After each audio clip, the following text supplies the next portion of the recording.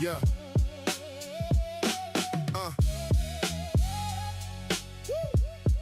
Yeah. Yeah. Yeah. Life and laws, choice and cost. Somebody waking up. Same time, somebody somewhere realizing they gave too much. Yeah, that's how it go. And people swear they didn't know. Like the signs ain't been there the whole time. Just moving slow. Yeah. See, I don't watch people talk like they want peace. They manufacture confusion just to feel hard to reach. Seen pride where intelligence like a tailor disguise. Whole personality built around never being surprised. Seen people call it growth when it's really retreat. Call it healing when it's distance with a prettier speech. Call it standards when it's fear with better posture and tone. Whole life curated just to never feel fully known. I seen soft people play hard people collapse. Seen men call it logic while emotion leak through the cracks.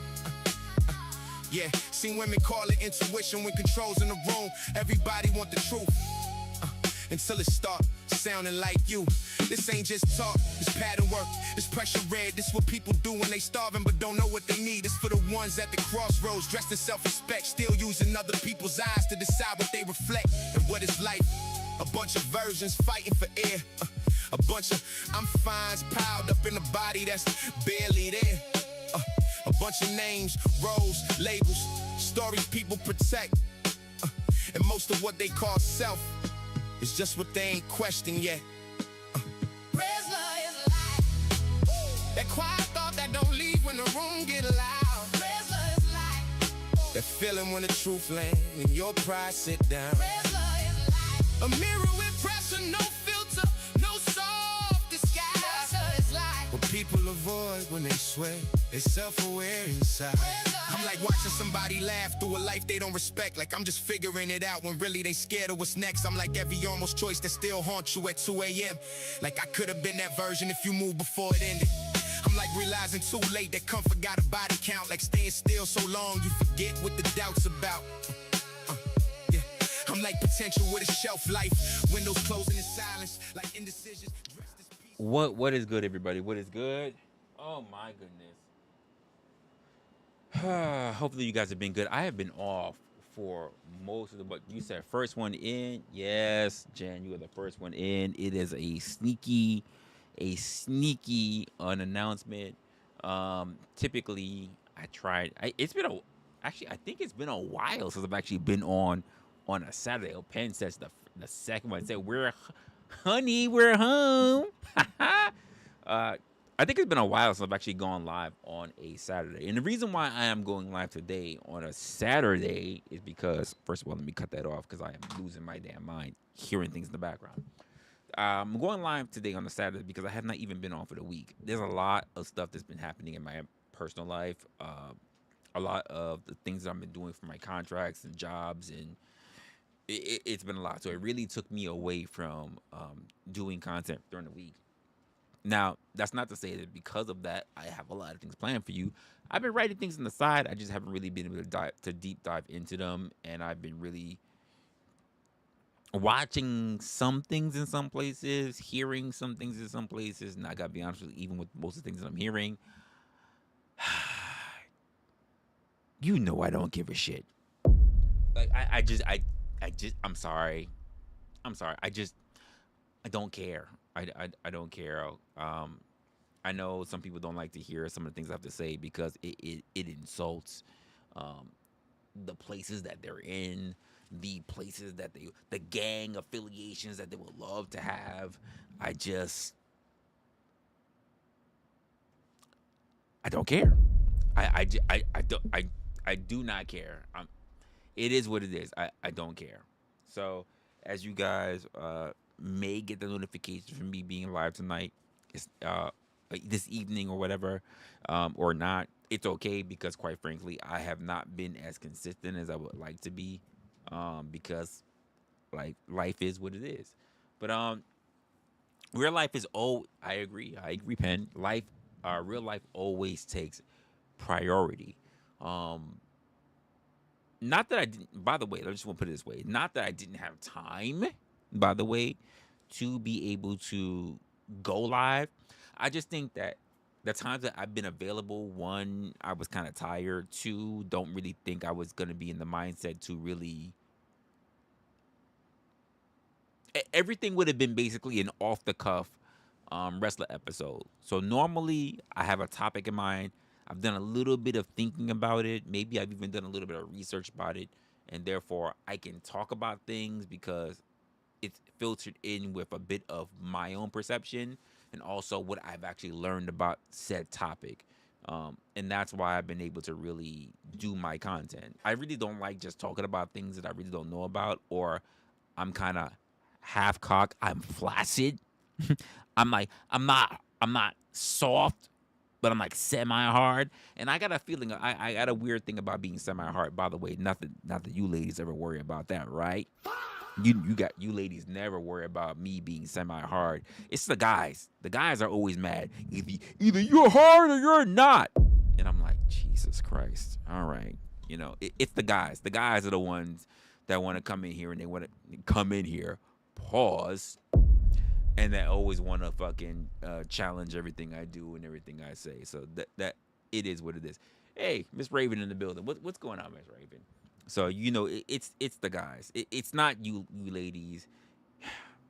You ladies don't care when I come inside.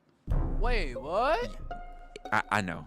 You don't have to admit it. You don't have to admit it. It's okay though. It's okay. It's the guys that they got a problem. They got a problem with me being online and saying the things that I say and doing the things that I do. You ladies don't really have a problem with it, and I appreciate you nonetheless. You just like whenever you're ready, wrestler, we're here, and I love you for it. I love you for it. Now, I have a lot of things that I do want to talk about. I just don't know how do I want to talk about them, these particular subjects, these topics. I've been very busy this week. By the way, folks, don't think that just because I haven't really been live this week that I haven't been thinking about content and trying to do content. It's just that I can't tell you. And the reason why I can't tell you is because of 2026. 2026 means we don't talk about shit. We just try to do shit. We don't talk about the things that we want to do. We just do it, and then we let the results, we let the work speak for itself. That's what 2026 is. That's the way how the thing goes with us. So as much as I would like to tell you what are some of my plans or what I've been doing or why I've been very busy this week, I can't tell you. I can't. It's not a secret. It's just it's part of the promise that we tried to make, that we're trying to keep for the year. So sorry, I can't really say what it is. When you see it, you'll see it. I did wake up with a little bit of an interesting mood, and I thought I might try to work on something today. I got a little bit busy, so I had to run out the door. But whatever. Well, I think I still might have worked on it because I thought it was very entertaining. I just realized it might be a little bit more work than what I anticipate. I do have a lot of subjects, topics, things that I want to start working on for next week, which is literally the day after. Well, it literally starts tomorrow. But tomorrow, Sundays I normally take my days to be off, and of course I got busy stuff that's happening next week as well. But I do plan on dropping content throughout the week, and that's all I can really say. I can't really say more than that as well. As much as I would love to tell you some of the things that's in my mind, I realize that most of you do not give a shit. And the funny part about that is that even though most of you don't give a shit, the funny part about it is like, wrestler, whatever you say, we really don't care. But at the same time, whatever you say, we're going to hold you accountable. And I go, how? But you don't care, but you care enough to try to hold me accountable for things that you don't care about. Like, do me a favor. Kiss my whole ass. I'm not caring for it. So, like, I've decided that when 2026 came around, we doing things. We're not really talking about it. I might have ideas in my head. I might be spitballing in real time on things that I might be thinking about, but you won't know what's really happening until I actually do it. It is what it is. You know, I learned that I'm not building up anticipation for you guys because even when I do build up anticipation, most people don't encourage it, wait for it, or anything. They just go, "So what happened to that thing?" And I just go, "What thing?" "Oh, that thing." And I'm like, "Oh, that thing that I forgot about because you didn't say shit about it." "Yeah, I want to hold you to it. I'm gonna hold you accountable to it now." And I just go, "Well, I think it is under my left ball sack. You want to go find it?" And they go, "Oh, you didn't have to sound like that, wrestler. You didn't have to say it like that, wrestler." And I'm just like, "Well, it is what it is. It is what it is." Dennis in the building. What's good, my guy? What's good? So couple things. Couple things I had in my mind. I've got so much notes. I really only have headlines, and I don't even know if they're really the subject headlines are really things that I really think are the best that I put out there. No, what I've been doing recently is just really going over um, content online and seeing what I think about things. So I've been moving from there. Um, I've been trying to write down some things that I might want to pick up as content, but I got so busy, clients, jobs, other opportunities that popped up, and something else a little bit personal that's been taking place. So I haven't really gotten enough time to do so. I was actually hoping tomorrow. I was thinking today, but I said I'll go live today since I've really been vacant the entire um, week, and then I'll focus heavily on it tomorrow since tomorrow is pretty much my day off. Outside of that, how you? Oh damn! I didn't even see Dom is in the building. What's going on, Dom? I rest and others for being here. I don't even know what's going on. I came home last night and I realized that Kev and Resto was on.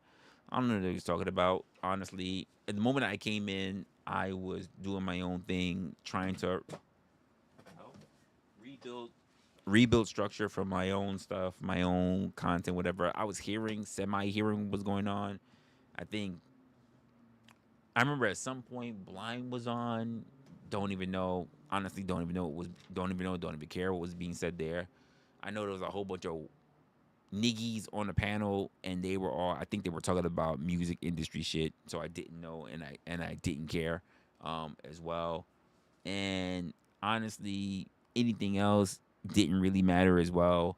Um, I saw Snow was on the panel, so I'm guessing at some point. Oh, I do remember this. I do remember that there was a little bit of some pause action because people were talking about taking dibs on her. This is crazy. Outside of that, I didn't care. I didn't care because I was very, very busy. And one of the reasons why I was very busy is because I was going through this thing, the behavioral ops manual. And I'm not letting you know which chapter I'm on. So I took my little tab out. I know what it is. But look at this thing. This thing is a goddamn Bible. I'm not letting you know where I'm at in it. But this is my new read throughout the week. So it's a lot. If in case you need to know, it is a lot going on in this bitch. It is a lot. It's been a very interesting read, but at the same time, it's been a very saddled read, and I'm just taking it step by step, day by day. I try to get at least a chapter or two a day, and I realize there are way more chapters than I ever thought there would be in a damn book. When I say it's a lot, it's a lot. And then like you get the dog gear, and I listen. Look at me. I got 3 fucking highlighters. I am learning. I am putting in work for this damn book. This book will not be resold. All right, this book is mine. No different from any of my other books that I got. So it's a lot. Holy shit. I'm gonna need to borrow that. Nah, you can't borrow this book. But by the way, do you know how much? Hey, Yvette, do you know how much this book cost? Take a guess how much this book cost. Don't look it up. Just give me a little ballpark figure of how much you think this book cost. Because you can't just walk into Barnes and Nobles. Are Barnes and Noble still a thing? You can't. 160. This book costs 160. 160 for this damn Bible. Don't tell me I'm not interested in human behavior, folks. I have so much book on psychology and communication and everything, and I literally bought this book. This book came to me yesterday, and I've gone through a good chunk of it. Um, and it cost me 160. That it's a lot. It's a lot. It's been very interesting. I'm not gonna lie. It does what most books I like don't do. It cuts to the point. It doesn't give you all that filler stroking you, trying to lead you around the mulberry bush and try to enlighten you. It just really tells you what things are. And I like that. I really do like that. So it really kept me in. And I think I want to say I'm like chapter 10 already. I'm already like chapter 10, and I'm not even halfway in the book yet. I'm like already chapter 10. It's a lot going on. I don't even know how many chapters in the book, to be honest with you. I don't even think they have it really numbered, to be honest with you. Nope. They just have sections. They don't say chapters. Actually, it's all classified as sections. I'm not that far in. That's for damn sure. Let's see. Where would I be under? Ooh, let me just round off. Let me just round off what some of the subjects are, and then we'll get a good understanding. So we of course we have an introduction to any book, right? Then we have section 1, the pillars of human influence. I'm not gonna tell you what's in it. You want it? Pay for the damn book yourself. All right. Section 2 is the neurology of influence. You have the authority of obedience. By the way, I tried looking for the titles just alone for this book. I could not find it. I had to buy the book myself just to figure out what the titles were, because I looked it up. There's a whole periodic table, by the way, in this book. There's a whole periodic table just on human behavior. It's like the elements in a fucking element chart. There are elements for human behavior. I am losing my mind over it. It's a lot. So we have the authority of obedience. We have the behavioral table of elements. I've already looked into that one. That's how you get the table of elements for behavior. We have profiling human behavior. We have influence. I'm not going to talk about whether I've been there or not. We have enhanced influence. There's a lot going on in this chapter. In this section, we have the technical formulas of influence. We have building an AI in a human brain. And then there's, of course, we have some training modules and some training plans. We have resources and graphs, troubleshooting tradecraft issues. I can't tell you what that means because they already explained it to me. And there's so much stuff happening in between the sections that I told you. There's a shit ton of stuff going on in between it. So, what field do I work in? Pen. That sounds a little personal. It's tough to say what field I work in. I work in, it's going to be very ambiguous when I tell you this. I work in the field of compliance. Everything is compliance. So when I tell you I've worked at the low levels to me working in the rather decent levels, I work in the field of compliance. So learning about one's self-aid in development is well done, Resla. Well, the things I already know are being confirmed even within this damn manual. What is this about? Why are we going off? Why is my Oh, okay. That's cool. No problem. I got to check out my drive. Yeah, even things that I know, even things that I realize, even things that I need to work on have already called me out within the manual. Let's just say that. Things that I'm very cool and I'm very keen on, it's corrected me when no one else has been able to correct me so far. And I mean, it's just been this week. this week, I really deep dived and went back in some of the chapters I was looking at as of yesterday, and when I like not tired, and I want to tell you like it really called out a lot of shit. It called out a lot of my own behaviors that I realized I need to lock in and I need to get better with. Let's just put it that way. So it's crazy. You said compliance, sir. Are you a PO officer? No, I'm not. I'm not a parole officer. I'm not. I'm not a parole officer. Actually, here's the funny part, Penn. The field I'm in, I should have never been. Let me not say this. I'm not. I shouldn't say this, but I'm gonna say it. I should have never landed in the field that I landed in. When I tell you that, when I had no dreams of a profession when I was a kid. I've told this before to people who've seen me before in the world. I had no dreams. So when people ask kids like, "Hey, what do you want to do when you grow up?" I want to be a doctor. I want to be a veterinarian. I want to be a firefighter. And they were like, "Resla, what do you want to be?" And I was like, I don't know. Happy? And they were just like, don't you like want to do something really great that would help society? And I'm just like, no.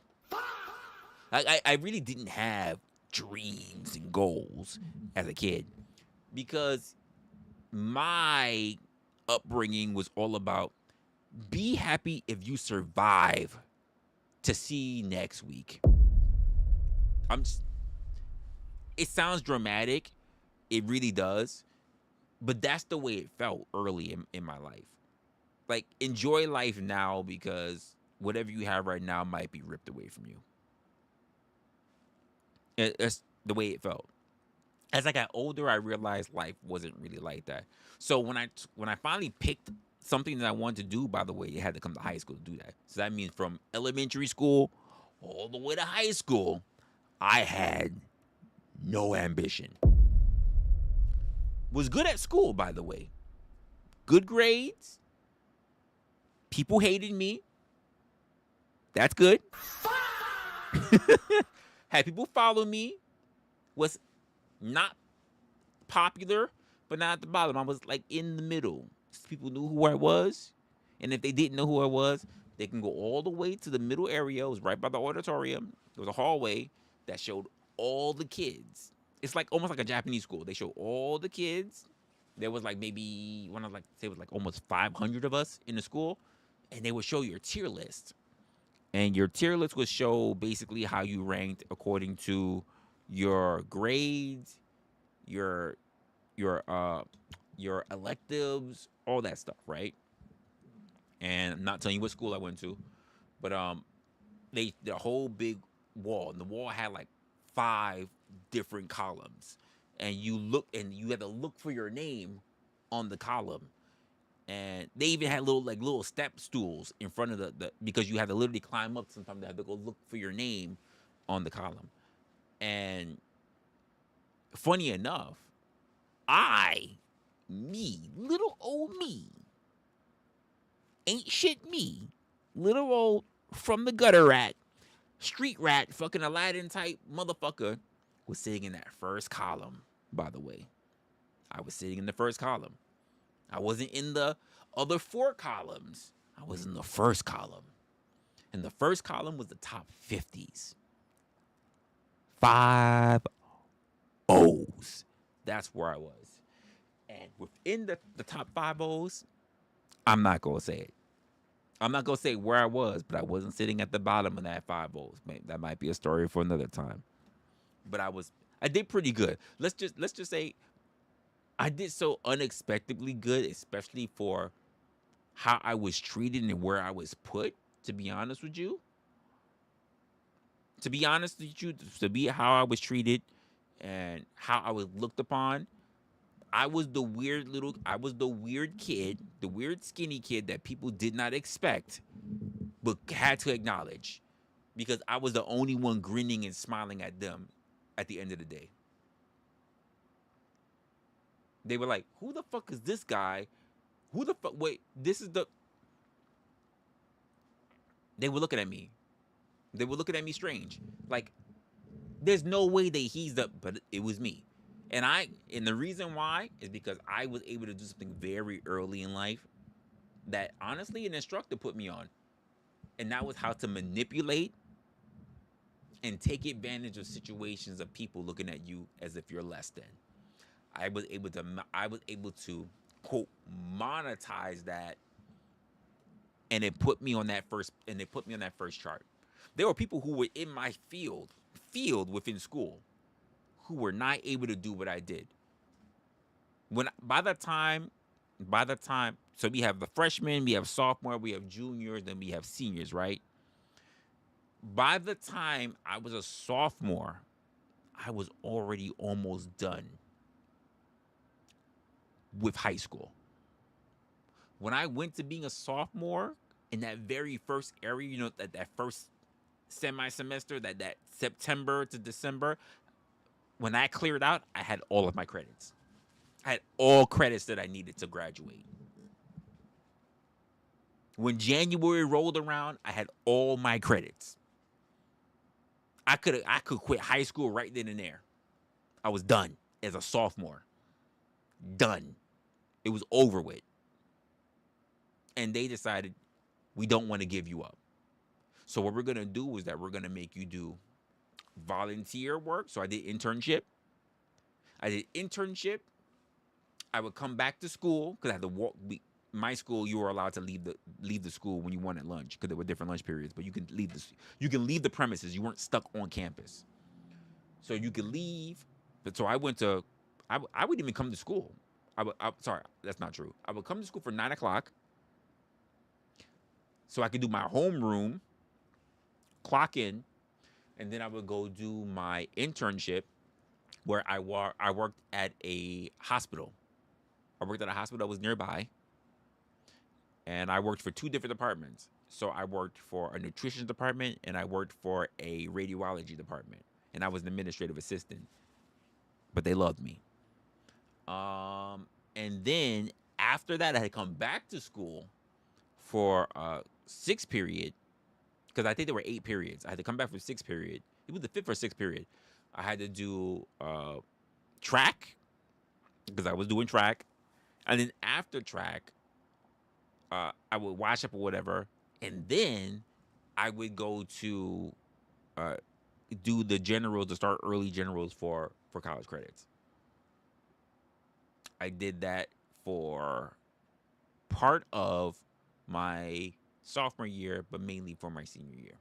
That's what I did. It was very boring. My last year and a half was very boring. Now, for some people, I'm like, oh my God, Resla, that means that you're a genius. No, it just means that I didn't fuck around and I had too much time on my hands. So I was able to finish it early. Because most people who I know were either getting left behind, they were average, or they were dropping out. And not for nothing, one of the people who I could say was my best friend, guess what happened? Actually, I knew 2 guys. They left in their freshman year. They dropped out in their freshman year and got a GED in their freshman fucking year. They were good. They were golden. And honestly, to be honest with you, let's just keep it a buck. If I knew what I know now, I probably should have done the same thing, to be honest with you. Because honestly, back when I was still in school, there was a difference between you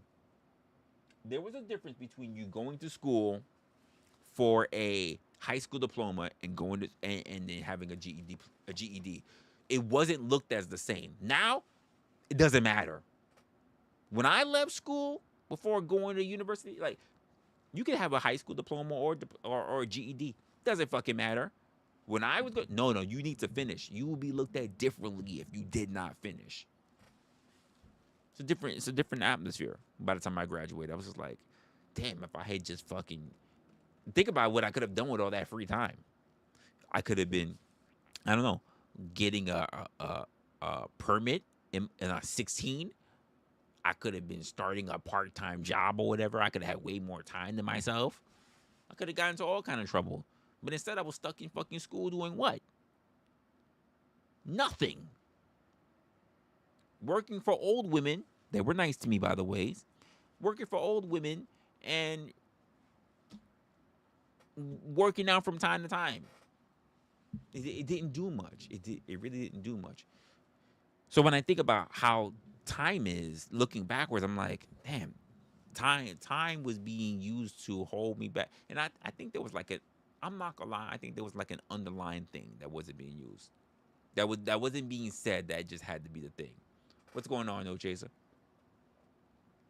You said don't hate though. Have an open mindset, let you soak in the different fields of interest. Well, I don't know about that. So when I decided in high school, when I was going to decide on a field of choice, this happened in senior year. People were finishing out their regencies and everything like that. And what happened was, they said, "What do you want to do?" And I didn't know what the hell I was gonna do. I was still clueless as the day I was first being asked what I want to do when I grow up. I was people. Here's the thing, and I think I was very lost on what I ever wanted to do, because for so long in my life, everybody looked at me as someone that wasn't capable. They looked at me like I wasn't capable, and the reason for that is because when I was in junior high school, check this out. This is gonna be funny for you, but for those who are paying attention, tell me if this makes sense to you. Tell me if this makes sense to you. It will when you hear me say it, but tell me, looking at it from a child's point of view and then looking at it from an adult's point of view, if it makes sense. When I was in elementary school, right? And when I say elementary, I'm talking about I'm going to say second grade. We're not going to count first grade. From second grade, because I can't remember what my first grade teacher was. I can remember my second grade teacher. From second grade all the way to sixth grade is what we call elementary school. It might be different from you guys. Don't judge it. Every place is different. I'm in New York City. Second to sixth, I'm going to call elementary school. From there, I was picked on and I didn't have many friends. And when I say many, I mean like I didn't have an exact real friend, quote unquote, real friend, until the fifth grade. That means from the second grade all the way until the fifth grade, yours truly was in a lot of fights. A lot of motherfucking fisticuffs, if you want to put it that way. If you want to go old school, fisticuffs. Mainly because, not because of anything I said, not because of family, not because of class and stuff. All because yours truly was a scrawny kid. I was small. Not in size, but in filling. I looked small. I looked like I didn't eat. Which is crazy because I did. I ate. I had decent meals at home. I lived with my grandmother and grandfather. I was good. But I was a small kid. I always looked lean. So a lot of people, a lot of kids decided that I was an easy target to pick on. So I had a lot of bullies. And the funny part about it is that every kid that came at me realized that I fought wild. I didn't fight fair early in my life. So I got into a lot of fights. A lot of those fights led me into an area where I got to know who the principal was, to the point where if I landed into a fight, I immediately got sent to the principal's office. And I was sitting with the principal until my grandmother would have to come pick me up. Until, of course, she wasn't able to pick me up.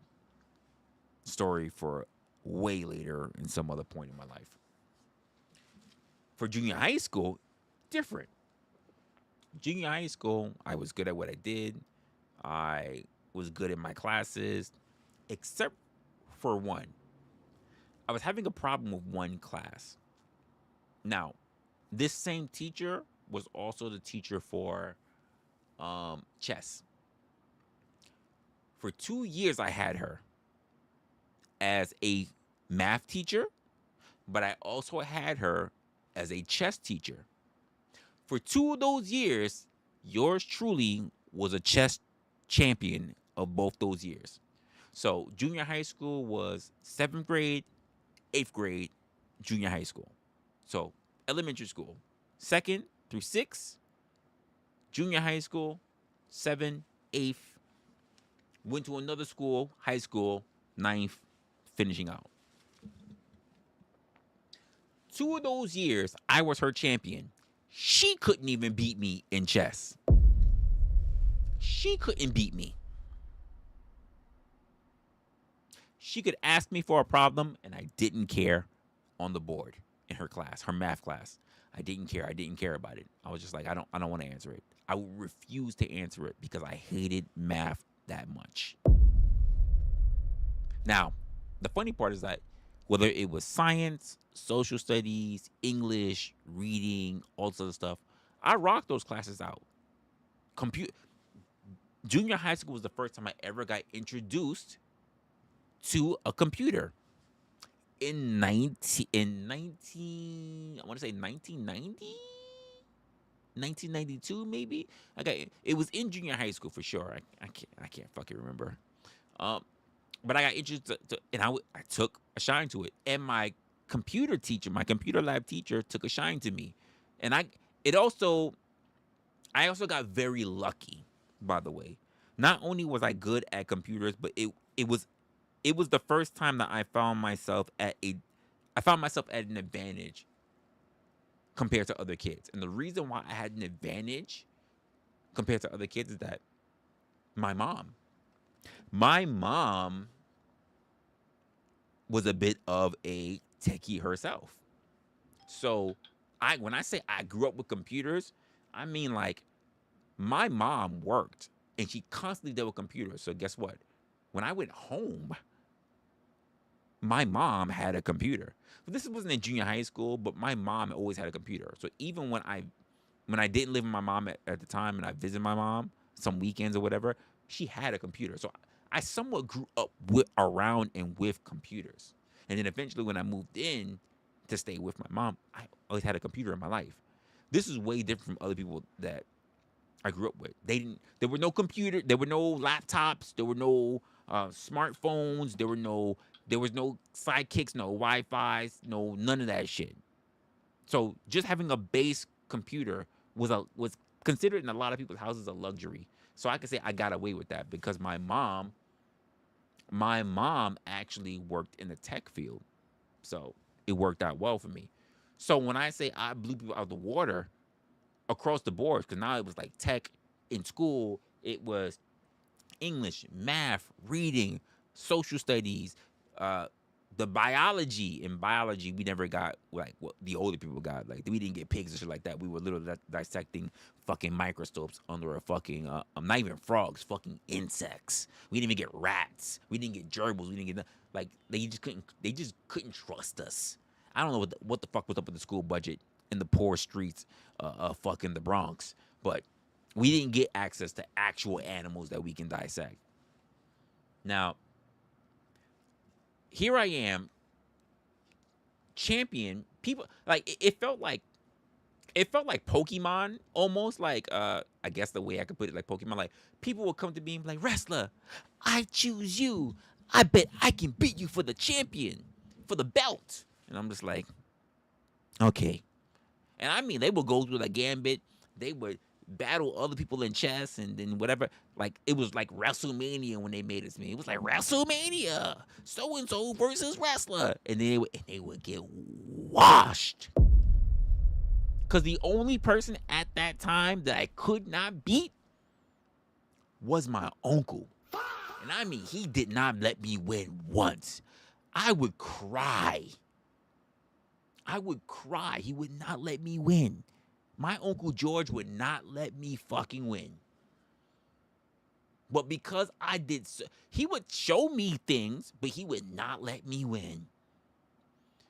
But because of that, I would wash every other kid, including my teacher.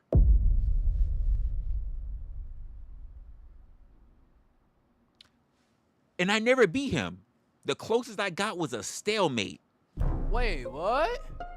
Yeah, I only got a stalemate. I never beat him. I will have that always in my, at least on my mind. I never beat the man. The closest I got was a stalemate. He was like, "We're gonna do this all day. We're ain't no one gonna win." No, I got. We didn't win. He's just laughing. I always got never one. The closest I ever got was a stalemate, and I was in my teens. Never beat him. But everybody else, I was washing them up and down the fucking creek. That same math teacher said, "Resla, I would like, you guys don't even understand. You don't understand. When I say I'm petty, I'm fucking petty. I am. I frame shit as motivation. So when I tell you that my math teacher in junior high school, big old fat fucking bitch, big old fat dirty fucking sandy hair bitch, big old fucking bitch that didn't understand the fucking purpose of technology, bitch. Fuck you, bitch. I bet you if you didn't die already, I bet you're fucking upset about the fact that how much the world turned out to be so technological. Fuck you, bitch. Anyway. Woosah.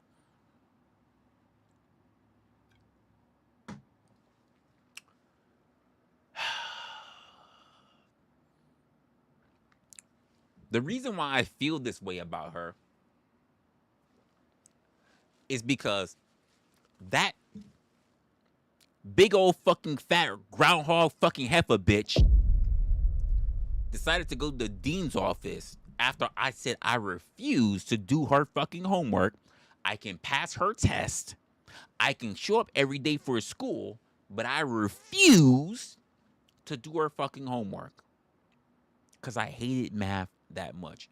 And she went to the dean's office. And by the way, this is junior high school, so I didn't have the same pull with the principal, not in junior high school. And she petitioned for me, for yours truly, to go to special ed.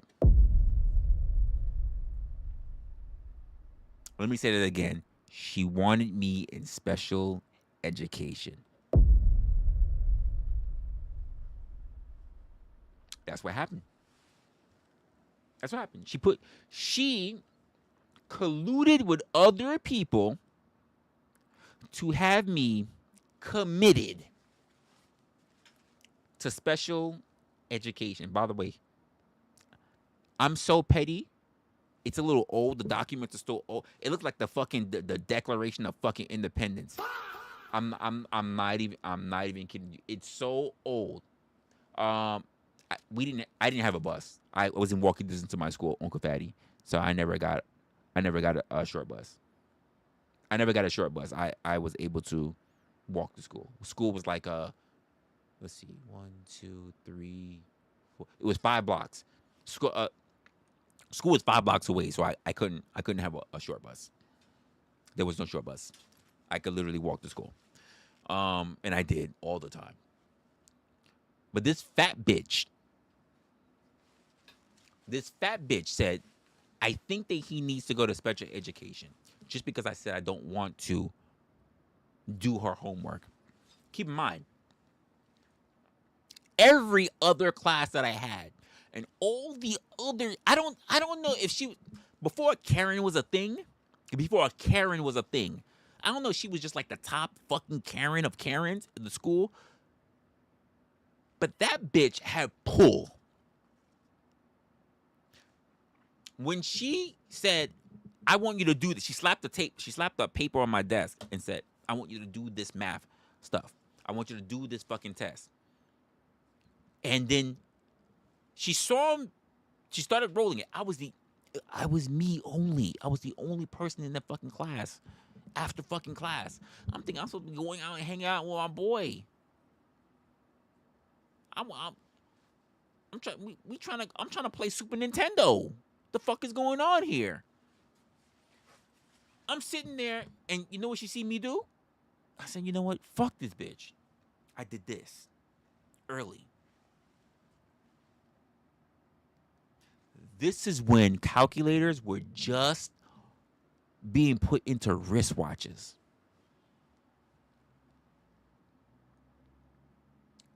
You know what she did? She said, you can't use that. And I said, I will use it. You know why? Because technology is available for me to use it. Because there's gonna come a point, miss.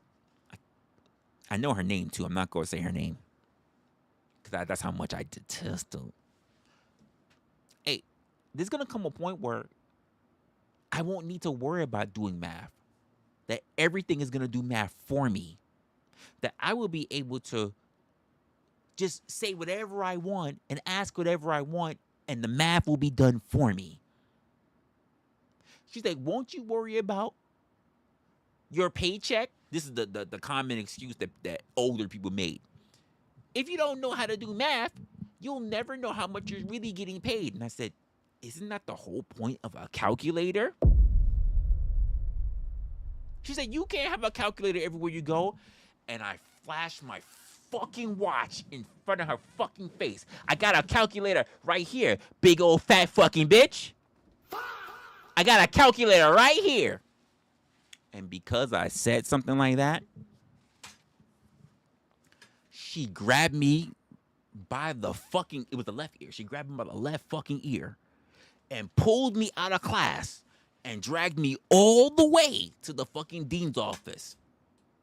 She pulled me out, had me sit there, and literally she petitioned several, because she kept leaving, coming back, leaving, coming back, leaving, coming back, like, because she had to come check on, I guess, other kids, because it was already past, like, the new school round, whatever the fuck it was going on. And she literally petitioned that I would be in special education.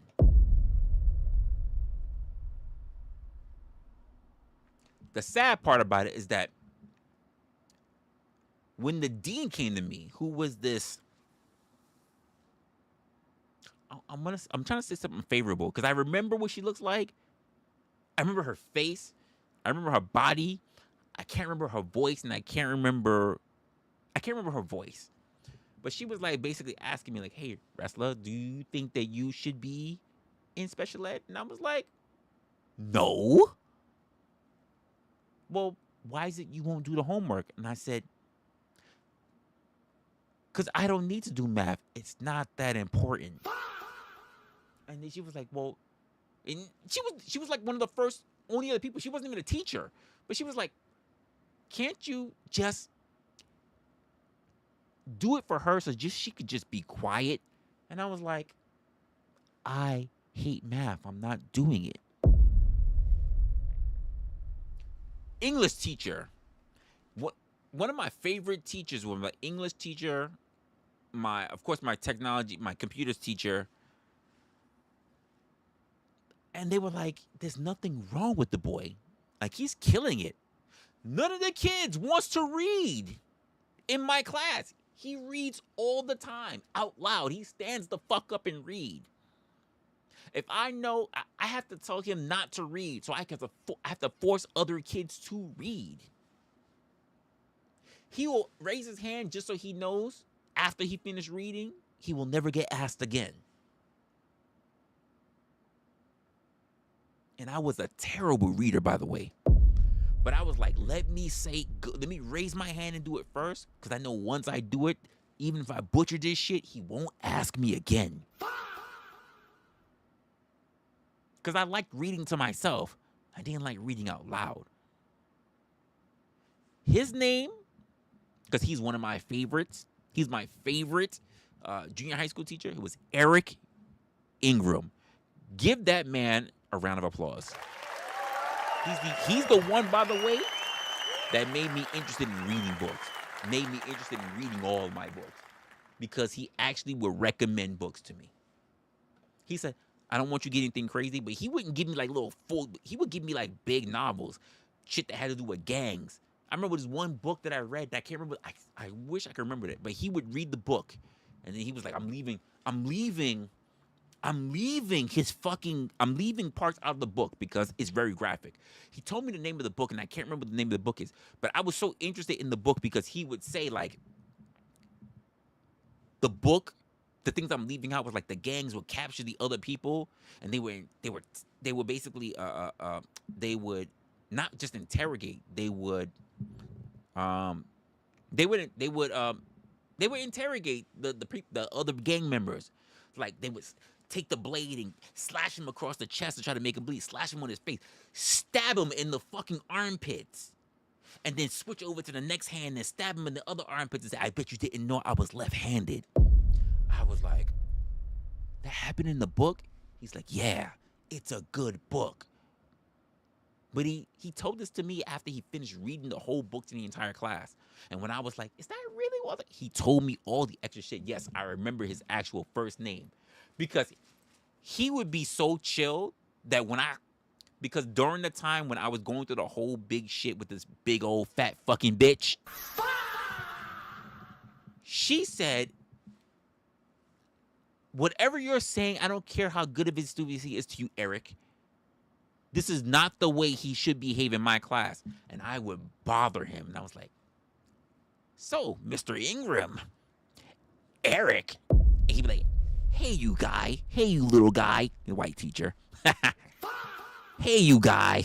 Hey, don't you do that. Like, he was the old school teacher that would grab you by the head and try to give you a noogie and shit. Hey, you. Don't you call me by my first name. I'm like, okay, Eric. He's like, hey, I told you not to do that, guy. Like, he'd be that person. But he was a great fucking teacher. He was a great teacher.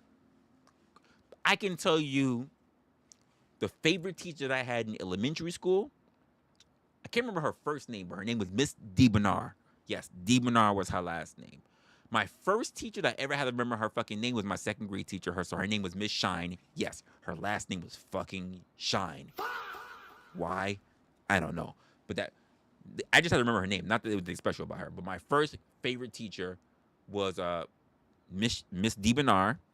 For junior high school, Eric Ingram.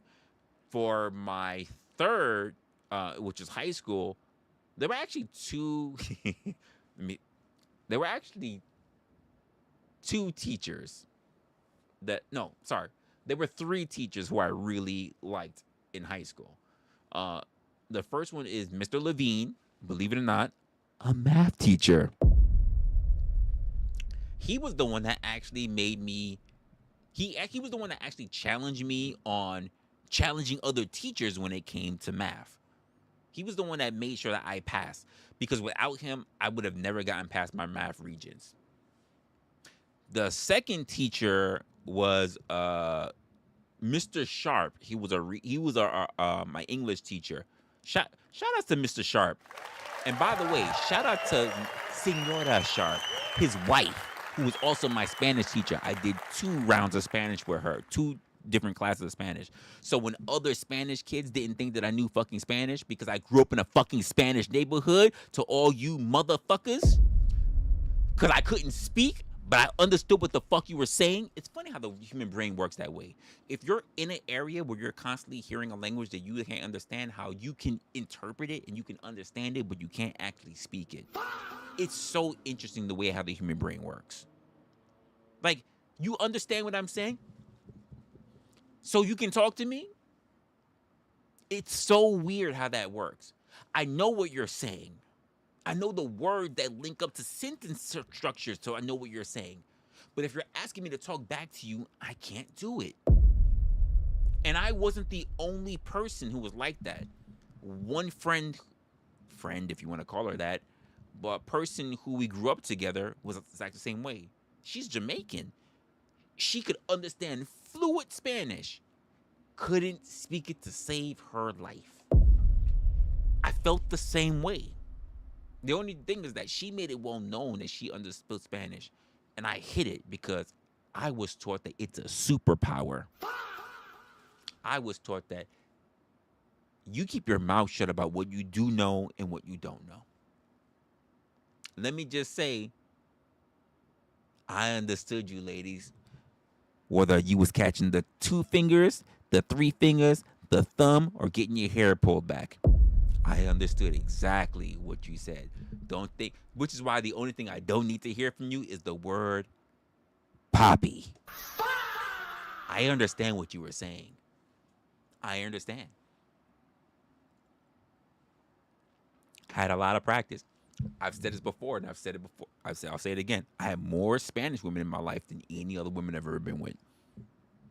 I grew up in a Spanish neighborhood. I ate Spanish food a lot. My first best friend was Spanish. They were Honduras. Like I grew up. I had the only black family. Technically they were 2, but then the other ones had to leave. So I was the only black family in my entire building. My entire building was Spanish. My landlord was Spanish. Everything was Spanish. If I went down to the fucking laundromat to do fucking clothes, the shit was Spanish. If I went down to the bodega, it was Spanish. The bitches in my neighborhood was Spanish. The old heifers was Spanish.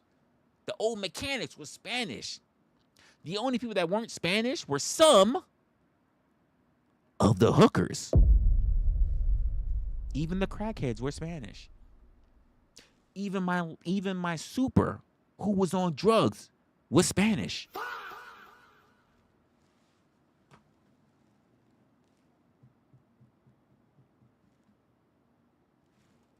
It is what it is.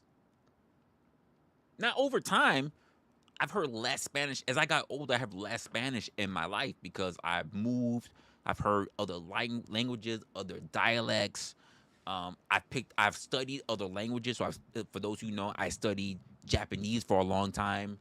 I studied Japanese. I've been around a lot of West Indians, so I pick up a little bit of patois. So there are things that I have. Now I'm a bit of a low level, if not an intermediate in languages. I'm not fluent in anything no more. So now when people speak in Spanish around me, I pick up on things, but I don't catch everything as quick as I used to. When I have West Indians talk around me, I think I pick up more about what's going on there than anything else. Whether it's Jamaican, whether they're Antiguan, I pick it all up. I pick it all up real quick. And then, of course, Japanese, I haven't used it in so long. So the only time I'm really able to, sift out words and stuff is when I'm watching anime. I used to be really, really good at it. And then you don't use it for over 10 years, so you lose it, It's different from when you have a girlfriend. So when you're like, yeah, give me that shit in Japanese. And, and she hit you with that, Yamate kudasai. Like when she hit you with that shit, you're like, ooh. You're like, that there's a difference. There's a difference. And then you don't get that no more because you're no longer dealing with that. So, is a difference. So you don't get that no more. So you lose track of shit. You're like, damn, I remember. What did she say when I smacked her ass that one time? Like, damn, I don't remember. Oh, what did she say? I know she said basically, no, don't put it there, but I don't remember the exact words that she said. So, there's things that you lose over time because you're not exposed to that anymore. So, you take it however you can. So you're in a whole lot of pain. Hang it in there. Listen, hopefully you're not in pain very, very much longer. And if she says she's in a whole lot of pain, I'm like, honestly, Jen, if she says she's in a whole lot of pain, I'll be honest with you. I just said, huh? I didn't hear what you said. Huh? Take it out your back door? I don't understand that language just yet. I don't understand that. Back door I didn't learn yet. I didn't learn backdoor yet, so I don't understand what you're saying. There's nothing like you seeing a small pair of cheeks and you got the finger in and you're gripping hard with the other 4 fingers. Because, these are called fingers. This is not called a finger. Your thumb is not. It's called a digit. These are fingers. This is called a digit. So when you have the digit in, but you grip everything with the other four fingers real tight, and this leaves like, and she's pale skinned, so it leaves a nice little fucking red mark. Like, so I don't understand when she says, like, my back door is hurting me. I haven't learned. I never learned back door in Japanese. It just like a bowling ball. Yeah, Yvette, yeah. Well, actually, it's not really, because you're palming it. What you need is, like, you don't need these fingers. You need these fingers. So it's like, so when she like, if you're in a party, like, cause she wears a skirt, so sometimes I'll be like, yo, I don't want you to wear no panties, and she's like, huh? Wait, what? I said, yeah, don't wear panties. And we go to a friend, and then, because she likes to go to wine parties. I've never been to wine party until I was with that girl. Wine party, because when she drinks, she's like a Japanese girl. When she drinks a lot, she gets red. She starts talking crazy, and she's red. So sometimes you gotta like, and she's like beating on your chest, and you be like, yo, what the fuck is wrong with you? And you just go, hit it with that underneath. That's where the bowling ball skills come in, because you got this thumb and you got these two fingers, and you like a bowling ball. Hey, and hey, what are you doing? What fuck are you doing right now? And then I just want to hug you, and she's like, hold on. I'm like, you're right now? Like, you good now? Tell me you good. You what? That's not. I coming. Wait, what? What? Holy shit! Wow. Chill. That's not what I thought, girl. I said just tell me you're good. Chill out. That's not. I wanted the proper response. Not that. We're at a party. We're at a wine party. You're not wearing any drawers.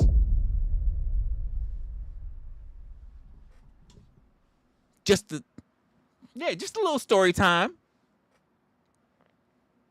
Just a little story time.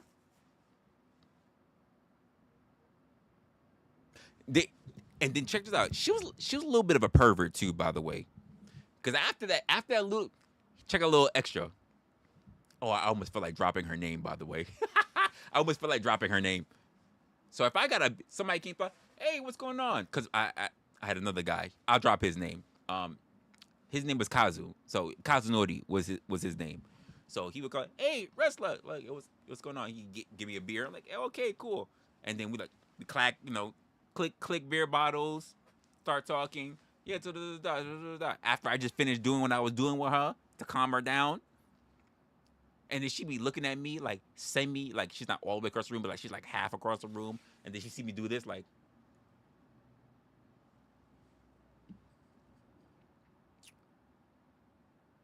And you know what she would do? I would be sitting there holding my bottle just like this, right? And she would walk over to me. She would walk over to me. And then she would grab my hand. As if she was gonna drink out the bottle. And then she wouldn't drink out the bottle.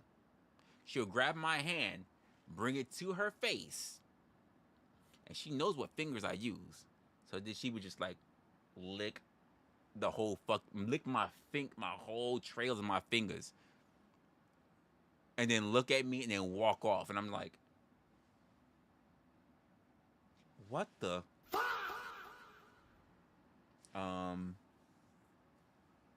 I might need to take her home. This is crazy. She didn't just do that to me. And then Kazu be looking at me like, what the fuck was that about? I don't know.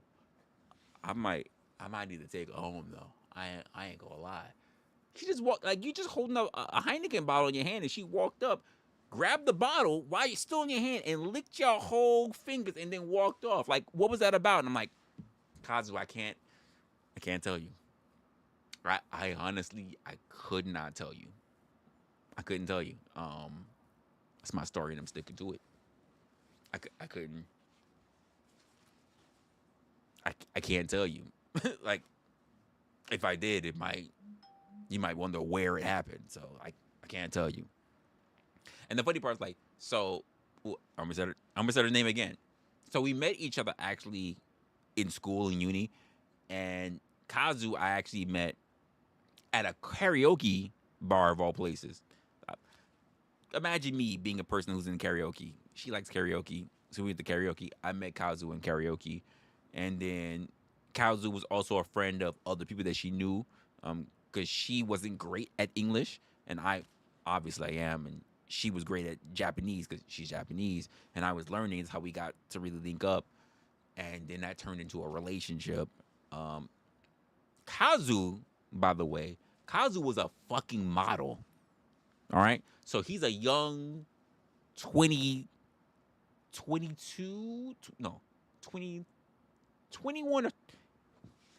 if not 22-year-old model, Japanese model.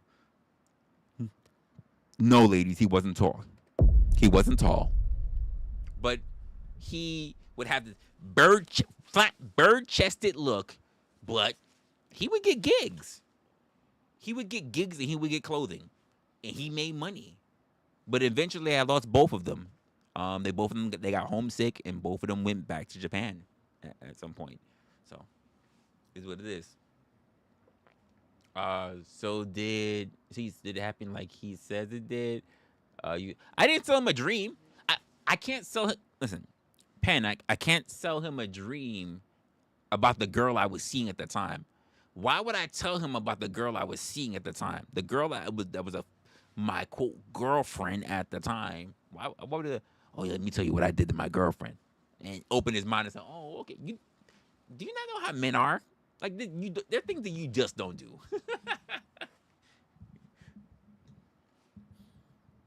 What do you mean a business proposal? What do you mean? What do you mean by a business proposal? Let me move this chat window. Gatsby's in the building. Gatsby said he feels uncomfortable. You said, what? Why are you dying? Why are you dying, Jen? It is what it is.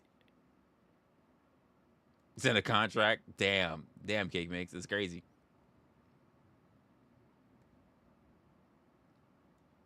AI contract with blah. I'm not gonna cover that. I'm not gonna cover that. That the AI thing is something I'm not gonna cover. Maybe at some point I will dive into that. I just don't want to do it right now. It's not my thing. At my face? What my face? This is my face. What do you mean screaming at my face? This is my face. I didn't do nothing. This is my face. I did absolutely nothing.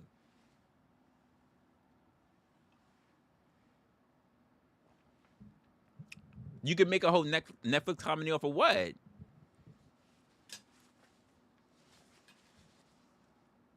The face you made. This is just my face. It is what it is. Oh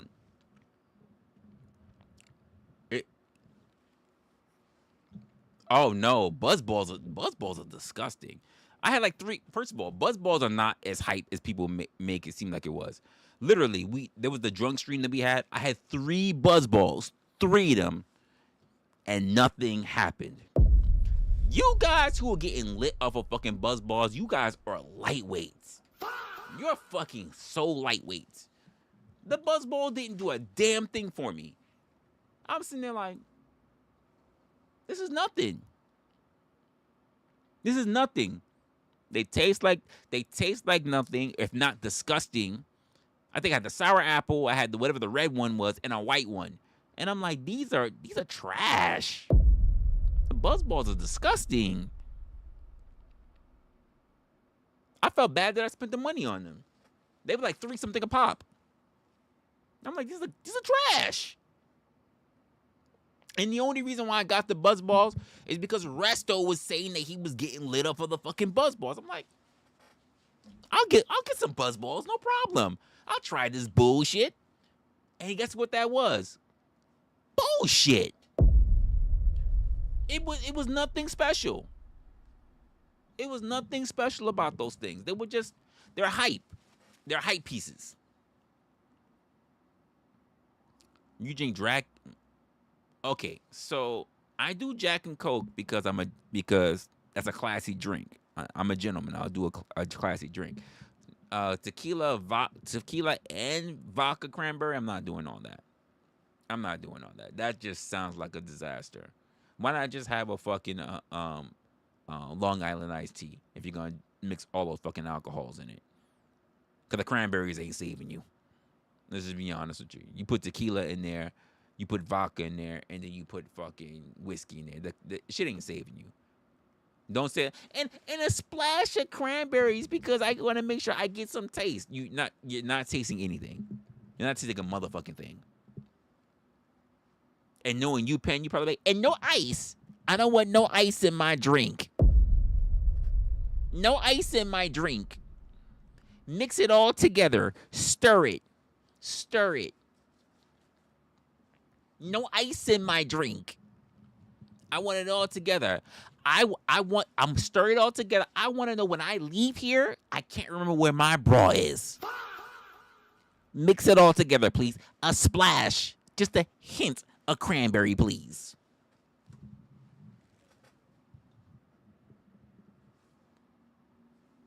I mean, if that's what you like, Penn, I ain't mad. I'm gonna be looking at you like,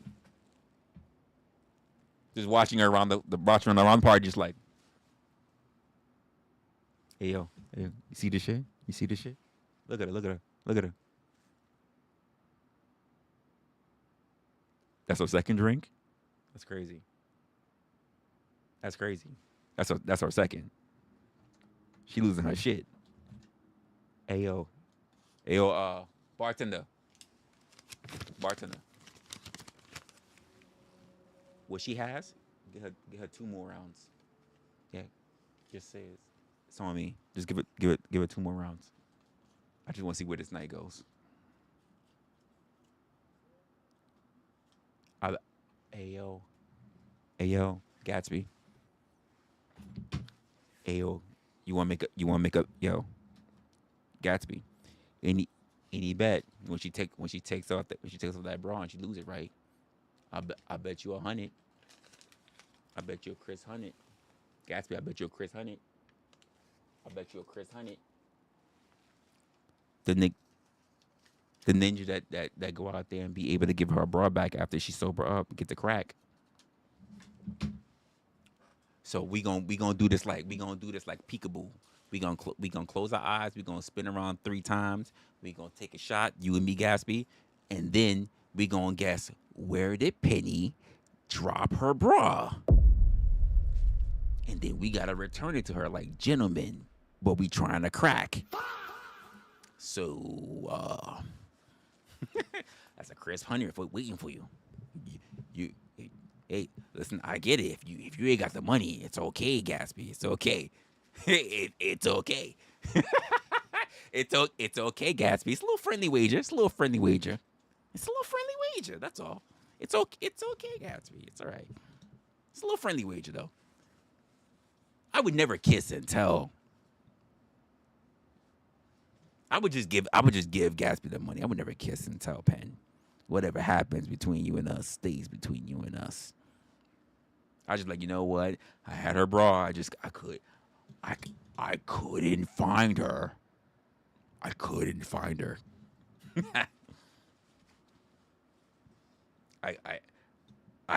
I couldn't find. Listen, Gatsby. I tried. I walked all over town. I couldn't find Penelope. All right, let's just admit it. That didn't happen. I don't know what you're talking about, Gatsby. I absolutely could not find her. That's my story, and I'm sticking to it. That's my story. I'm sticking to it. Easter? Who gives a shit about Easter, mama? Who gives a fuck about Easter?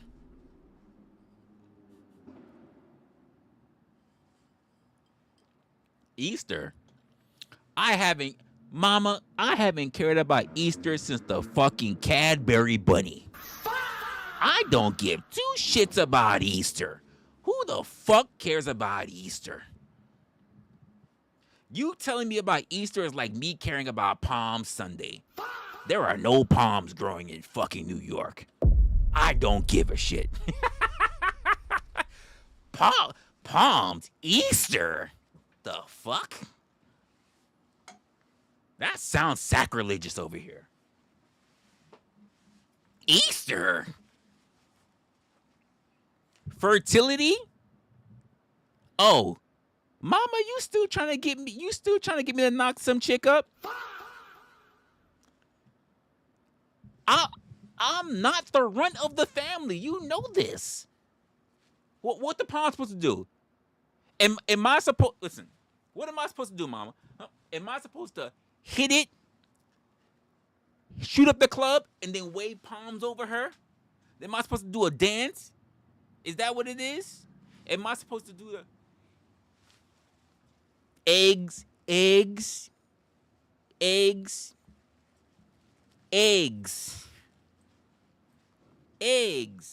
1 foot in the air. Eggs. Pregnant.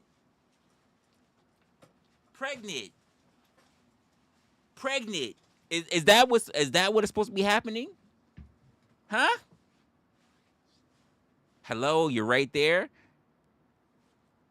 Oh, I don't know. What did Gatsby ask you? I thought for a moment you were saying hello. I'm right here for pregnancy. That was crazy. Anyway, I was like, wait, you're right here. Let me read the rest of the sentence. Oh, you're talking about Gatsby. Okay, gotcha. I was like, wait, huh? The fuck? But what's going on here? Like, read the rest of the sentence, Resla. This is crazy. What was being said? You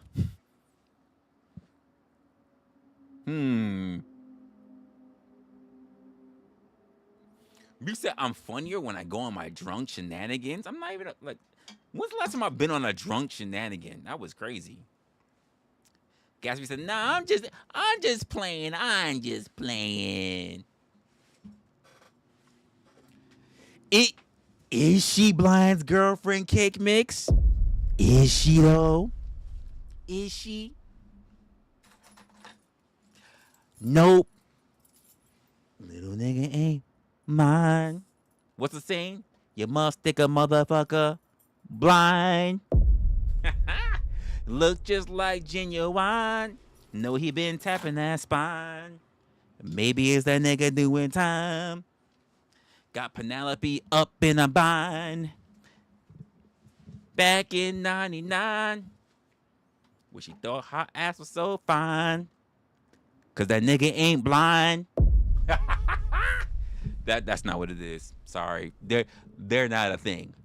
They're not a thing. Don't turn something into a thing that's not a thing. They're not a thing. They're not a thing. She told me ahead of time they weren't a thing. And I just said, okay. Do yours. Do yours. He'll do his. The way he's always been. And honestly, Blind has said on several occasions, hey, nah, bro. You can have her if you want her. And I said, have her? I don't need to say anything about having Penelope. You know why? She made sure she bought keys. She's a resident. She got keys. She got keys, Blind. I don't have to ask her shit. Anytime she feels like moving her shit in, I'm here with arms wide open. Let me take you to this place. I'll show you everything with arms wide open.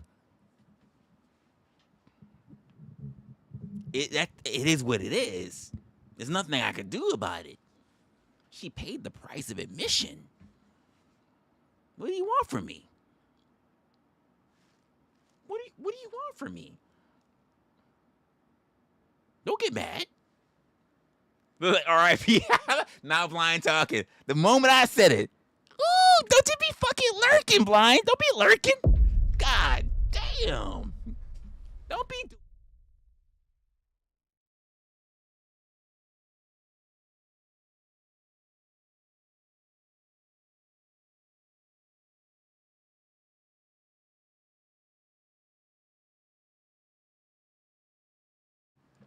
In the bushes. Just. In the bushes.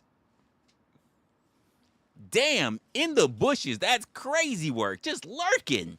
In the bushes. Don't you do that. You could have said what's up. You didn't have to lurk in the bushes. That's crazy. Crazy ass work.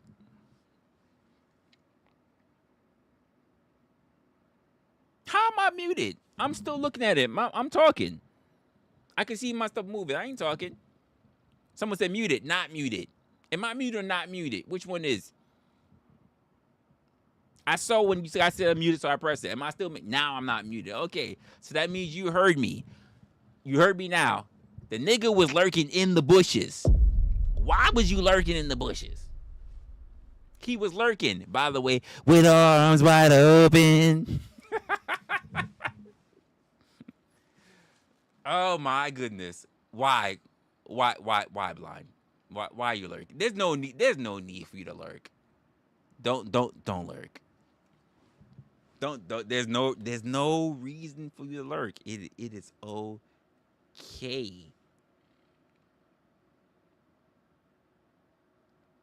You still deciding? I mean, let if you can't decide, I guess Penelope's got to decide for you.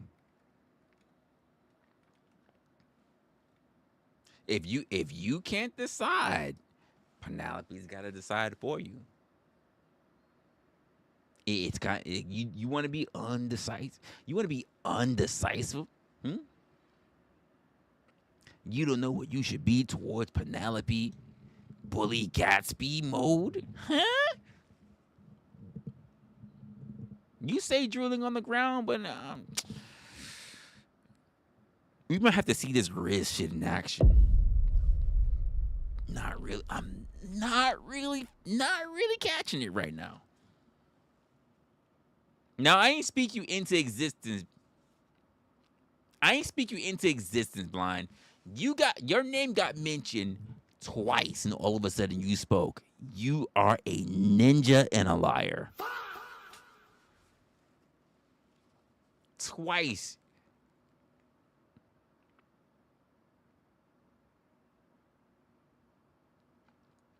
Oh, I don't do no lawn chairs.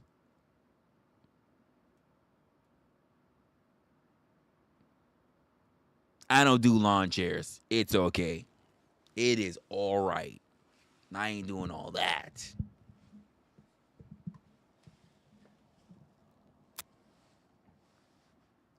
You said he's muted again, made you look. Oh, I didn't even bother.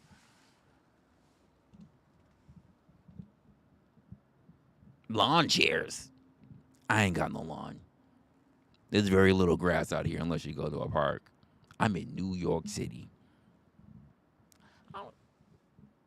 Yeah, even the houses don't really have no fucking grass. I'm thinking about it right now. Like, I don't know. Even the little houses that we got over here, they don't really got no grass in front of them. Maybe a little pavement garage, but ain't no fucking grass.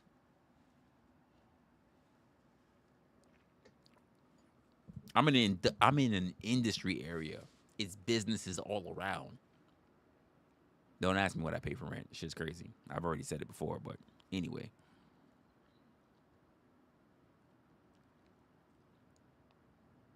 Just saying.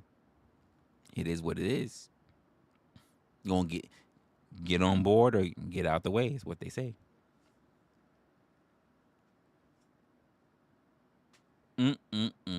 Oh, I guess I know why Blind is here. Because he heard Gatsby talking about something about AI. That's what it is.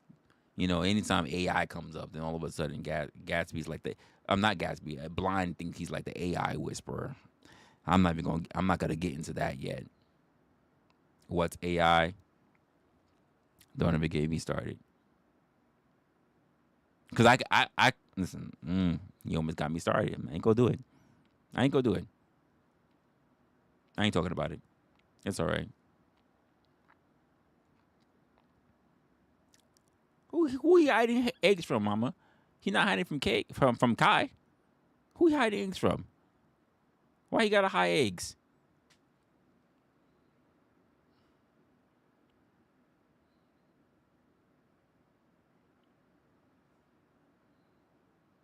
Good old times. Good old times. Let's see. Where am I? So the funny part about it, I'm thinking about what I have a lot of things I need to really talk about it, get on, but I have a feeling that I'm not gonna be able to talk about it with you guys. So I may have to just do it randomly and just move my way from there to see how things will turn out. And I need to find a new way to store my laptop as well, because that just looks crazy.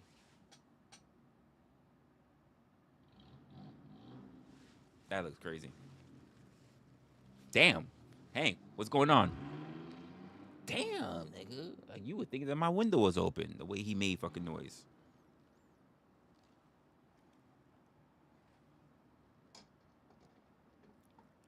You said you were an ambassador? You're a liar.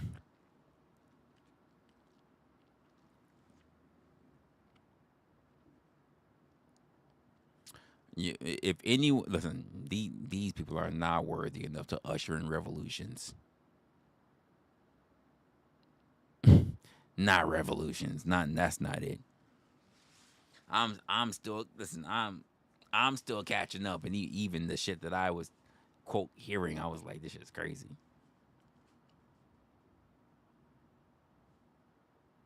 Here's the little he's the grandbaby. Okay, I got you. What do you mean get mine out the gutter? I just said, who hiding eggs? Who, if not Kai? You don't know what the hell I mean at the gutter. What do you mean eggs? For all I know, he could be talking about making eggs, fucking eating some fucking whatever. You mean get out the gutter?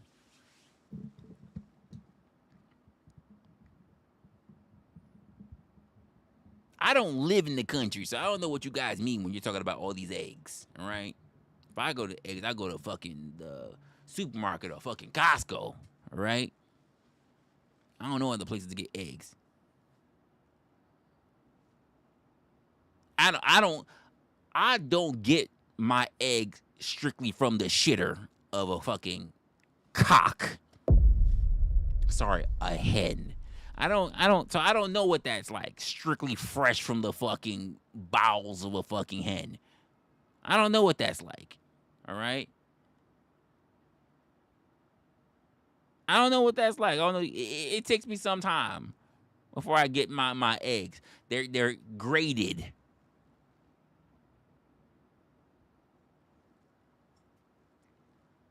All right. So you know where I buy my eggs then. So long as you don't know where where those eggs be buying me. All right. It is what it is. You love the country. I mean, I got. Wait, mama. Be careful. Some of them clucks around. We don't know what kind of chicken heads is around. You better chill with that. That might be a mating call for some people. Better stop that. Just saying. I mean, listen. Here's my thing. I don't have a lot of experience with the country. I've got some experience with the suburbs. I have experience with the city, obviously, but I don't have experience with the country. It's too secluded for me. Oh yeah, we got eggs. It's called a supermarket. When that bullshit was happening during COVID, I was good. I had all the eggs I wanted. I was thinking, motherfuckers out there. Listen, I was one of those motherfuckers. I was thinking about selling liquor as hand sanitizer. I'm like, the shit is sterile, right? I got the proof rating right here. I could just charge you right now. Yeah, it's gonna charge your arm and a leg, but you get to those shelves, you ain't gonna be nothing for you. So you want to pay for this liquor? I mean, I was buying shit cheap off the bottom shelf for liquor, just because I knew motherfuckers can clean their hands with it, clean their food with it, clean everything with it. I was like, this is sterile shit right here. I was buying gauze.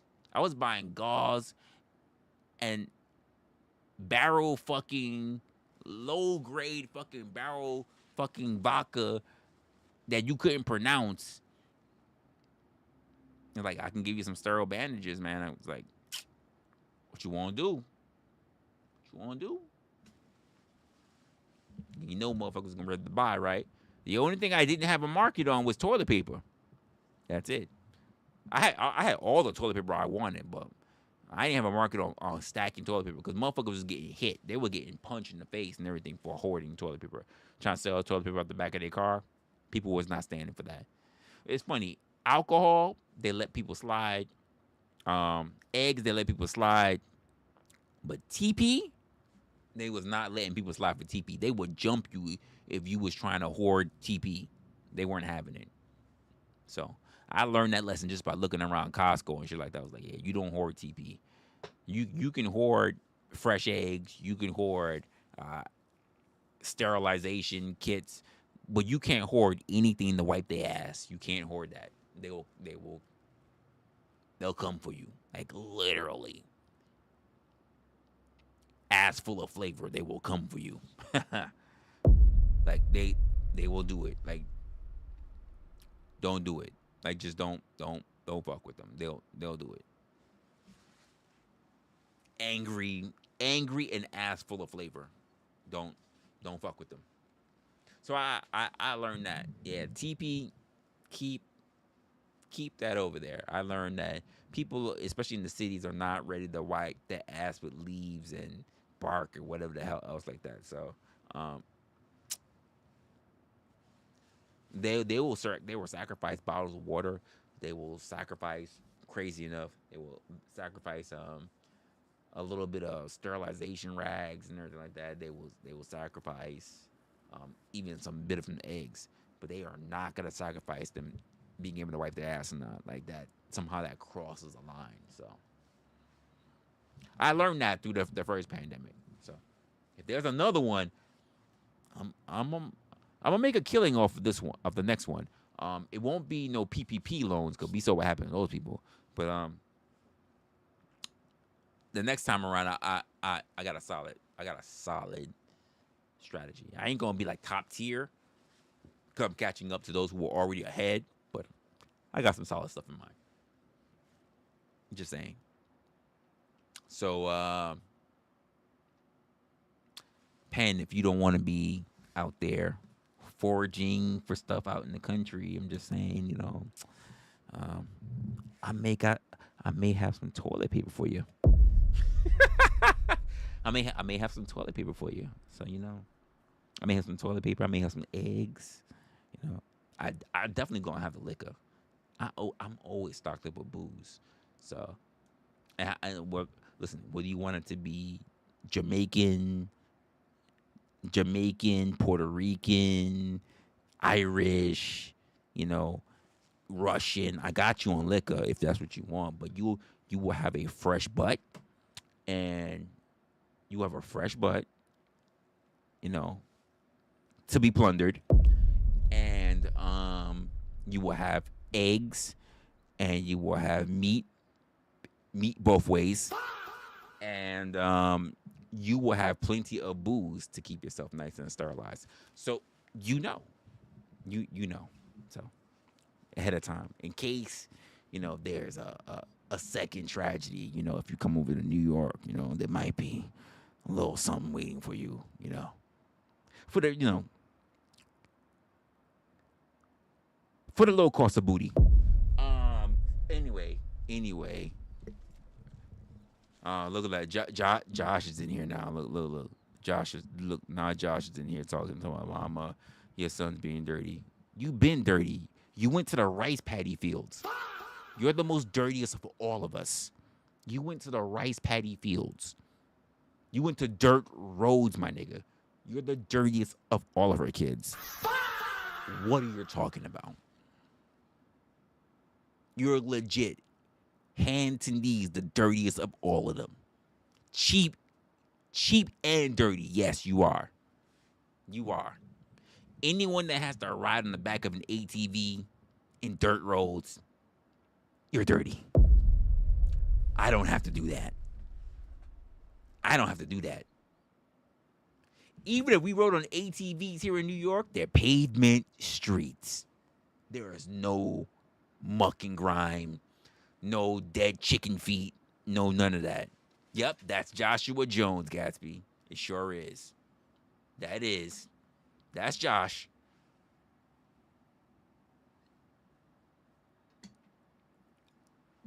That's Rice Paddy Field Jones. That's what it is. It is.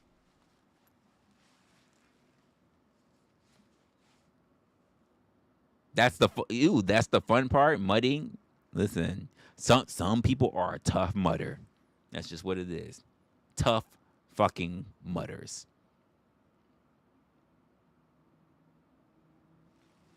Oh, no, and Penn, there's no way I'm going out to the country. You know what? Let me take that back. I will come. The only way I will go out to the country, Penn, is only if there's an apocalypse. Like, if I know there's an apocalypse and it had to be like Book of Eli type shit, then I'm heading out. I'm heading out. Because I know I can't go to the latest stores, like all the other shit. Like, then I know. Then I'm going to head out there. I'm going to head out there. Because here's the truth of the matter. I'm not doing Little House on the Prairie. I'm not with the niggas that's out there with the fucking the Ford F-150s going yeehaw and trying to be big boys, shooting their rifles in the air, wasting ammo, by the way. Talking about, yeah, get him up there, yeah, I'm gonna take your girl, and you barely got any fucking teeth in your mouth. I'm not worried about you. But I also don't want you gassing them up, Penn. I don't want you saying, you know what? You can talk all that shit you want. I don't like the fact that you won't let me rescue all the animals that went free after the pandemic. You just wait till when Resla gets here. You ain't doing that shit to me either. You're not doing that shit to me. You're not going to put me in that predicament either. Just putting that out there. Like, you're not doing that to me either. You're not going to put me in no fucking harm's way because you can't handle your shit with some wild fucking rednecks. Just saying. Stockbot, what's good? And we got 10th man in the building. And we not doing that. You're gonna take care of that shit yourself. You better hope those animals don't get fucking killed and use as fucking meat to eat. The fuck? But no, Resla, what about the lions and tigers and bears and the skunks? Oh my. I'm like, let them go. Let them go. They're on their own. I gotta worry about all the fucking rednecks and you worried about the animals? Fuck them. Fuck them. I got to worry about these motherfuckers. And the dumb bitches around them that said that. And the dumb bitches that said, I choose the bear. I choose the bear. Well, we going to let them die. We going to let them die, by the way. But you know what I don't need to? You animal-loving person? I don't need you saying, Resla, can we choose the bear? I'm going to say, time for me to go back to the city. Time for me to go back to the city, because now she's lost her fucking mind. Wait, what? Yeah, she's lost her fucking mind. I'm not. Fuck the bears. Yeah, thank you, Tiff, man. Fuck the bears. Yeah, nah, we can rescue the bear. The bear don't need rescuing. The bear don't need no fucking rescuing. Now we're done. We're done. You're doing too much. Ain't no picnic basket waiting for you. No, Pen. Not with no fucking bear. Ain't no boo boo. Ain't no fucking picnic basket waiting for you, Pen. Not with no fucking bear. Yeah, time for me to go back to the city. You're fucking wildin'. Not no black bear. Not no brown bear. Not no white bears. No bears. There's no fucking bears. There's no bears. Barely fucking bobcats, by the way. I don't even like bobcats. Them motherfuckers are taller than I thought. I don't even like bobcats. And I had to deal with that bitch in fucking Florida. In Florida. I hate bobcats. And you're talking about what? Nah, I'm good. I'm good. Rednecks and bears?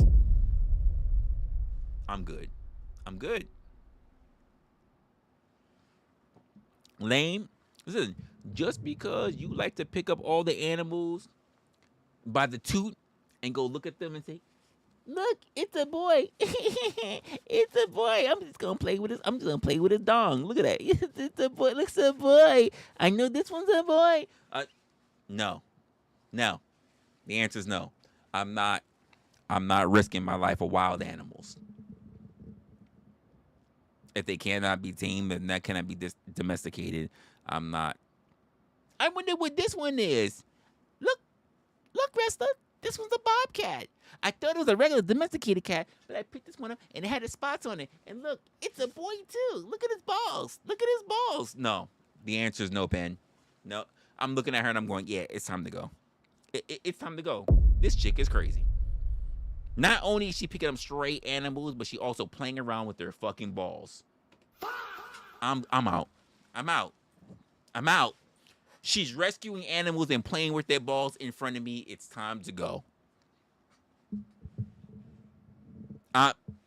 Country, you can have her. This is too much for me. No, it's too much for me.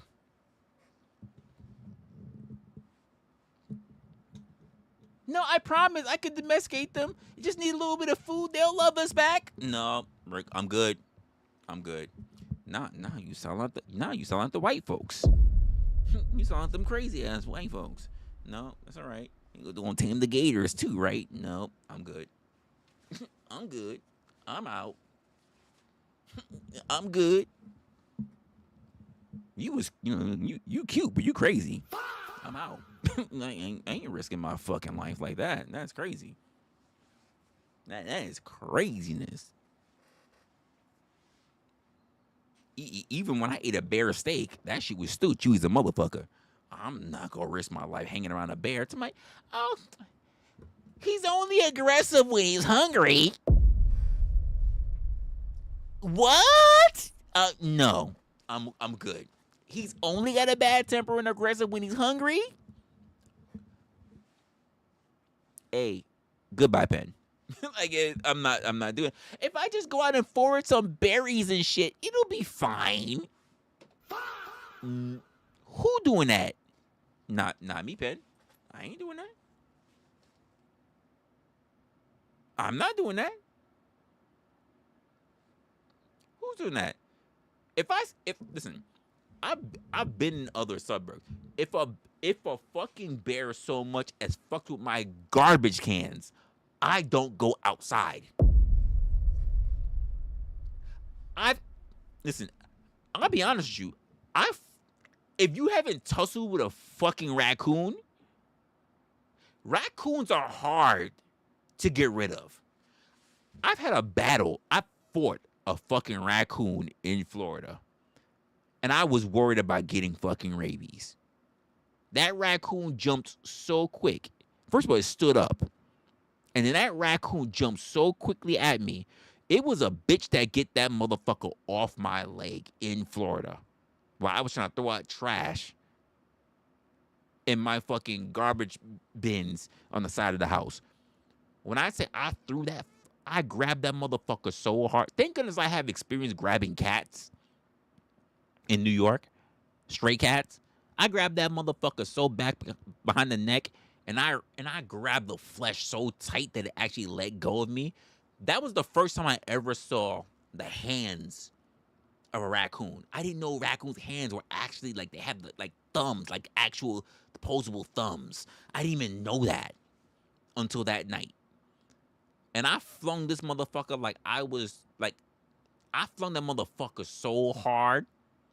Like I spun this bitch around and right into the fucking moat. And I know the moat had gators. I the fuck off of, and I mean, when I just grabbed it, I didn't just grab it. I gripped my finger like I was trying to pierce the fucking skin of that fucking ass rat. And it let go of my arm, and I just went threw that bitch right into the fucking moat. All I could hear was the splash, and I just said, and I just knew. I knew the gators were not far behind. Whether the gators got it, I don't know, because it was nighttime. So the gators probably couldn't see at night, the same way how the raccoon probably could. But I flung that bitch into the water. I went upstairs into my apartment. I closed that fucking door. I stripped all the way down to my socks. And I looked at the back of my leg where that bitch grabbed me to make sure I didn't get bit or I didn't get scratched. Because I was ready to go to the hospital. I checked myself.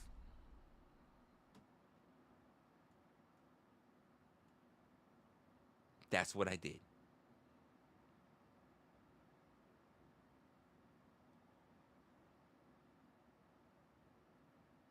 So, there you go. You can say New York is more dangerous. I can tell you being out in the fucking sticks, I dealt with more random shit. Damn, boy, someone my Discord. I dealt with more random shit than I ever did in fucking more random shit that were outside of people than I did than in New York. And keep in mind, we have raccoons in New York. I got a raccoon in the neighborhood, by the way.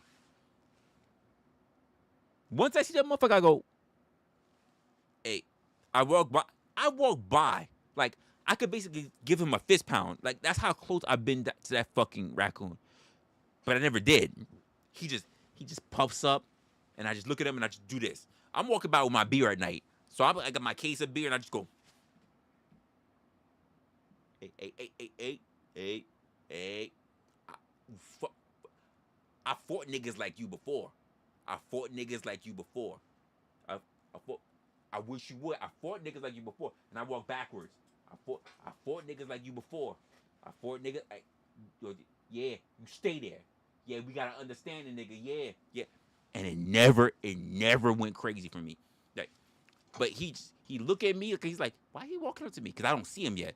Why you walking up to me? Why you walking up to me? And he just pops up real quick. And I just go, oh shit, I thought you was like a regular stray cat. Yeah, I see you. Hey. Nigga, if I knew you could, I just hand you a beer, nigga. I hand you a beer.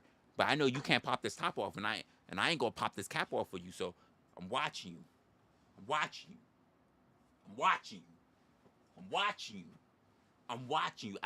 You even think about standing up and getting close to me, nigga. I'm stomping you out. Just letting you know. Yeah. You stay there. I walk. Yeah, stay there. And I just walk off.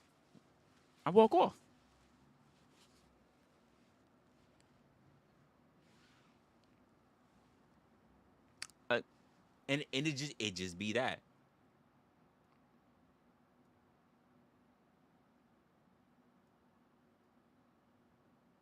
It just be out there. You said NYC got rabies outbreaks too. I mean, no different from you. I mean, you got an outbreak. You had a whole kid. You already put your outbreak out there. The fuck?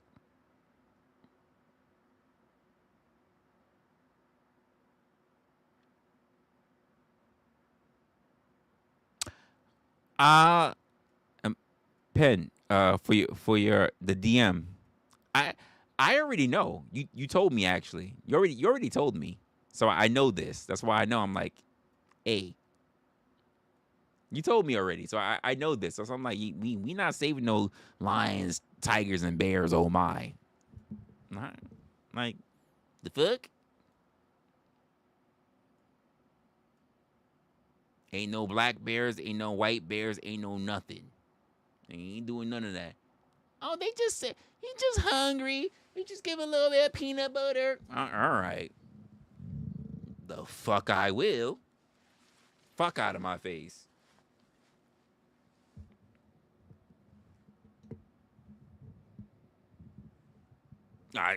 I'm aware. I'm not fucking with none of that. Oh, it's just a little baby black bear. It's no problem. I don't give a fuck. I don't give a fuck if it was a black squirrel. Get that shit the fuck away from me. It is wild and untamed and unpredictable. Even black squirrels, even squirrels in general, are just not something you can manage. They are fucking wild. You don't know what the fuck they're thinking.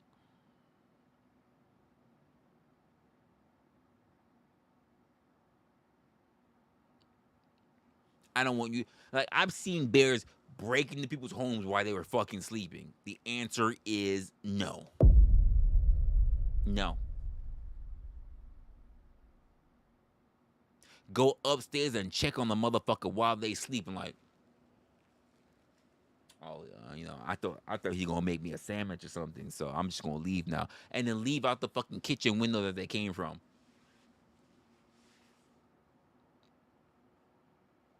He's just hungry. What you gonna do? Spread your legs open and offer him pussy? He gonna be like, I'm gonna take more than that. I'm gonna take more than that shit. In fact, is it wintertime? Smells like salmon. Is it wintertime already? About to hibernate after I eat this fucking meal up. Show you want the fuck? He just hungry. The fuck? No fucking way. Ain't no fucking way. Get the go. Get. That shit don't work. That shit does not work. Go, shoot. That shit don't fucking work. I seen a fucking black bear get up on twos and pull a whole motherfucker, a whole woman in the face. Pull a whole woman straight in the fucking face. Knocked her out cold in one good hit. Pow! And I said, the fuck? I thought the bear was fake. The bear was real. The way it just walked and it said, pow! I said, oh fuck! Just knocked her the fuck out. I said, okay. And y'all motherfuckers think that you just go and by the way, I'm just gonna call it out there.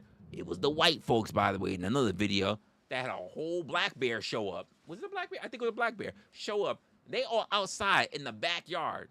Motherfuckers just sitting there making peanut butter on a sandwich. Nope. And feeding the fucking bear peanut butter sandwiches and shit. I'm like, the fuck is wrong with... You know what?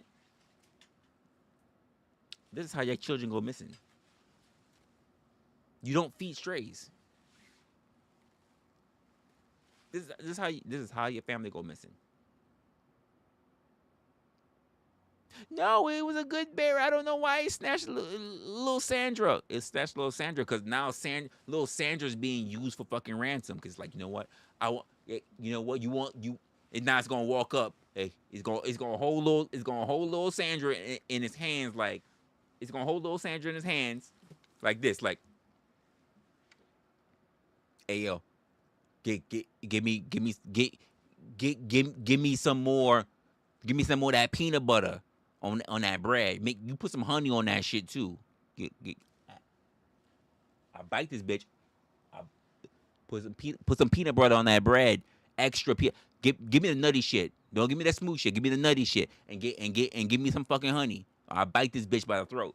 Now you got fucking bears, wild bears out there fucking doing ransom for your fucking kids because you wanted to feed it thinking you were fucking funny because you thought it would make a nice video. It make a nice video. It make a nice little clip. Stupid motherfuckers. Stupid fucking people.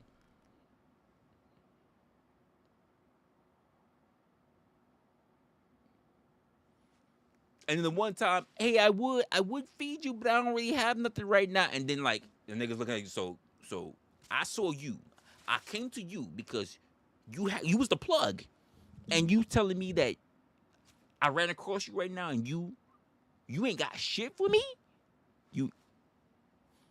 I came across you Tuesday, just last Tuesday, and you had something for me. Then I came to you Friday, and you had something for me. Now it's the next Tuesday, and you ain't got shit for me.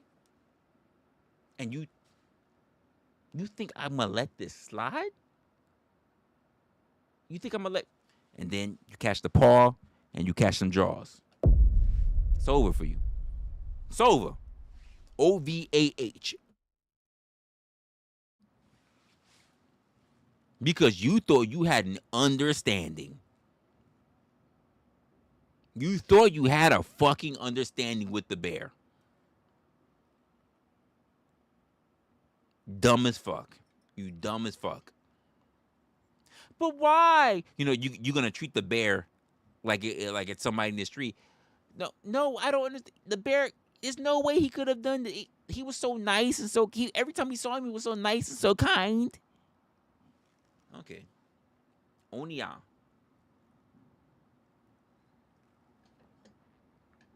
Eat you because you're dumb. Thank you, Tim. Absolutely. I've seen moose go crazy and try to attack people. And you're looking at bears and thinking that they're cool with you? Seriously? I saw a girl today. She said, I rescued a cat, a cat that was a stray, a little cub. Grabbed the little kitten, and you know what she said? I grabbed the kitten, right? And then she's on, I think it was on Facebook. I grabbed the kitten, went to go feed it and everything. It's in my house, but now I realize I might have to give the kitten up. You know why? And she brings the kitten up. He's so cute though. It's a fucking bobcat. I realize it because he has a short tail. I don't want to give him up though. He's so cute. Good luck to you. And give that fucking kitten 6 months. Give that kitten 6 months. You're done. Give that kitten 6 fucking months. It's a wrap for you. When I was in Florida, I refused to. There was one night when I left the job, I refused to go to my car for over an hour, by the way. So I pulled up to my car. It was late at night because I had 2 coworkers that they couldn't figure out something that I did. So I drove to work, went to the parking lot, got out the car, walked into the hospital. I worked at a hospital. And I was there for a little bit. I came back. It wasn't like, when I said I was there for a little bit, like maybe an hour or 2. I came back out, bobcat on the fucking hood. Why was the bobcat on the hood, you ask? Because my hood had became warm and it was cold out. I want to say it was around the 60s at nighttime. Bobcat was on the hood.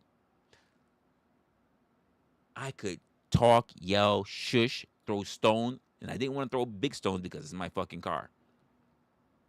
That bobcat did not leave my fucking hood for over an hour. I was at the mercy of not trying to get attacked by a bobcat. Just laying on my hood like, nigga, this shit is warm. I ain't going nowhere right now. So this shit gets cold or I get hungry or whatever, I ain't leaving.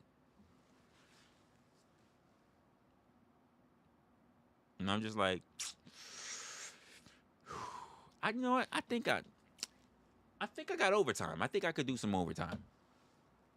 I think I can do another hour overtime. And there was no overtime, so I sat. By the way, not in, like, it's not the ER, but the front office. Like, we have, like, there was like not couches, but chairs and shit in the front. And I just sat there, just like.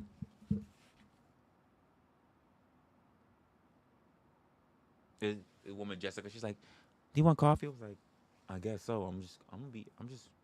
This is crazy. Why don't you call somebody? I'm like, who am I gonna, Jessica? Who am I gonna call? Who am I gonna call? It's fucking Bobcat. It's like almost 3 a.m. in the morning. Fuck am I gonna call? Like, I just gotta sit here and wait. Motherfucker get bored or something. I go out a little bit, like, so. Now, I gotta be a good distance to know I can run and still be able to get back inside the hospital in case a motherfucker just like, oh, you thought you was bold? I'm gonna get off this hood and I'm gonna chase you.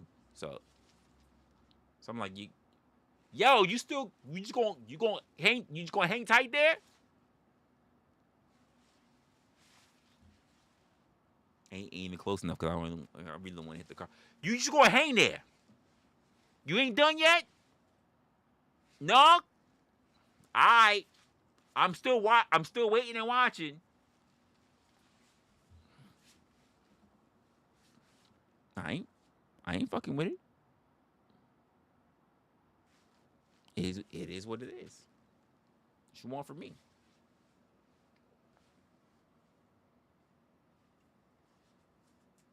It is what it is. And I'm gonna just leave it as that.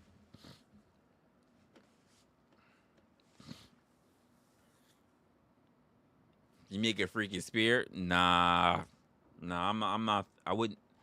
That car was essentially like a loan for my job, so I'm not doing anything. I wouldn't do anything to fuck that car up, not at all. So I'm like, I'm not trying to pay anything out to these people. When I said they had faith in me, like, I feel bad because they had a lot of faith in me, strictly because I had what I had, and had all my shit and knew all my shit. So, like, I'm not fucking with them in that car. I was like, I'll just wait for it to, and I mean, it must have been like two something, early 2 something, like maybe 2:15, 2:20, and I don't think it got off my hood until like maybe like 3 something. And I was just like, is it gone? Is it gone? Oh shit, I think it's gone. That's what happened. And I went out and just look underneath, make sure the motherfucker wasn't underneath the car or whatever. He's gone. I was like, okay. Got in my car, played some music. I think back then the song that was popping back then was it was Usher, "Let It Burn." "Let It Burn" was big at the time. What else was playing at the time? 'Cause I remember I turned on the car and all I heard was I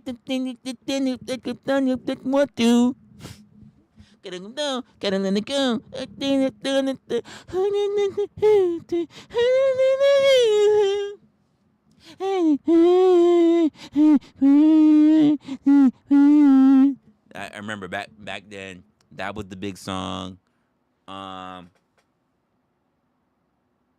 There was not. I think the Yin Yang Twins was also big back then. I remember Lil Jon, "To the Window, to the Wall." That was big back then when I was in Florida. Yeah, there was a lot of songs, but those 2 songs I remember right now. Those 2 songs were definitely big during the time when I was down there. So yeah, and I was just like, man, fuck this place. I'm going home. And I'm not coming back to work. And if I do come back to work, I'm coming back to work late. Because I had no business being here. You said me and Dusty had this thing. I didn't know Dusty would sing anything. I never knew Dusty sung anything. Here's the truth of the matter. I'm the only person that I know that burst out into songs. I'm just be honest with you. I don't know anyone who sings. And by the way, I don't even sing the way I really should be singing. Just saying. But you said me and Dusty. He's horrible. He's horrible. It's epic. That's just crazy. Nope. Never knew. Never knew. Because I don't even try. I made a promise a long time ago not to try. So. Because I actually went to choir. And actually sung in choir. And I made it a promise to myself not to sing anymore. And I fulfilled that fucking prophecy. I cracked my voice one time and I made sure I was not singing no more. And when I did that, I made sure. Yes, I also sang in choir. Yeah, I sang in choir. I sang in choir for a bit. I sang in choir. My grandmother sung in choir. And the only reason why I sung in choir is because for some reason, not for some reason, I know the reason, but I was not allowed to learn piano. I wanted to learn piano, but I wasn't allowed to learn piano, but I was allowed to learn how to sing. Crazy. Is what it is. Is what it is. And the wind was acting. Listen. I listen, and it was a regular thing. I knew people who actually like they got in bands, not bands. They got in groups. Even did a track with LL Cool J. That is a whole bunch of different shit. I sung. I did but I said this is back when I had my first long term girlfriend, and I was just like, I'm not gonna sing. I'm not gonna sing anymore. I'm not gonna sing again. No, don't sing anymore. I like your voice. No, Resla, I want you to sing. No, and I was just like, I don't have it in me no more. I just don't want to sing no more. I used to be that boastful motherfucker who would be like just chilling, has his headset on. This is back when we didn't have CD players yet. No MP3s, no phones, no CD players. We had Walkmans. I was a teen and I had something called a Walkman. And I'd be on the train, I'm like, I'm sorry everybody. If I'm just blessed and I got this voice, and I would just I would sing. I would just grab my chest and just put it out like I was singing for the Lord. Even though I didn't give a fuck. And that's exactly what I did. And at some point I was just like, you know what? I'm not gonna sing anymore. This is for the birds. I'm not interested. And that promise sat with me for a long time. A long fucking time. The Lord. Yes, the Lord. And that promise sat with me for a long time. And by the time I ever thought about trying to sing again, I realized I really couldn't. Not anymore. I couldn't sing no more. So now sometimes even when I give you guys a nice little quantum tune, I sit there thinking to myself like, I remember the days when I actually held the tune, could actually hit high notes. I was no Beyonce, fuck. I was no fucking Mariah Carey, but I was no Jagged Edge, no Boys. No, might have been close to Boys to Men, because Boys to Men was the style to try to get boys into. So we were taught to sing close to the style of Boys to Men back then. So if you guys know Boys to Men, then we was taught to be somewhere around that, And I just no. I mean, you might be better than Beyonce. And I'm not for nothing. I used to kick niggas in the nuts, and they used to sing like Celine Dion. Anyway, but but that's when I wanted information, not because they were just happy to sing.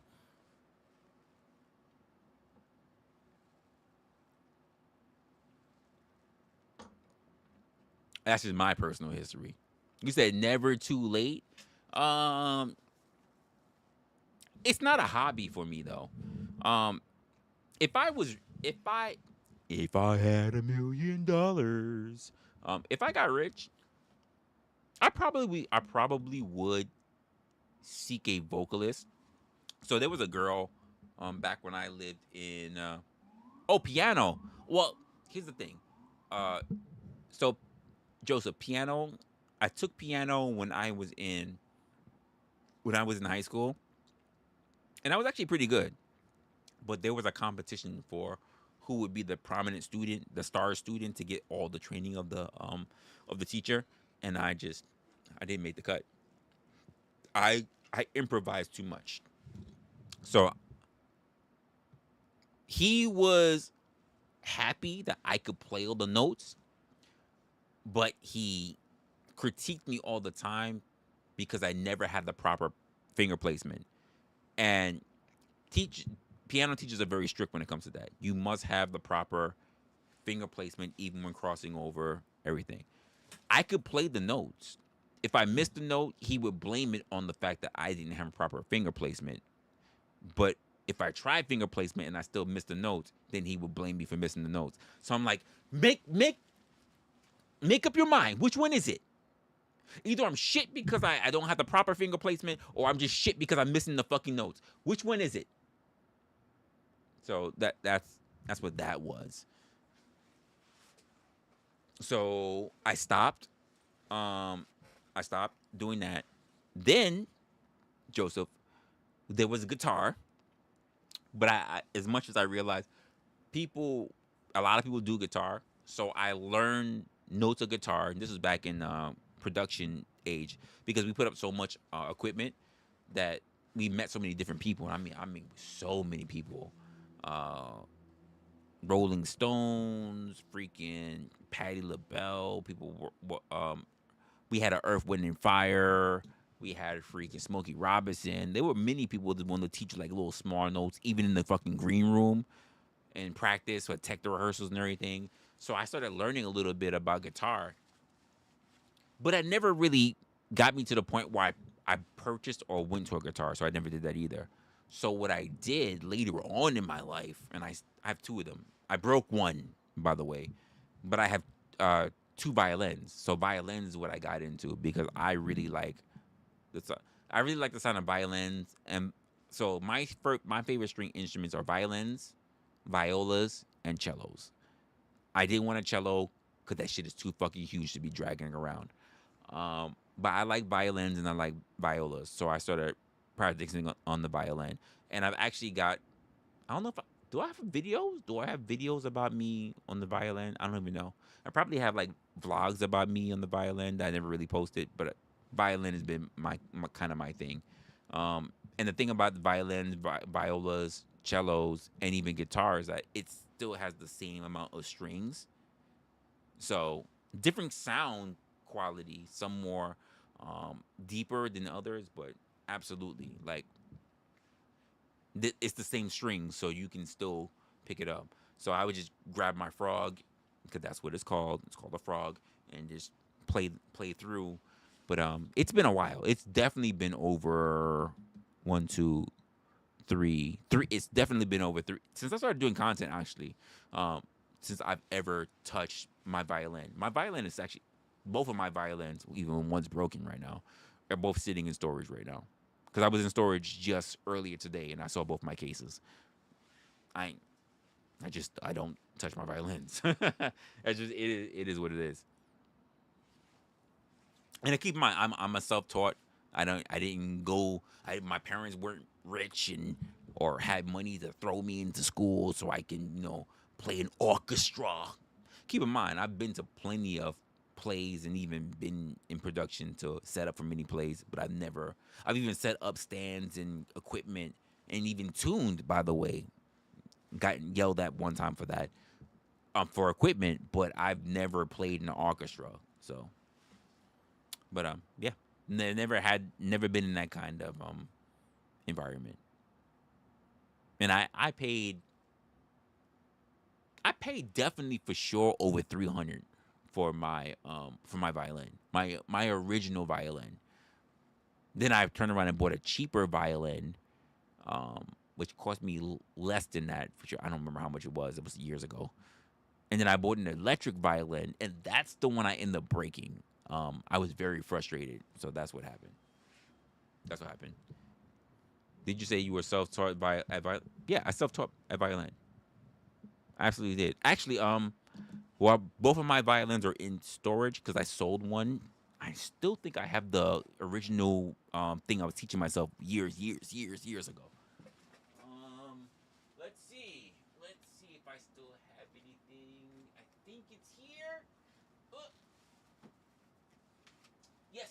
So here was my original long time ago. Well, how old is this? I don't even know. But here is what I was teaching myself. This is back when CDs were for them to help you teach. But yeah. But I was doing violin for a while, learning different stuff.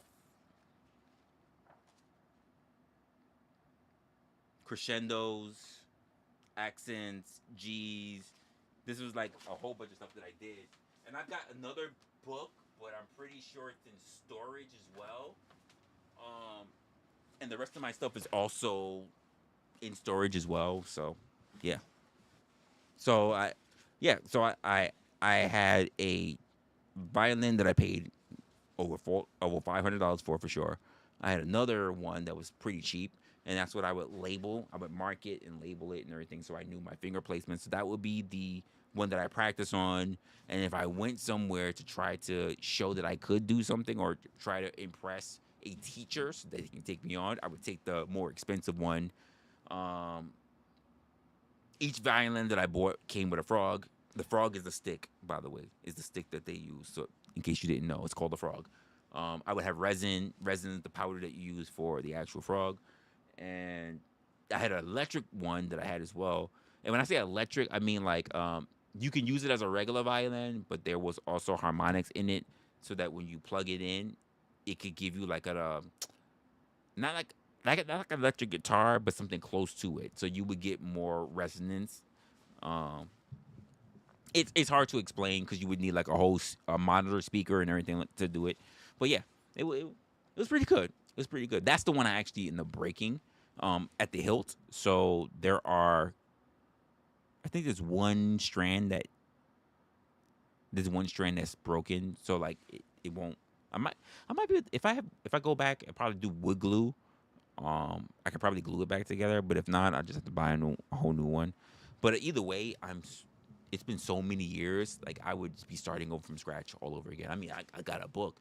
Not that I have a CD player, so I'd have to buy a CD player just to get those damn CDs again. But at this point, the problem with trying to learn violin the same way I was for me earlier is that it's easier to train people. It's easier to learn the concepts of what you need to do when you're an adult, but it's easier to train when you're a kid because it's the truth. When you're older, you don't have as much time to learn. You don't have much time to have discipline. You don't have much time to get all this shit wrong. So when you're a kid, all you got is nothing but time. Your instructors can be harsh on you. Your instructors can mess with you. Yeah, see all your fingers. Like I've messed with my violin until the point where I've had blisters on my fingers. I've had blisters on my fingers, racking my brain trying to get it all working. I've had blisters literally on my left hand. It's just different. I mean, between the strands, between vibrato or crescendo, or not really crescendo, but vibratos, between, like, I'm already doing it myself. Damn, I'm already thinking about it. That's crazy. Vibratos and plucking strings. Oh man, it's a lot. It's a lot. And then on top of that, you realize, oh, I'm dealing with something cheap, so now I got to get new strings. Actually, as I'm thinking about it right now, there's a violin shop. It's a little far. It's about 30 minutes from me, but I used to go there to get new strings. But the strings would cost because you're talking about quality. So the actual violin itself is quality, but also the strings are quality. And the only thing that didn't cost me so much is the fucking resin. It is crazy. And even the resin, you gotta like really like shave some shit down and then like powder your fucking frog, and then frogs can cause too because it's quality of frogs. Everything's a fucking grift. Everything's fucking money. Everything's goddamn money. Like it's a lot. It's a lot. It's a lot. But it was something I was really interested in a very long time, and I mean that was way before, like way before, I ever was here. Now I don't even know if I have those old violin vlogs. This is because I moved 2 different places before I moved here, where I was first starting to learn violin. Yeah, I was in 2 different places. I was living in Williamsburg before I lived all the way where I am right now. So then I moved from there to another place, from another place to here. So yeah, I'm from 2 other places before I moved here, and I haven't really been on my. I tried it when I was here, and I didn't feel the same, so I just stopped, and I was like, you know what? I had it sitting here for over a year, over 2 years actually, and I just said, you know what? Let me put it in storage. That's exactly what happened. I don't know how I got into it, how I started talking about this, but that's a little part of me. Then now you know. I I don't even know. Like, I'm pretty sure there's something about me doing it. I don't. I think I might even had it. I might have even had me in the intro doing it because I had so many. Let me go look very quick in my old. If I go to my old videos, my old streams, maybe I got something. F drive, G drive, H drive. I don't know. I don't know. I have no idea. I've got so many different spots that I've got violent stuff. Nope. Actually, it would have been older than that. So yeah, I can't even tell you where it's at. I can't even think what's at. I got one drive where I'm literally running out of space, so I gotta figure that shit out. Which is weird because I don't have any other drives that's running out of space. So that means it's the one that I record a lot of content on. That's what that tells me. Yeah, because even load slow. Oh wait, video collection. That's gonna load for a little bit, but that's somehow that made me think that it might be here. Actually, funny enough, I think I do have it in an actual video. Hold up, if I go to G, content material. Let me go to visuals. I think I might have in an intro actually. If I do it's been a while. Nope, there's nothing here, nothing here, nothing here. I might have it in the intro actually. I'm thinking about it right now. That's crazy. I'm thinking about it. I might have it in one of my old intros.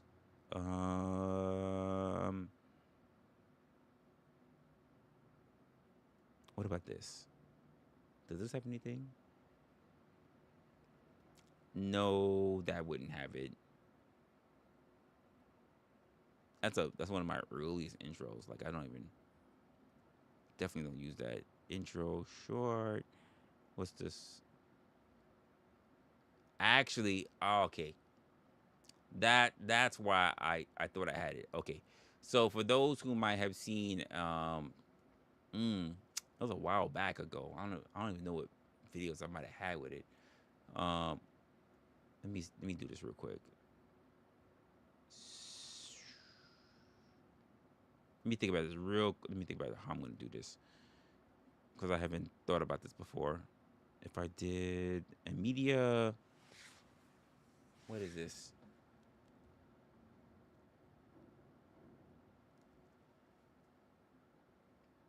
No, it's none of this stuff. Wow, I'd be doing new. I'm pretty sure that I've had this before, right? But I just haven't done it in so long. So we're gonna go to G. Give me a quick moment and I'll.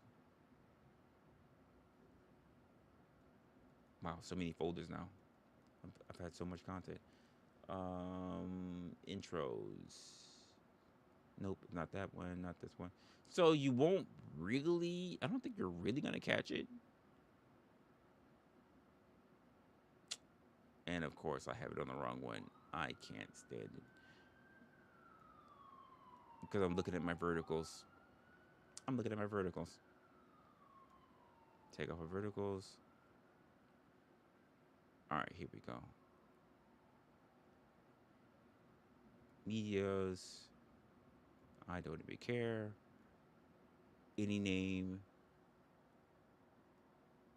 So you won't, you probably will, but probably won't see it. What the fuck? What is wrong with you?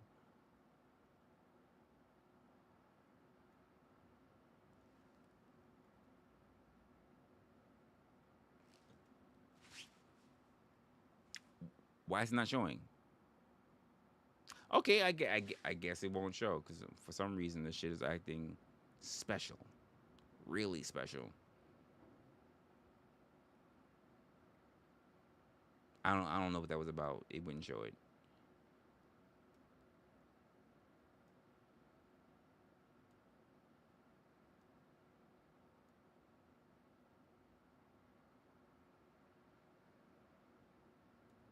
What the what? Why aren't you not showing it?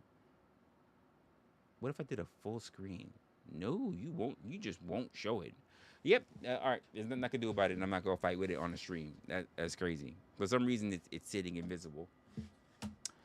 So yeah, but there was definitely stuff that I had. I don't even know if it's a matter of. Oh, actually, let me play this. If I play this, I think it's in here. This was a 2022 post.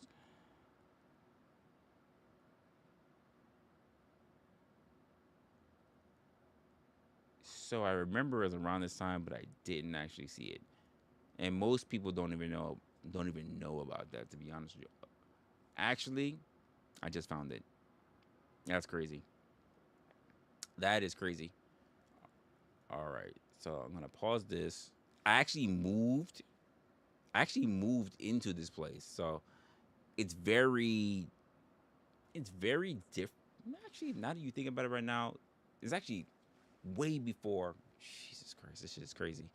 I'm thinking right now, we've actually gone backwards in time to the way it originally was. So, unless you actually saw me back in the days where I was actually on this side of the room, which most of you, I think, who came across me in content already had before I did it to the new setting that we have here now. Um, Most people don't even know about that. Well, not even most people. Most people know me from the old setting. They don't know me from the new setting now. So what I'm gonna do is I'm gonna go to here. Let me grab this, and what I'm gonna do is I'm gonna see if I can grab a window capture, media, and that should work. And I'm gonna do a full screen on the media. That should work. All right. So then I'm gonna just do me a quick. Yeah.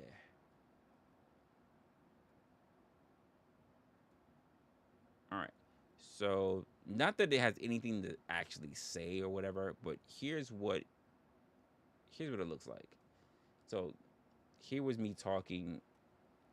I don't even know what I was saying, but I was talking about my violins, and this was me on a vlog that I was actually doing at the time.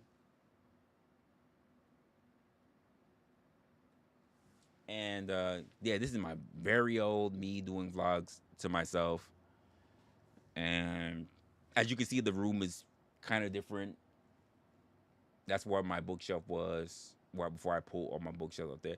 That was an original Shure. It's not the same Shure microphone that you see now. Um, as you can see, the room's a little bit different. It's a little bit different. But I remember I think this is the one where I started talking about my violins. Yep. Actually, this is the one. So this is the violin I actually broke. I was trying to do something and I actually got a little bit peed and a little pissed off, and I actually ended up breaking it by accident. I was just strumming too hard, and then I ended up hitting the side of the same desk that I have right now, and I broke it. And I realized to fix it, yeah. So there, So there's the actual violin that I broke. And I broke it up actually by the handle up here. So not this handle, but the second one up here, which I believe is, I think it's a D string. Don't quote me on that. It's been a while. But I broke that as well as the top handle of it.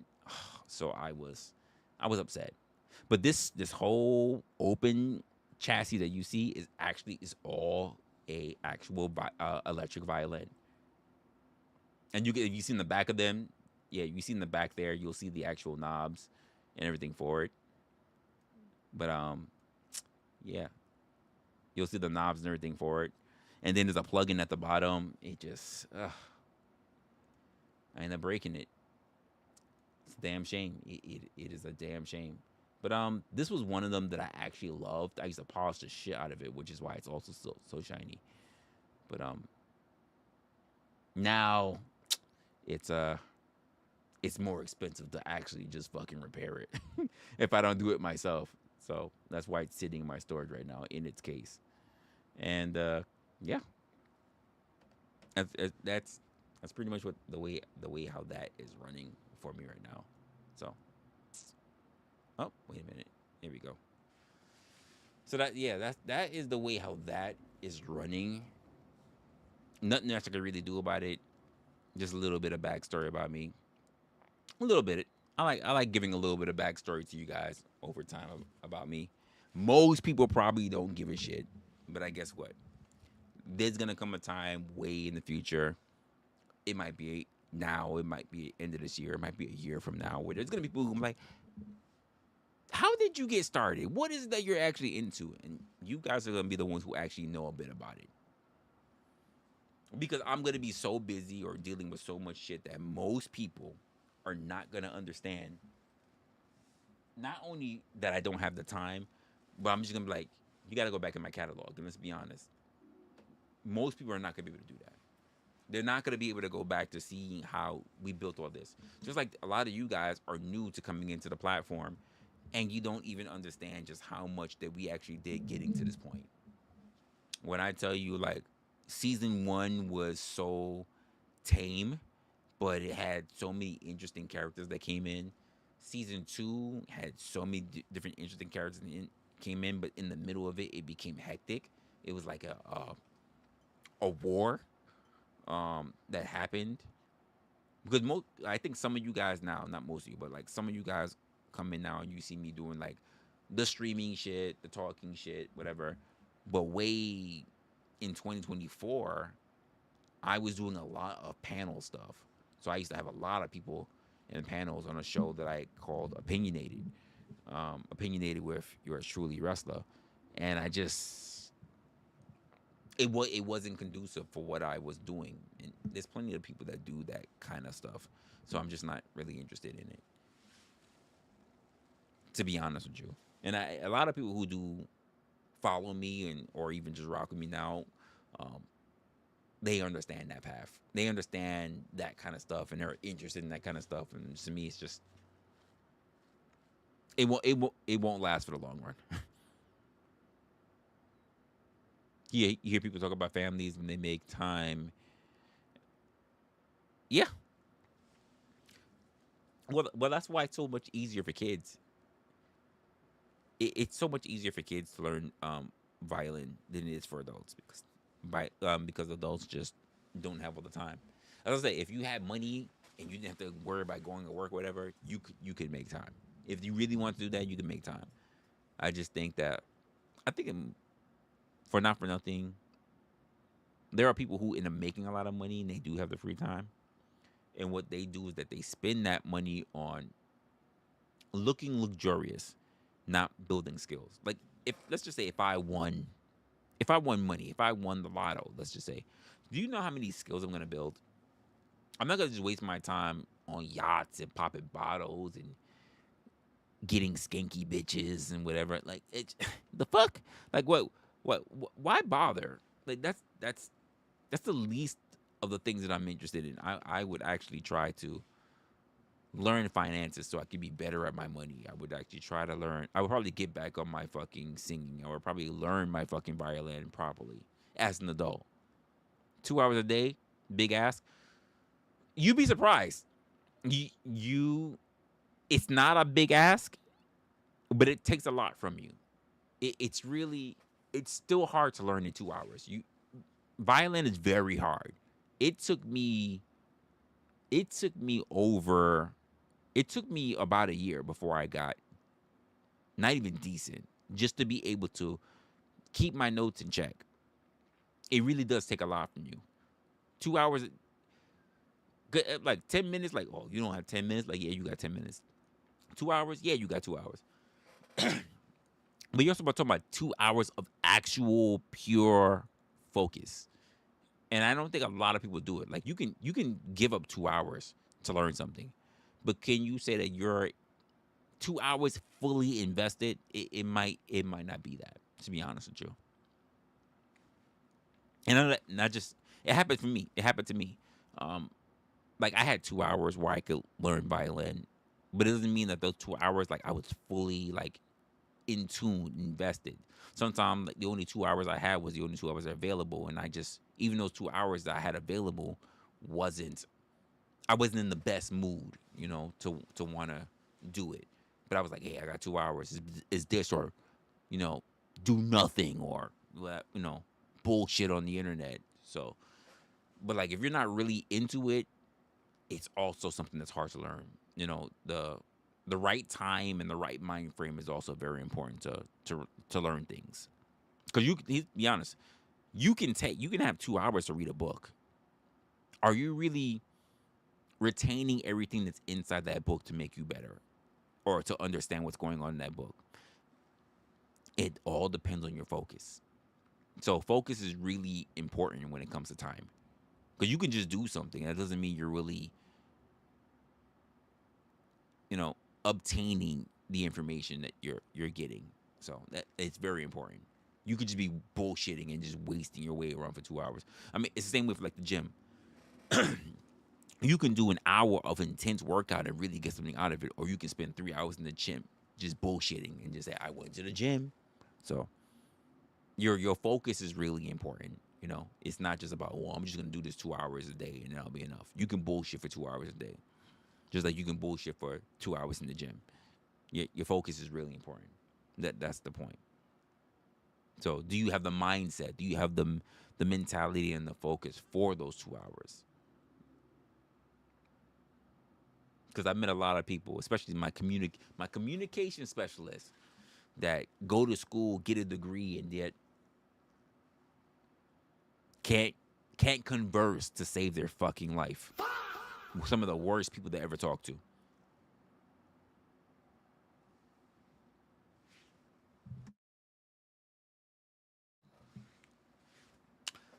Time is not short. It is, but it's not. Because when we want to make time for the things that we want to do, it's really not that short. Time is not short. Our focus within time is short. Our intensity when dealing with time is short. Our assessment of time is short. Yes, you're right. Dogs need an hour, chores, maintenance. But let's be honest. Are you fully focused when your dog needs time or your dog needs to take a shit or whatever? No, of course not.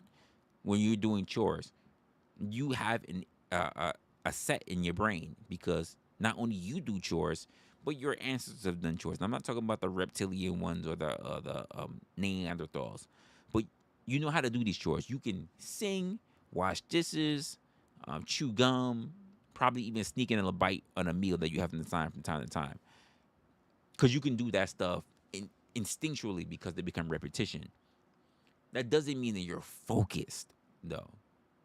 Self-maintenance in the beginning becomes focus. But after time, as it becomes focus, now you know how to properly wash your face, clean shit off your eyelids if you're that type of person, under your arms or whatever. Like, you could do that without thinking.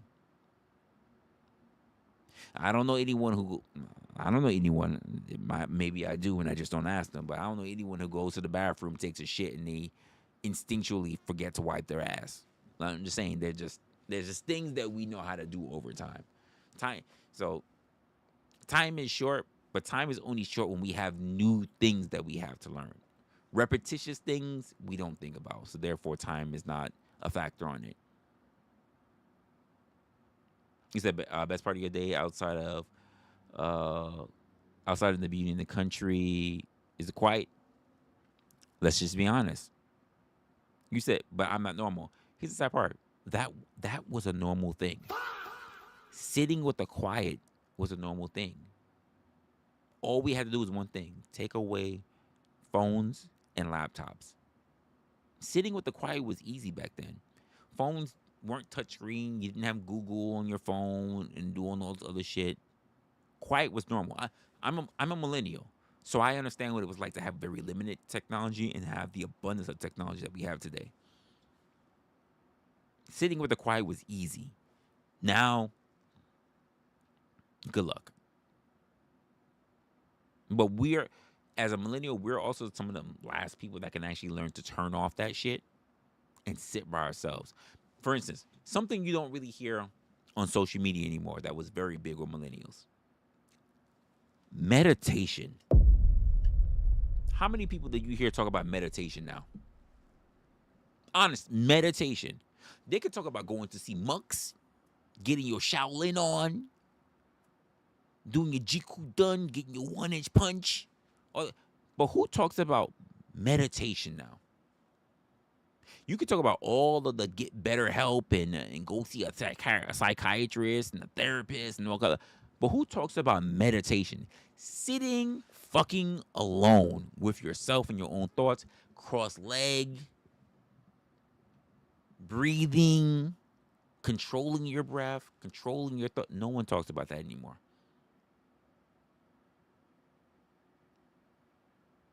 Yeah, you might, but you are not. You are one person. The world is not around you. Like, you can go, I said, on social media. You're not all of social media. Social media rarely talks about meditation. Social media rarely talks about meditation. Even when you have big content creators like Dr. K, who's a clinical psychiatrist, and he studies like yogi stuff, like yogic practices and breathing and sitting and everything. And as much as he talks about all this other stuff, and he talks about the power of meditation, I still don't hear enough about meditation. Because why? He's just one guy. The power of meditation used to be something that was so big. In the early 2000s, you used to hear so much about meditation. Meditation got replaced with seeing a psychiatrist. Talking to someone became bigger than being in your own mind and sitting with the quiet and figuring yourself out. Now figuring yourself out can't be done by you alone. You need someone else to figure you out. It used to be like people are smart enough to figure themselves out. Now you are not capable of figuring yourself out. You need someone else to do it. You need to pay someone else to figure your fucking ass out. And that's crazy.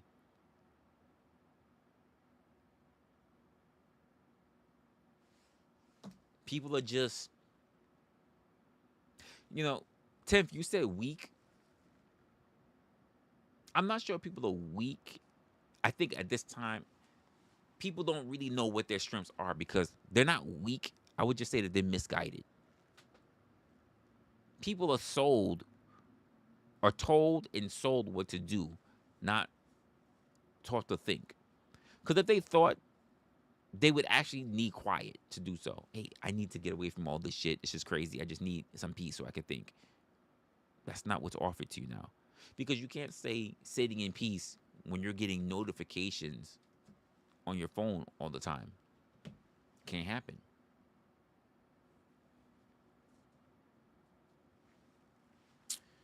Well, then, here's the thing. They can't think that they're weak if they don't. it's hard for a person to say that they're stupid when they don't know that they're stupid. Because why? What they're thinking, they see around other people who are just like them, who are also thinking the same thing. Same thing. When I silence my notifications, you know what happens? That's happened to be the time when other people start reaching out to me talking about, I was trying to reach out to you, I needed this was going on, and I just go, so what? Here's the only reason why I keep my notifications on, by the way. Even when I'm like doing stuff online and you hear my notifications. When I silence my notifications, I don't have the habit of turning my notifications back on. So I keep my notifications on. I will silence and mute my notifications for social media. So Facebook, TikTok, Instagram, YouTube. Oh my God, YouTube. All those notifications are turned off. But work or family or friends, my notifications are on. Social media is a no. I turn those shits off. The problem is that if I turn notifications off, this is why I had to come up with the strategy of just saying keep notifications on. Because if I turn them off, I forget to turn them back on. And that's when people call me. That's when my job calls me. That's when my mom or a friend calls me. And I never hear it because it's silent.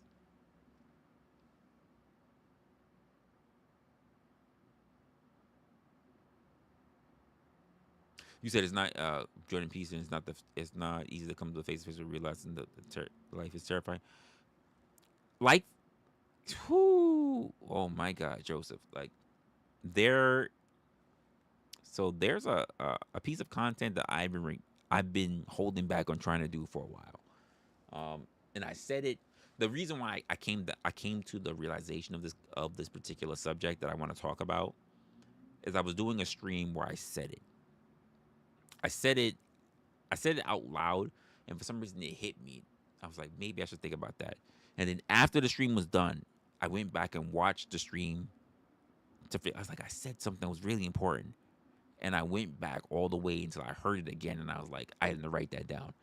And I'm still trying to finish that out. So when I do that, and I just haven't figured out if I really want to do a stream on it, because a part of me is really feeling like it's best for a video. Like it's best if it's more thought out and more done and not in the moment. Because that's really what my content is when I'm streaming. I'm in the moment. I'm in the moment. I'm not really thinking about it. The first thought is what I go to. It's not clear. It's not the best. It's not the concise. It's all the nasty and rough and muddy thoughts that for some reason people want to demonize you for. And I'm just like, honestly, fuck you.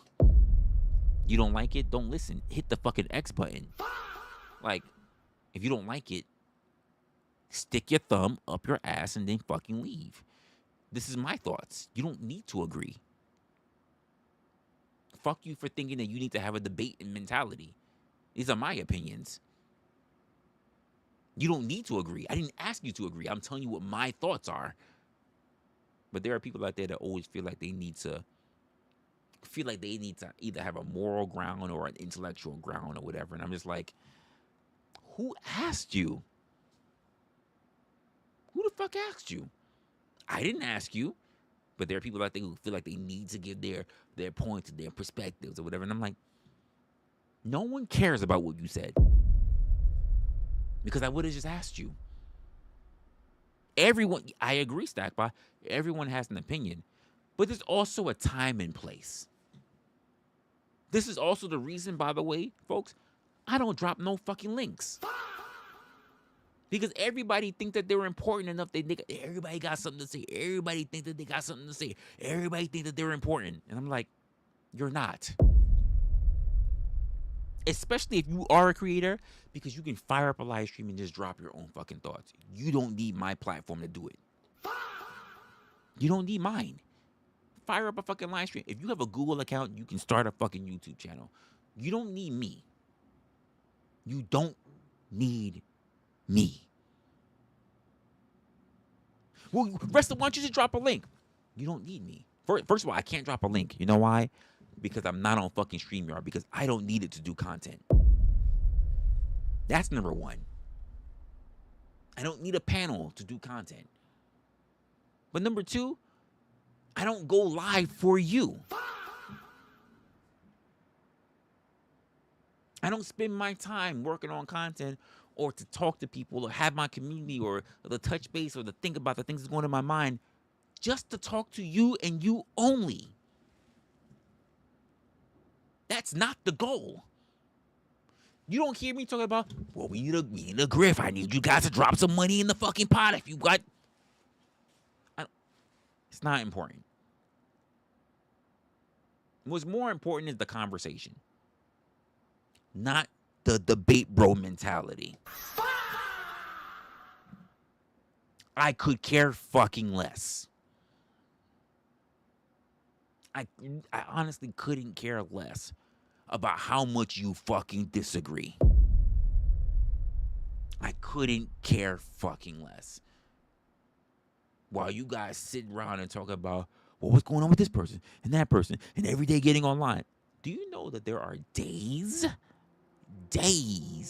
where I don't even get on YouTube at all? Wait, what? I don't even get on YouTube at all. In fact, I was supposed to be on YouTube. I had a whole thing scheduled for myself this week. I didn't get on for most of this week. I was not on YouTube. I wasn't on YouTube. I wasn't on Facebook. I didn't watch shit. I was busy.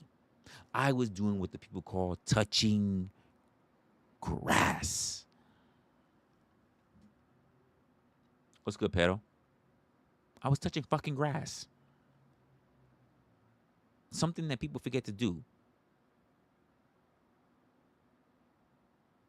Well, get some fresh air. I got fresh air because I went outside for work. Or I got fresh air because I was getting some eggs and cheese and everything at the supermarket. I got fresh air because, you know what? I opened my window. But did you leave home? I bet you were pale as a motherfucker. I bet you're pale. Because you barely go outside.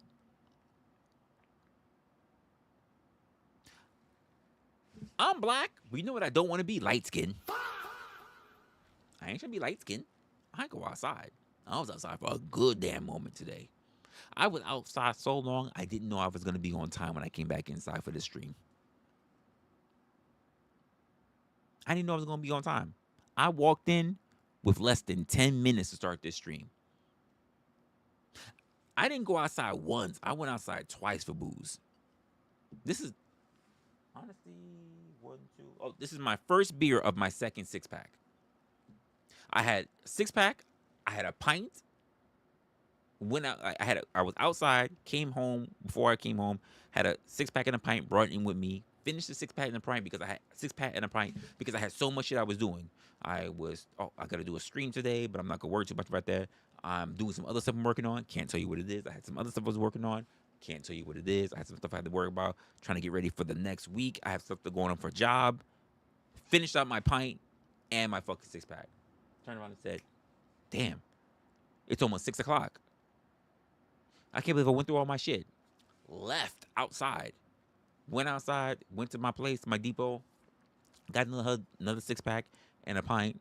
Started having conversation with the people that's there because we like to talk about business or we like to talk about money. We like to talk about how to make better dollars or how to make better business sense or whatever. And they know me as someone who is on his own doing all that stuff. So I talk about things that I learned or things that I'm thinking about, or they tell me about things that they know because the owner, she owns the whole liquor depot. We start talking about business stuff, how she learned about this, and I'm thinking, I never thought about that. Oh yeah, you can do this, and you can write this off, or we do this, or this is how I do with my liquor. This is how I bought it out for my sister, and I'm just like, oh shit, now you leverage that to actually try to run for like borough council and everything. I'm like, I didn't even know you could, like, that's crazy. Like, I learned all these different shit. Next thing I'm looking at the time, I'm like, it's 6:47. Running home, get here, 6:55. What am I gonna do? Well, typed all my shit up in a very short time. Nothing structured, but I said, you know what? Let's just get into it. This- And that's exactly what I did today. And we're almost 3 hours in. That's exactly what my day has been like. I've barely been online today. I was online when I got up in the morning and I took a shit, showered, did everything, left, been on my phone, sure, listened to music, sure. But YouTube, Twitch, Kick, Instagram, Facebook, no. All of that was on the back burner until I got back home. I got back home, sat down, thought about what I was doing, started doing different stuff. Looked at Facebook, looked at Twitter, looked at Instagram, looked at all the stuff. That's when I started doing all my talking and thinking and reminiscing and whatever. That's what I did. Ran out of beer doing everything. Went out, went to go get me more beer. Came back, started a live stream. Here we are. Some of you guys probably went to work. Probably. Because it's the weekend, so probably some of you didn't go to work because you could do 9 to 5s. You want to do Mondays through Fridays. You woke up, maybe played with the kids. If you don't have kids, you played with yourself. Turned on the internet, and you've been sitting in that chair all motherfucking day. Maybe you got up to get your DoorDash or your Seamless or your Uber Eats or whatever, and you sat your ass back down in that motherfucking chair.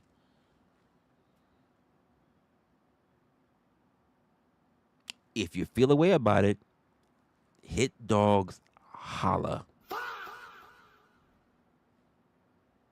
You don't got to answer, but if you know that's you, that's you. Not shaming you, I'm just saying, like, the weather's getting warmer. There's no reason why you should spend a really good day sitting in that chair. That chair got more action than you did. Just saying.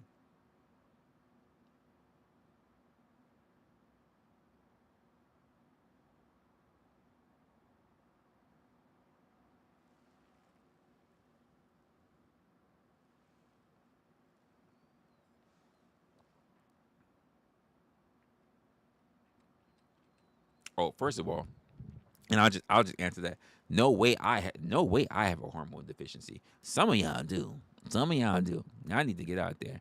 You need vitamin D. Some of y'all need a woman to give some D to. I don't worry about none of that stuff. I have no ailments.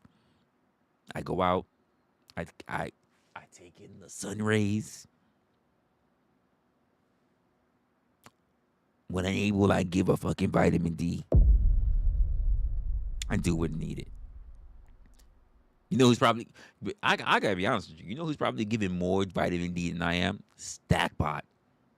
Stackbot got all the nice little Dominican hoes. He probably killing it out there. He probably fucking killing it out there. I ain't gonna lie. He lies. Lies? Damn. Really? Damn. I figure you be killing it out there. Figured you be getting your whistle wet at least fucking 4 times a week. You know what? Nah, you got a whole business you gotta run. Yeah, you got a business you gotta run. All about business. Yeah, I forgot about that. Yeah. That business is taking up all your time. Yeah, I forgot about that. Yeah. It do be like that. You be sacrificing the buns. Yeah, I forgot. I forgot about that. When you want that money, you gotta sacrifice the pussy. Yeah. I forget. You said you watched a Joe Rogan episode. I know things. Joe Rogan's kind of on my shit list right now. Ever since the Epstein thing, Joe Rogan has been on my shit list. I ain't gonna lie. On your IG, really? You got 20K? Wait, I don't think I got a notification for your last one on IG. I don't recall getting your I've been seeing your Facebook ones. I don't recall the IG one. Huh. I'll have to go check. I know I got the Facebook stuff, but I didn't get the. I gotta check the IG. And I'm definitely sub to you on IG, so I don't know why that didn't come up. Huh. I'll check that out a little later. Oh, let me go back to my chat. Here we go. Yeah, it's I'm sub to your business page. No, I'm sub to your business page. Don't get me wrong. I got it. Dude, I've been sub to your business page ever since we was talking when I was working back at the high-end luxury place that I was working at. When you and I was talking. Now I've been sub to your fucking page for a while. I just don't. I know I've been getting some stuff from you back and forth, but I don't recall one that was today that had 20K views. So I gotta go back and check that out. But yeah, I do know you've been posting a lot of Stackbot shit. Just like I saw the shit recently where you was like, oh, you're not supposed to be posting no more. You're not supposed to be posting no more, but you know, like you might get in trouble. I saw that. That was the most recent one I saw. Yeah, no, I saw it. You putting a lot of content out this week. I was like, shit, man, putting me to shame. I definitely know. I've been wanting to put out content, a lot of content out. I haven't had a time, man. It's fucking people are driving me nuts, man. Especially because the weather been getting warmer too, so it's like everybody acting the fuck up. The weather been like in the 70s, 60s, 70s now, so everybody acting a fool. I'm like, yo, can we go back down to the 40s? Because y'all doing too much right now. So now I'm like, I've been hardly able to do content because like, oh, we want you for this. Oh, we want you here. Can you come in for this? I'm like, yo, I'm not supposed to be here this much. I'm really not.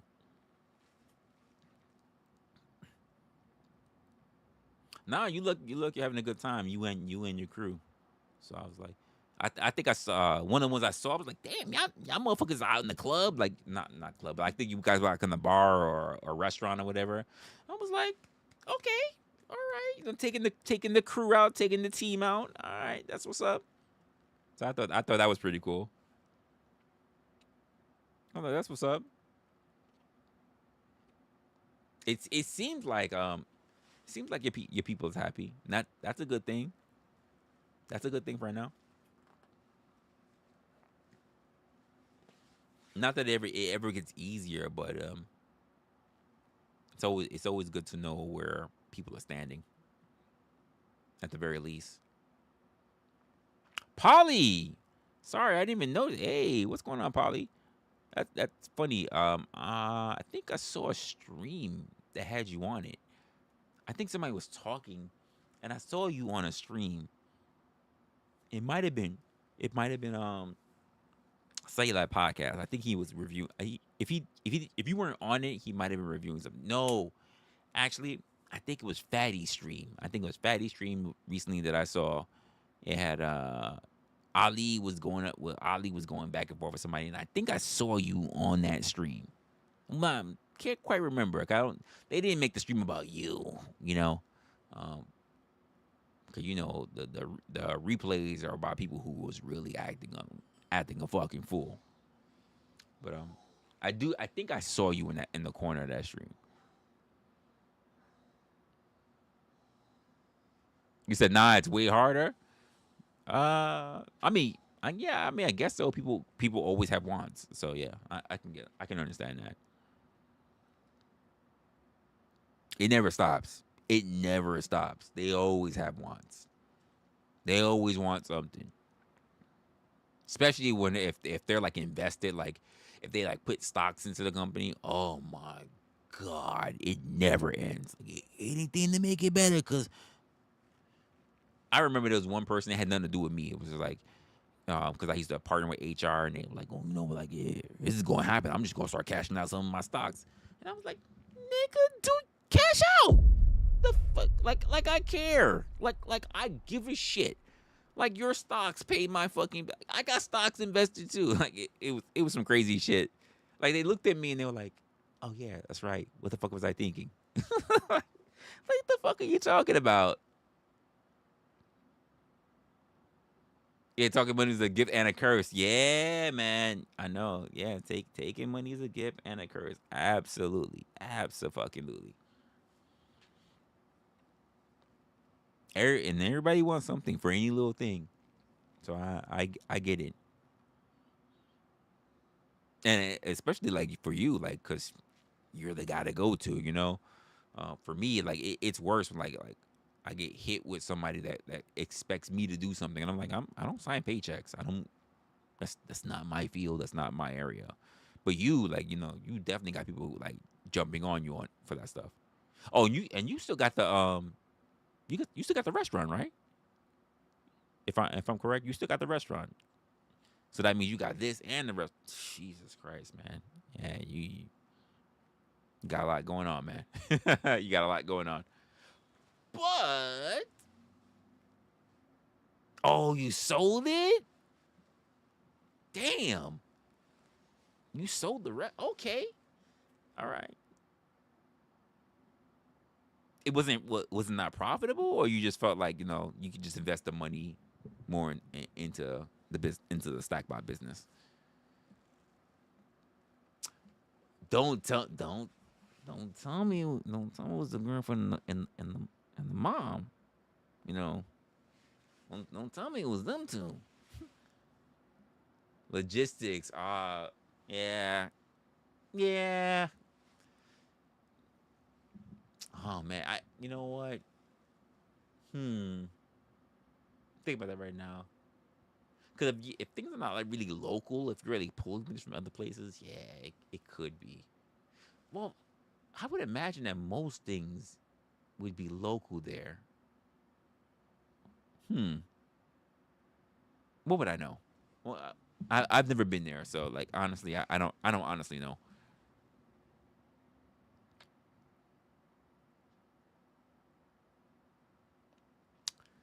Yes, I don't link. So Joseph, give me a moment. Now we'll get into that because we'll get into that. Give me 1 second.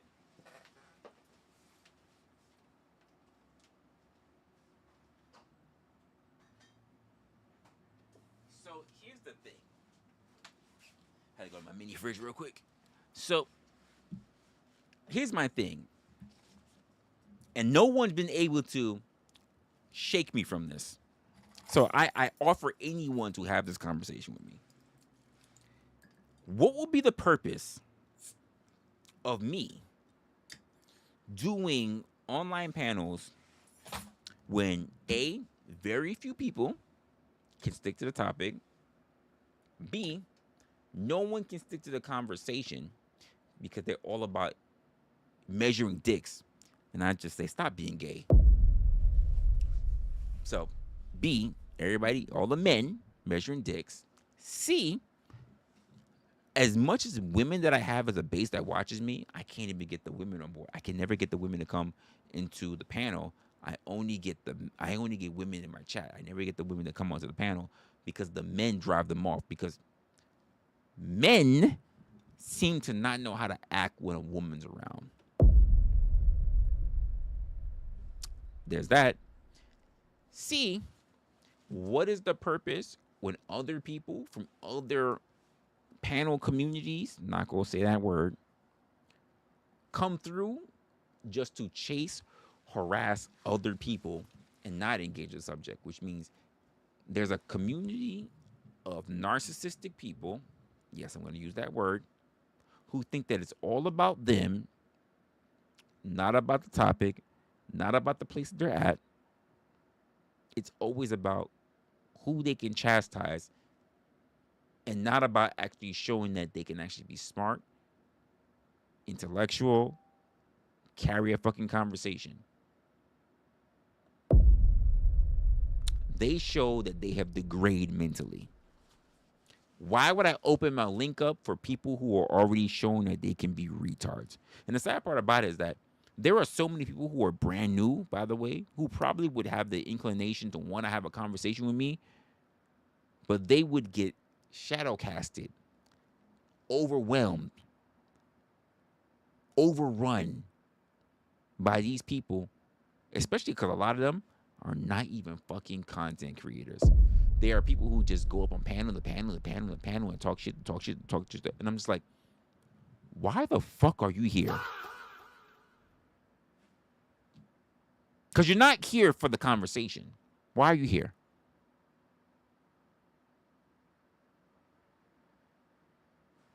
Why are you here? And then there are those who just can't take a hint. They don't know when to leave. They'll just sit up there all day long. Argue and bicker back and forth with anybody, everybody. But they don't know when to leave.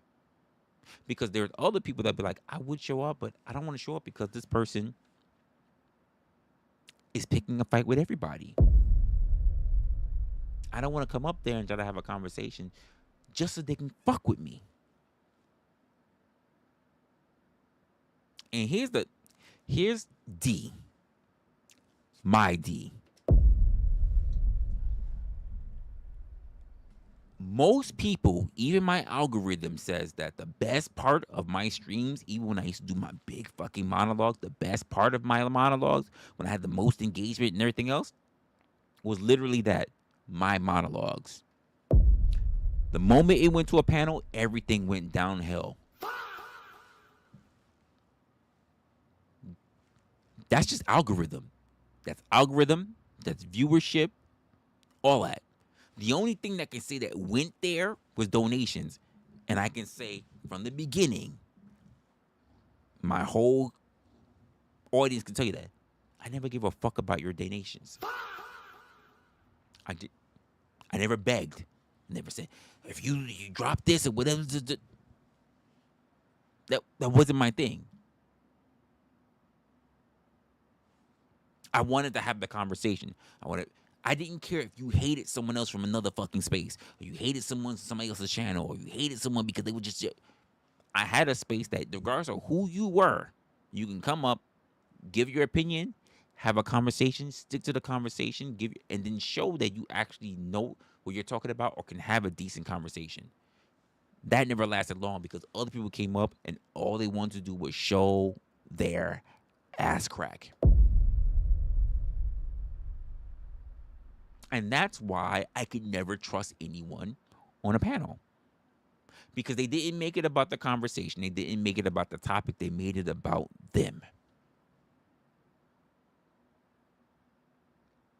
And that's why I backed away. That's why I scaled back. And that's why practically all of last year, I did no fucking panels. Not because I needed it. Oh, well, if you don't do panels, then you're not going to get donations from people. I don't give a fuck. I literally went through, if I wasn't going to Resto Chesto's channel or going to Marathon Kev's channel, I did not go to anyone else's person's channel. I didn't. Because everybody was riding the fucking colossal fucking wave of grift the fucking dick fucking panels. I didn't care. They weren't even getting money. They were just going to other people's panels and they would just do all the dumb shit like as if they were collecting a fucking check. And they weren't. How many of them were starting a channel? Barely any of them. At least if you're gonna do all that bullshit, at least do it for your own platform so that people can come fucking look at you and fucking subscribe to your shit. Most of them just fucking freeloaders. Yeah, I said what I said. I said what I said. People don't like it. It is what it is. What they gonna do? Make a video about me? I won't fucking look at you or even fucking look at the fucking video or even fucking respond. You gonna make a video? I don't care. Make a fucking video. Make fucking 4. I don't care. At me in it. I'm not gonna watch it.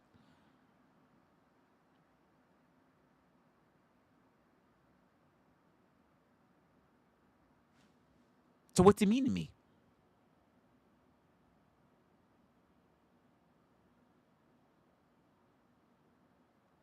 And not for nothing, Joseph, many people turn around and say that they're having a mind for interesting conversations. But eventually, it all falls to shit. There are people up here who many people hate, trolled everything, it doesn't mean that that person didn't have a mind, and it doesn't mean that person couldn't be articulate in their conversation. The problem is that for other people, mainly the men,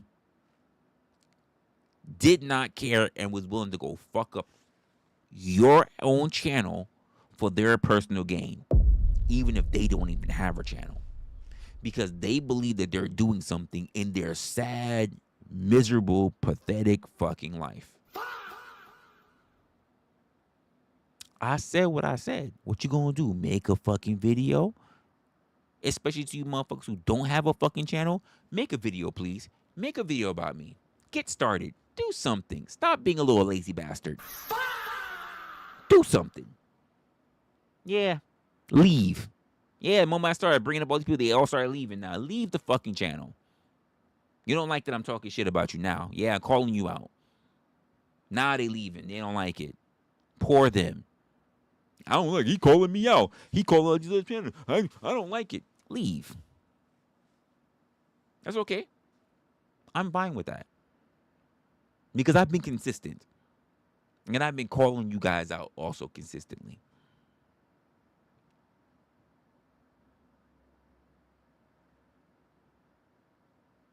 You say if you're mad at life for failing to shit on you, then you might be. And this is why I don't give them the place that we're in. I don't give them the place. Because when I started this out, I didn't start out doing. By the way, Joseph, I didn't start out being a streamer. I did videos. I did shorts. I wasn't a streamer. I did videos and shorts. I actually know how to edit videos in shorts. Once in a while, when I get into my zone, that's exactly what I do. But over time, I became a streamer. But being a streamer doesn't mean you have to do panels. And if you do panels with people who just can't have regard for the rules or decide that it's all about them or disrespect the platform, you stop giving people that access. You stop giving people access. You do not allow people to come into your house and put their feet on your fucking furniture. So that's exactly what I stopped doing. And then people tell me, well, if you're going to do that, you'll never make it. Okay, cool. Here's what I'm going to say. Watch me. Watch me. You think I need to be stuck doing what you guys do in order for me to be something or for me to go somewhere. Sit back and watch. You think whenever you see me on this channel, this is all I'm doing. You have no fucking clue. You have no idea what's happening. But also, you don't do shit. So why bother explaining it?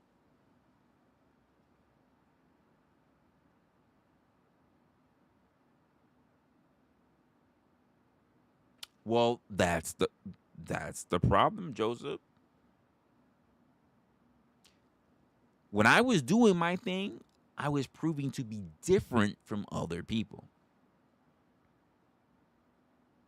Other people want me to be like everyone else. And I said no. They want me to pay attention to all the drama that's happening in other people's spaces. And I go, I'm good.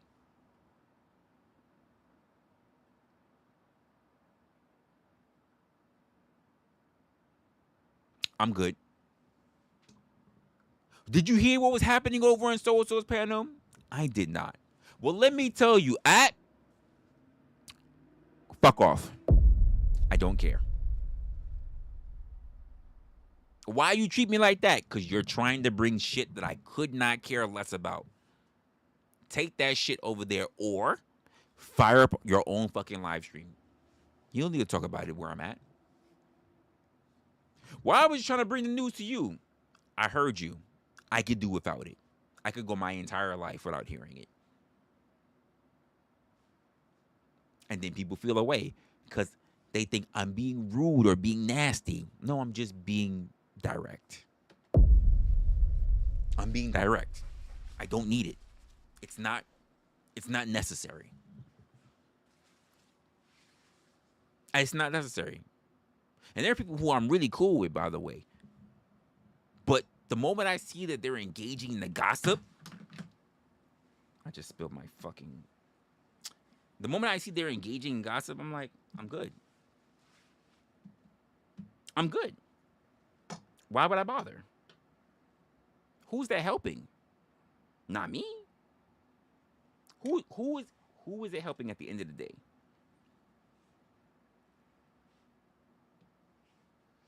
I don't get it.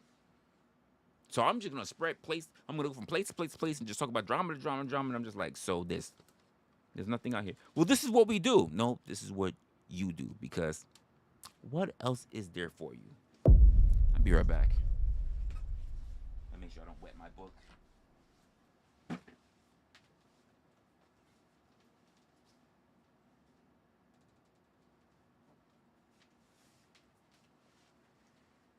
I mean, that's just... I know it. I know to people who are like, well, this is our space and this is what I do, and if we don't do this, then what else is there for you? No, well, honestly, that's a great fucking question. If you don't have to do this, what exactly would you be? The issue with me and my content, right, for a lot of people, right, and they swear, like, I think part of the problem is, like, in the space of pseudo debaters. That's exactly what I just said, pseudo debaters, because I tell people all the time, I'm not a debater. I'm a conversationalist. I like to have a good conversation. I like to know that I can walk away with something. Let me just say that again, because that's very important. I like to walk away with something. I like information. Information is power. These kind of people don't want information. Don't act like you sneaking in here again. If you're going to just be in here, just be in here, mama. Don't be lurking. Like, honestly, like, if you're going to do your thing, just do your thing. But don't sit here and act like you're the problem. The problem, Joseph, we have too many people out here that all want to pretend like they're all smart. And the truth of the matter is, there's something else going on that nobody else wants to talk about that's also very important. They're all fighting for... It's like some kind of a medieval competition. They're all fighting for who's mirror, mirror on the wall, who's the smartest of them all. Which is fucking dumb. Who's the king dummy? That's what they're doing. Who's king dingaling? Or queen clitoris? And I'm going, does it matter? Does it really matter? I mean, here's my thing.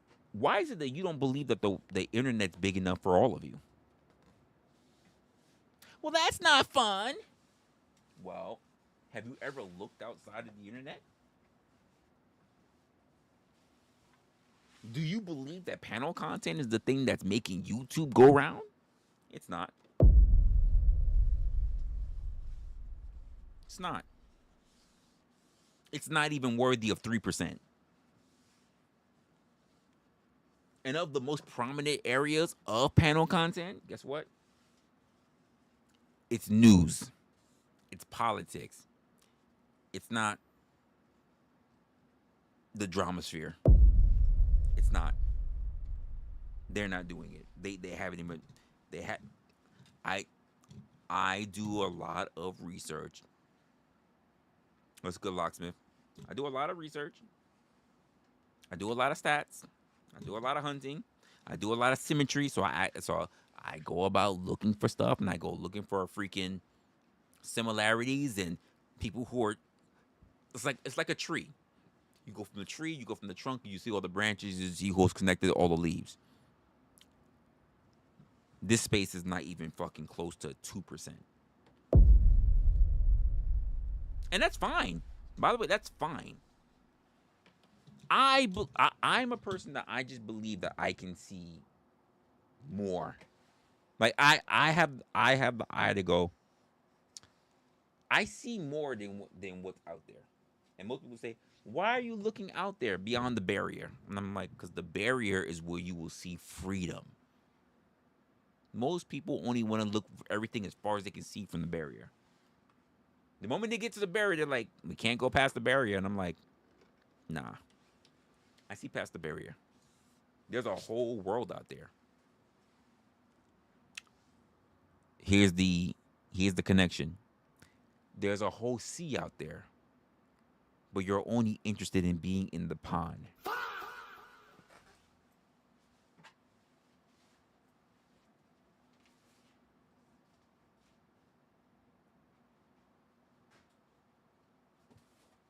So let me ask a question. It's a simple question. But to those who are the glorified rulers of these panel spaces, right? I'm not going to say the word because I forget. And then when I do remember, I don't want to say it. Let me ask you this.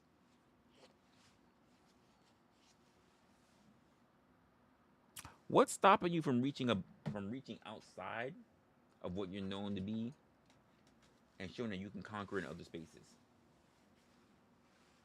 What's stopping you? What's stopping you? If you are a big fish, what's stopping you from going out there? Because obviously, if you're good with numbers, and I'm just gonna assume that you're better in numbers than I am. I just told a whole story about me in numbers, right?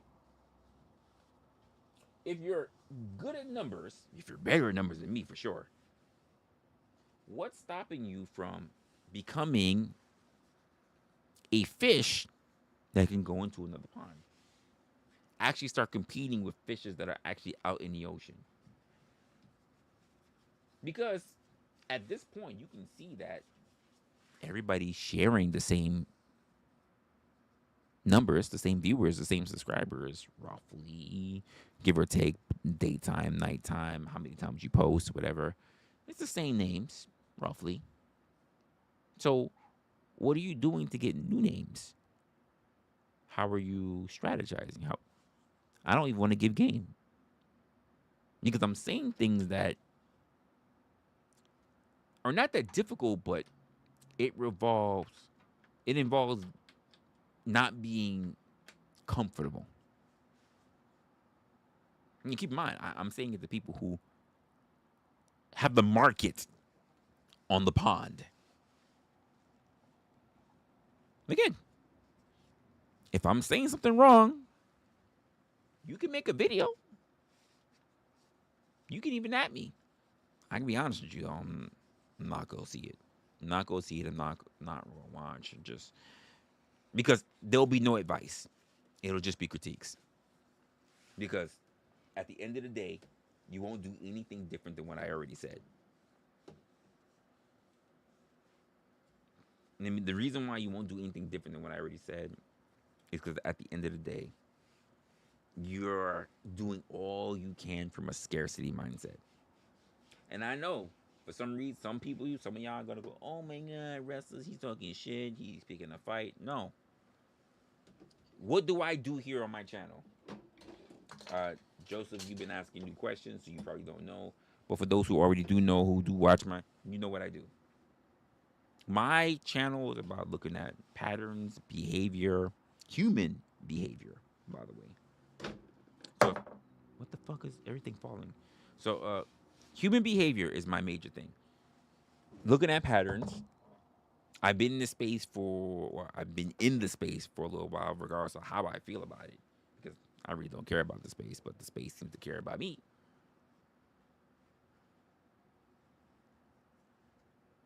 So if I call something out because I've been watching it long enough, am I wrong in it? And if I'm wrong, tell me how I'm wrong. You said one last thing and you start blowing the chat.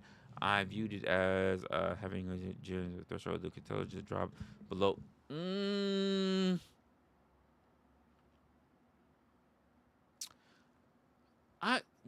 I want to say bad decisions though?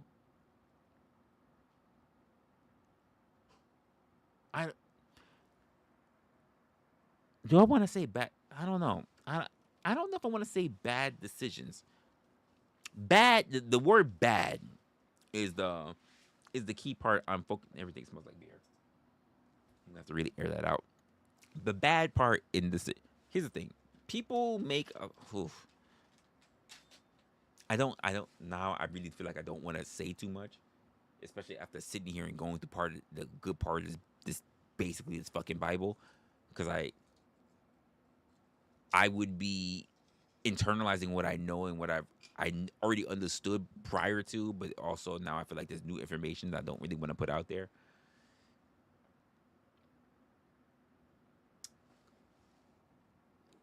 There is, I'm not trying to give game, but there is, everybody is too busy fighting to be top dog, to enforce, um, to impose their will on other channels and other platforms. You said we actually spoken before. It got heated. Oh, have we? Well, I gotta let you know right there that that's probably. You said we spoke before and it got heated. We'll have to figure that out. I don't know if it got heated, because here's the thing. I get animated and I do things sometimes for content. For the most part, I don't really give a fuck about what people are talking about on the internet. I just gotta be honest with you. It doesn't give me a paycheck. So if I'm doing it, if I'm getting heated, or rather I'm getting heated or whatever, I'm doing it for most people who, a lot of my people come from drama. So I'm doing it for them. I'm not doing it for me. Honestly, at the end of the day, when I cut the fucking stream off, I don't care. The people who actually reach out to me, Discord, or people who who will send me emails or whatever, like they actually have real questions or they have real thoughts about what's going on. Those are the people that actually I really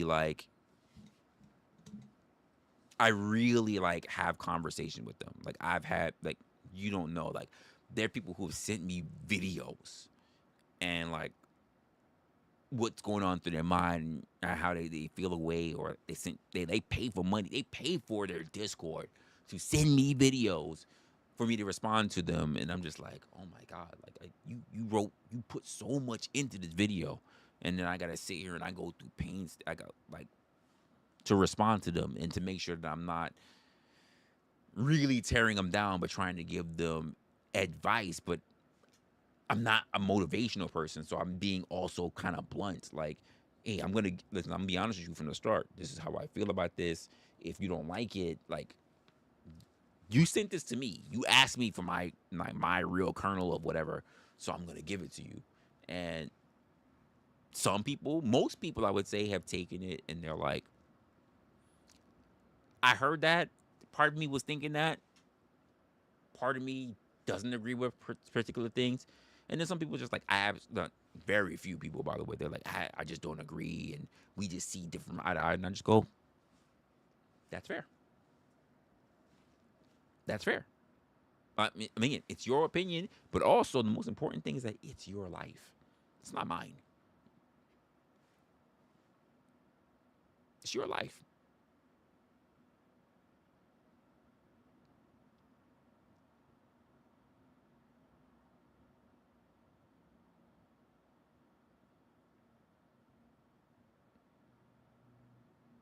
Huh? 2 to 3 instead of. I'm not sure I quite follow right now. It'll probably make sense later.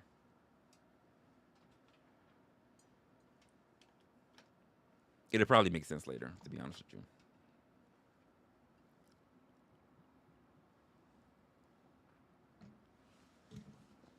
with you. It's always his fault?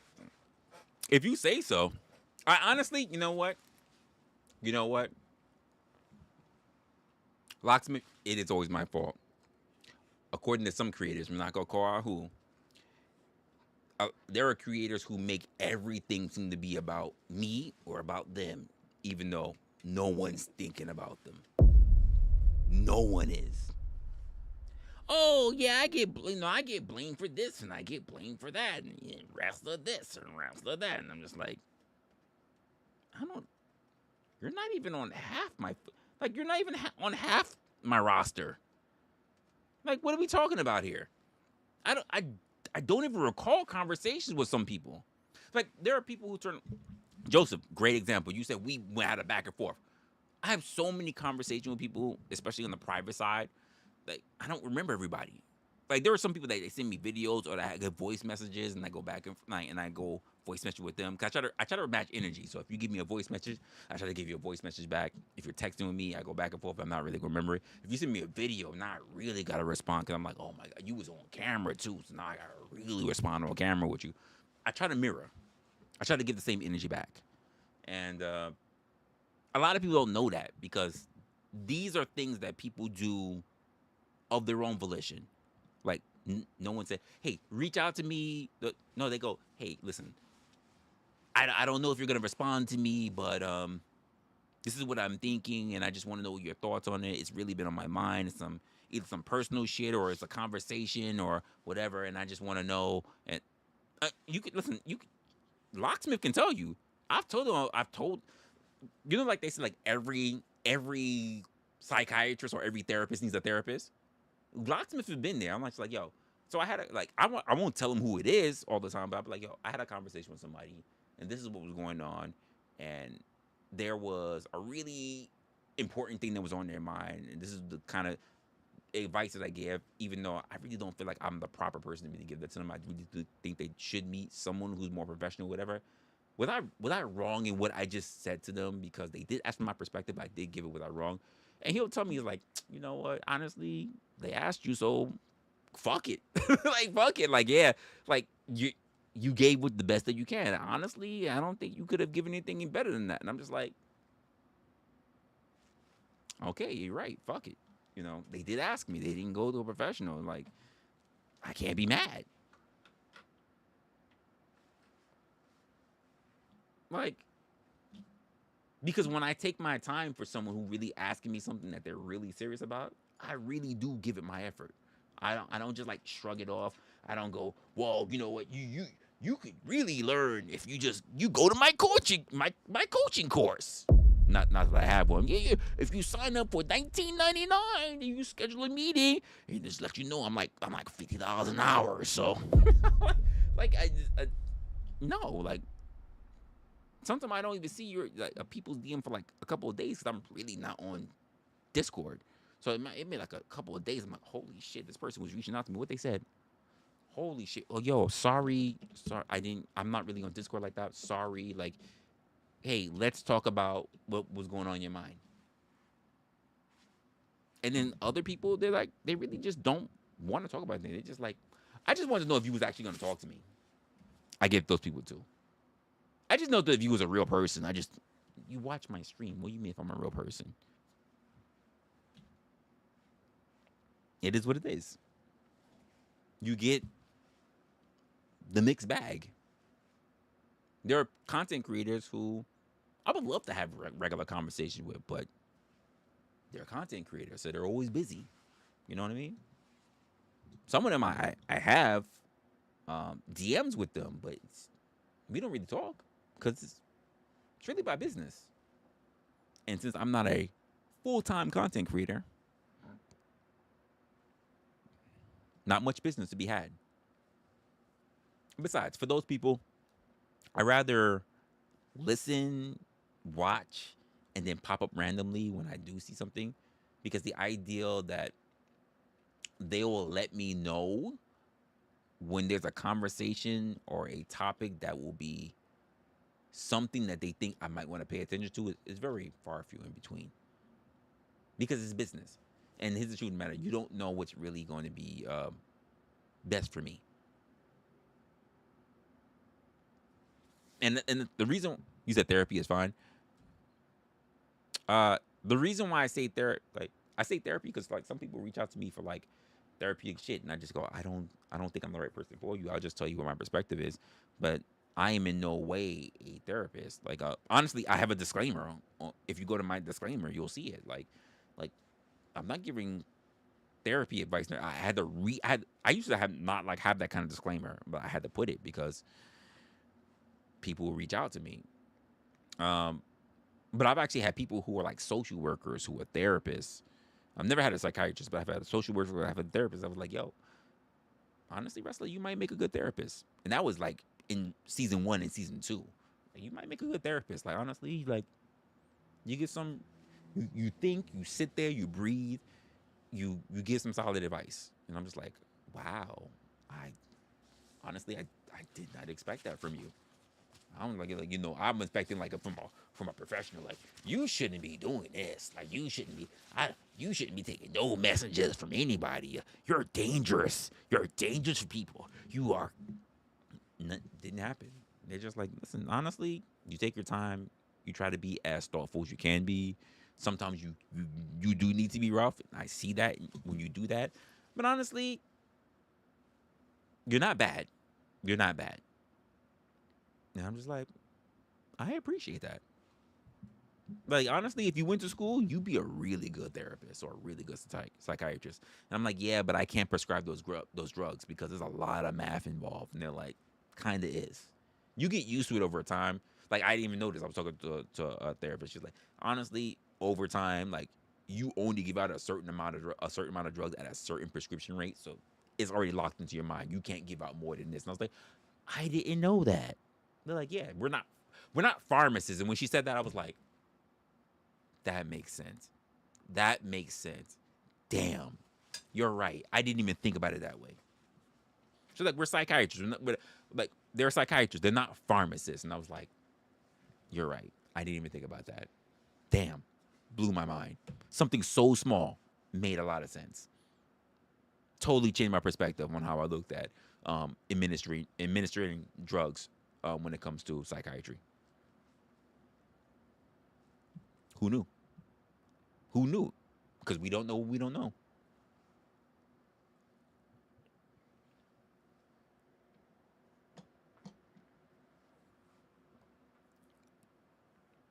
Like you said, some people don't make it to the point where we realize that we need someone to return the. Well, here's the thing about that. It depends on the intention of the person, right? Therapy is fine. I don't have a problem anyway. Honestly speaking, hey, if you happen to be one of the lurkers in the chat, you want to sponsor me for BetterHelp or something like that, I don't got a problem with it. I always promote that therapy is okay. I don't have a problem with psychiatry as well. It is what it is. That's my little grift in case you're watching me. I don't have a problem with therapy or psychiatry. I think a lot of people could use it.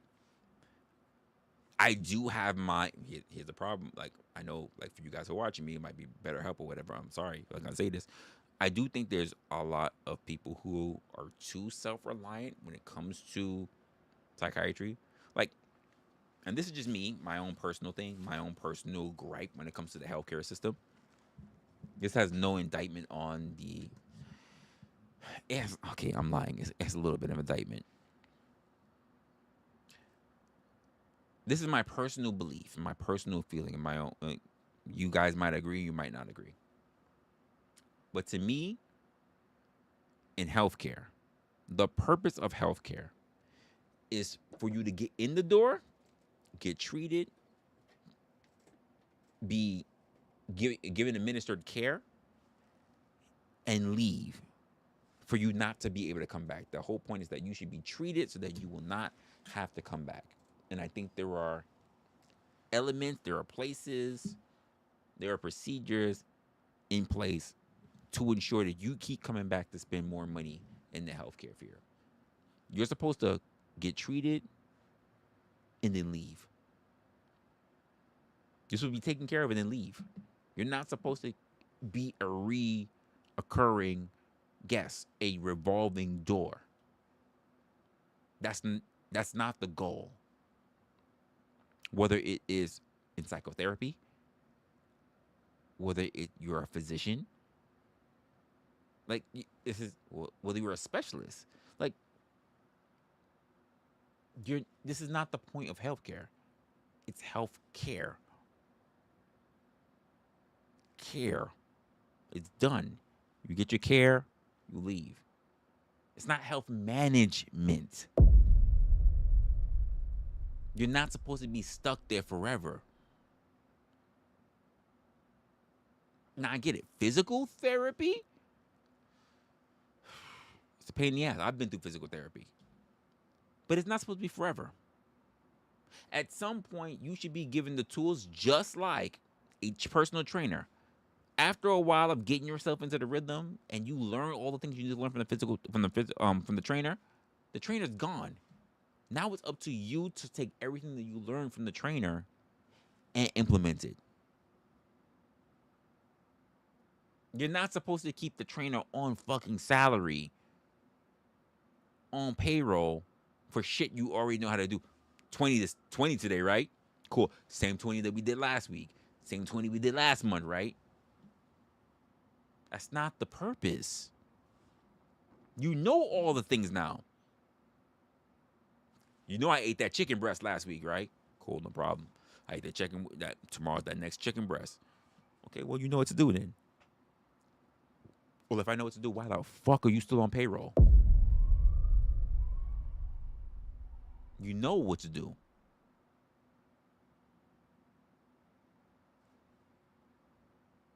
There's a time when everyone is supposed to graduate.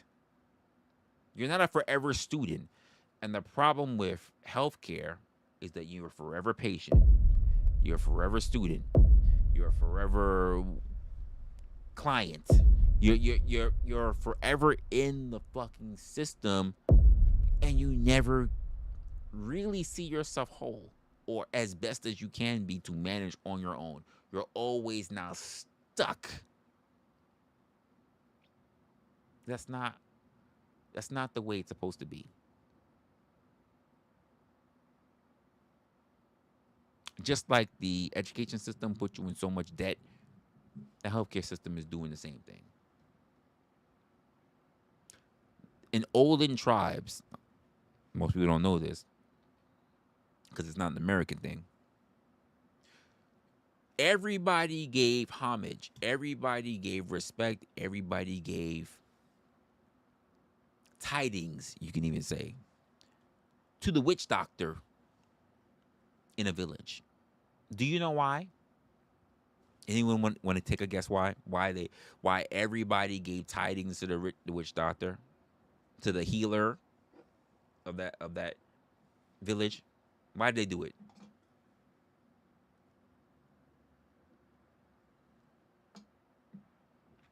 I've said this before, but I think it was a while ago, a long time ago.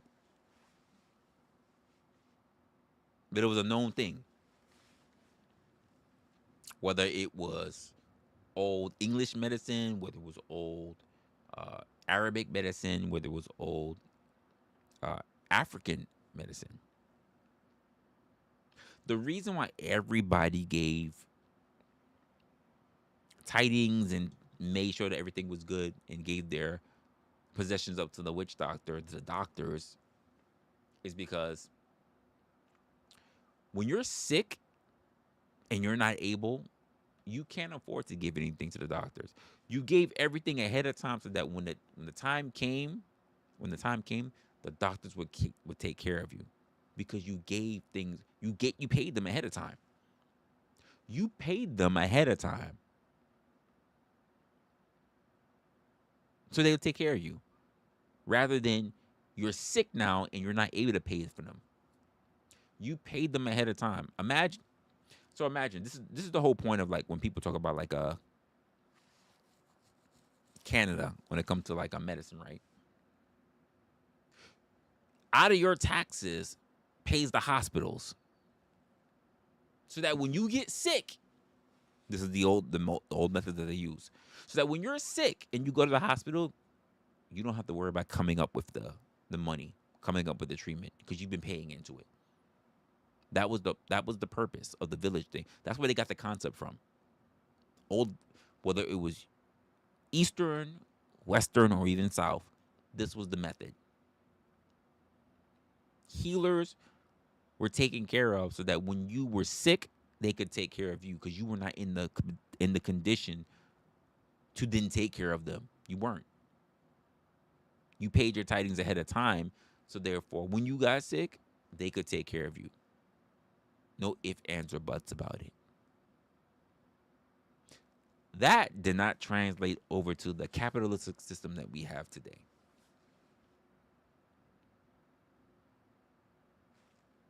It is what it is.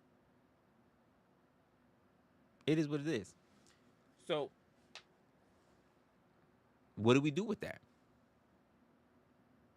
How do we move on from that? Many people are going to do many things that just not going to make sense. You let it rock. But therapy is also something that people should be looking into as a regular thing. Some companies are now kind of getting into it, but not all have. I don't think that everybody needs therapy, by the way. Some people just need a stern kick in the motherfucking ass. Not gonna lie. And there are some places that need more areas to be able to receive help, or more areas to be able to receive an idea of treatment. Here's a great example. If you are an addict on heroin, right?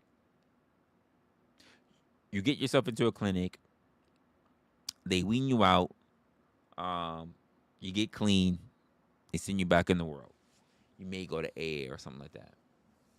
But if I go online and I say, you know what, I'm a drug user, I'm a fentanyl user, you know what they say?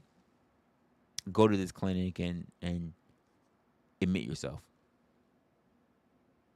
If I said whether it was fentanyl, funny enough, whether it's weed, whether it is smack, heroin, cocaine, whatever, they all say the same thing.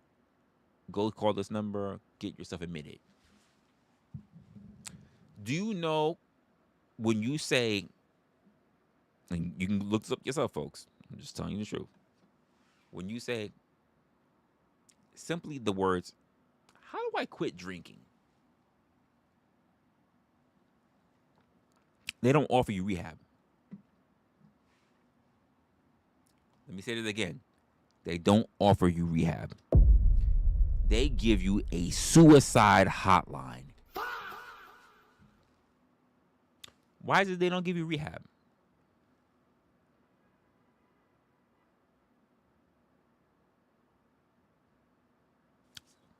Think about that for a moment. There were more ads, by the way. There were more ads in the 90s about smoking cigarettes than there were about drunk driving. In fact, drinking while driving was the only ad they gave you. They never told you about drinking while any other thing was a problem. Think about that for a moment. Let's think about that for a moment. Don't get behind the wheel if you drink, because you could kill yourself and someone else. Mama, you were a nurse. Did they ever give commercials about don't do crack cocaine or whatever because you can kill someone else? Hey, don't do weed because you can kill someone else. Don't do fentanyl because you can kill someone else. Don't lick toads because you can kill someone else. That's not what happened. They said, this is your brain on drugs.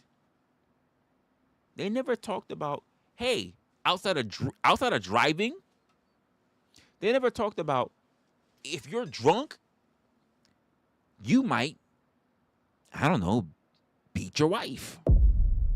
They never say, hey, you can't be drinking because you might shoot little Johnny. They didn't do that. Hey, do not drink. Because if you're drunk, you may pass out.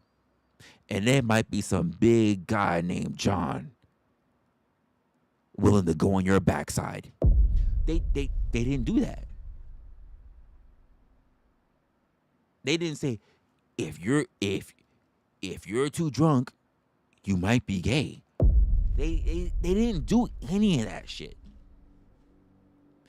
You can get the rehab immediately. Hotline, go talk to somebody, get yourself admitted.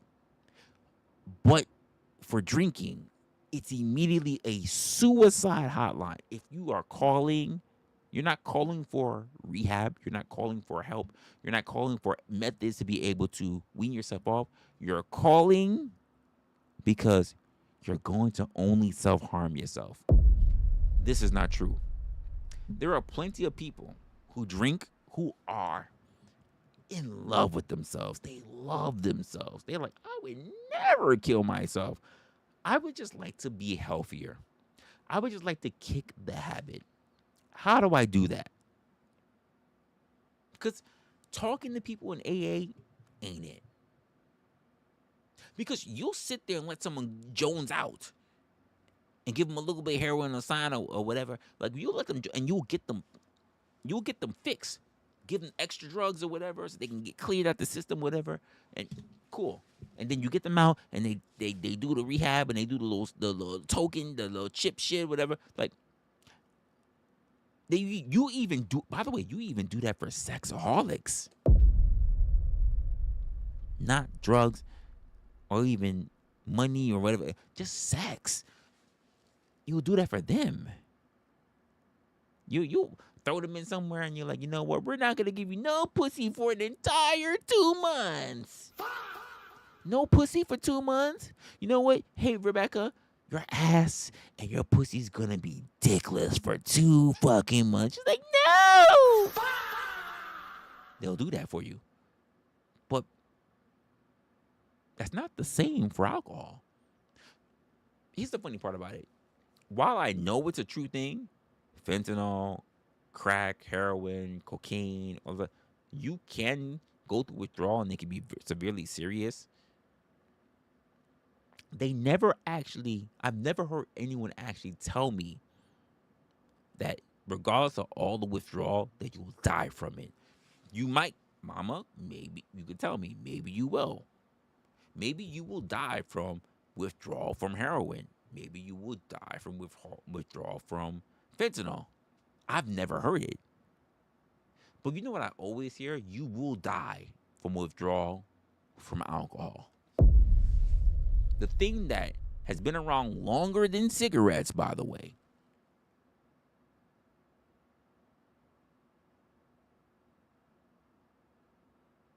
You said nope. There you go. But alcohol, you can die from withdrawal from alcohol. You can get rehab and get clean from the other drugs, but alcohol, special case.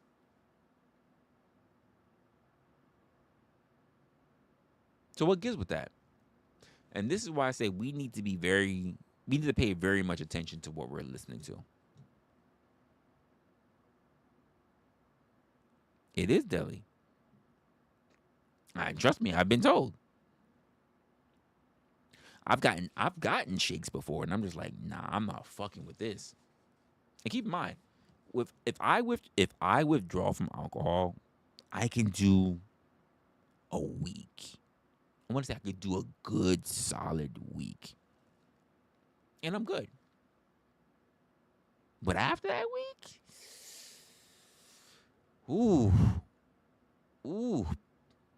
listen. That's the sad part. Like I drink a lot. Don't even get lit.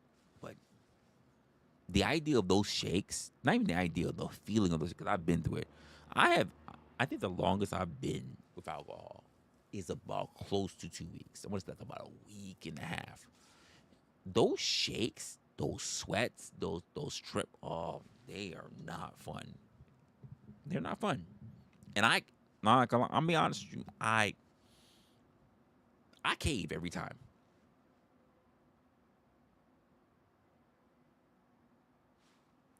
Just can't go cold turkey. I don't know, like, here's the funny part. I can't go cold turkey. But here's the funny part. There is no regiment for weaning yourself off of alcohol. So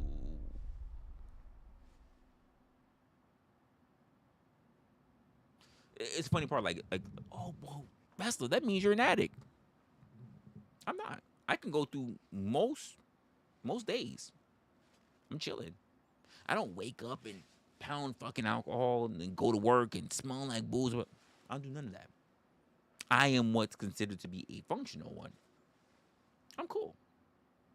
Sometimes here's the funny part about it. It's crazy. Is I forget and I'm like, I haven't drank today. Okay, I'm cool.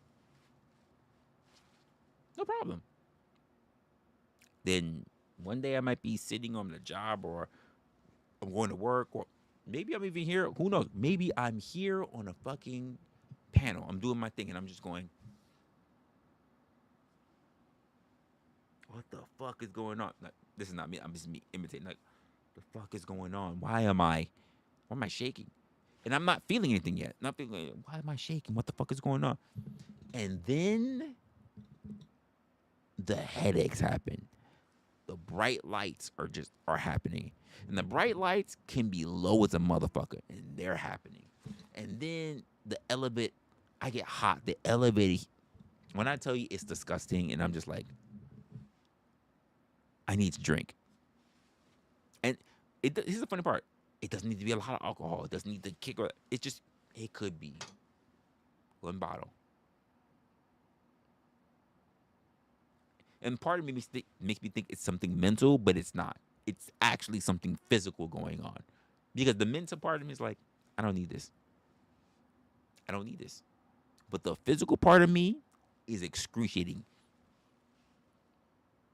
It's excruciating. And sometimes I'm just like, I'm good. I don't need a six-pack. I don't need it. But like I said, I can clear alcohol with no problem. And I'm just like, this is the problem. Like because even with my friends, like we used to get bottles way when I was younger. And I mean, I've been drinking since I was 12. Let me just say that again. I've been drinking since I was 12. Since the moment I got pussy is the moment I was drinking. I was 12 when I got pussy, by the way. I've been drinking for a while. I'm like, I treat people under the table. It's not a problem. Motherfuckers be getting lit, and I'm just sitting there like, I guess we gotta take care of them.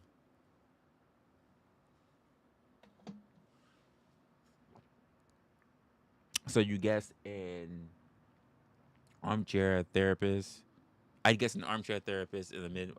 This is most likely the case. Well, wait. What do you mean by that? Most people drink to relax, not to party. So here's the thing about that. Joseph. When it started out,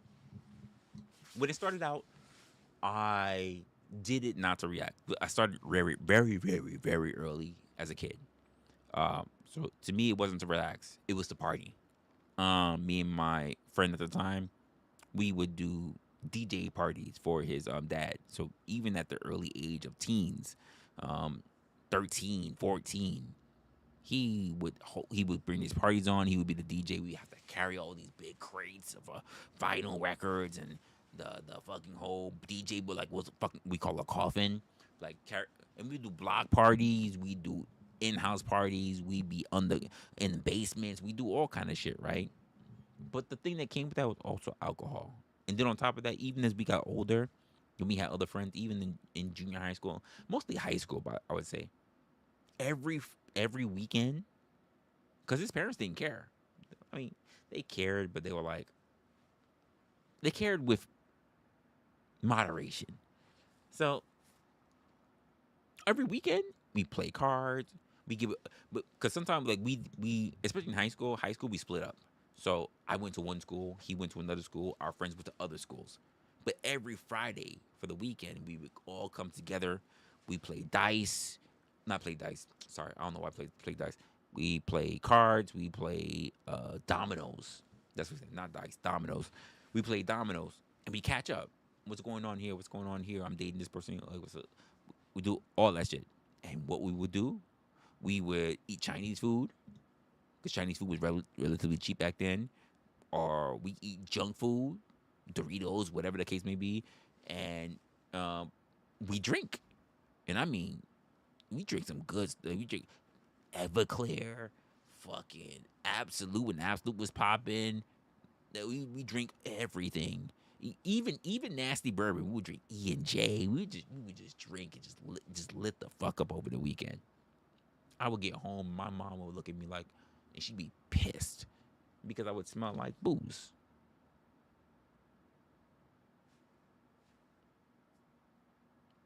So it started very early for me. So for me, drinking is not a problem. I'm very much, I think because of that also, I'm very much in tune when something is wrong. So, great example is for those who remember the Vegas thing. When my body feels weird, it's like, no, something's wrong. Get the fuck out of Dodge. You need to go somewhere. My body takes over. It's like a fight or flight thing. You don't, whatever's going on, this is not normal. Time to go. My body takes over and it's like, it's trying to seek shelter. Go somewhere. It's not hang out. That's not drink some more. It's like go somewhere, hide, go find some corner where no one can find you and stay there. Because the idea of getting drunk or getting wasted just doesn't happen with me. Even when I was in uni, everybody was like, yo, why the fuck? She's passed out. He's gone. And I'm just like, I'm still here. Like, you gonna drive them? I'm like, fuck no, I'm not gonna drive them. I'm drinking, obviously. But they're like, you can't, but you're not drunk. And I'm just like, I know. But I don't want to know what it's like if I blew a fucking breathalyzer either. Because legally, I might be drunk, even though I feel fine. I'm smart enough to even tell you that while drinking so much. So I'm going to take the drain and I'm going to get them cars so they can all stay here. Or I'm going to snatch up all their keys and I'll be back in the morning. Unless you have somewhere for me to stay tonight. I'm going to leave and I'm going to come back after I snatch all their keys and I'll be back in the morning and they can all drive.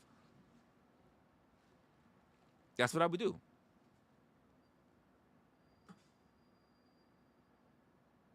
And which most of the time, like, they all pass the fuck out. And I would get a nap. I would wake up, and I'd be the person up early before all of them, last one to sleep, or up early before all of them, and I'd be making breakfast for all of them. You want toast? You want eggs? You want...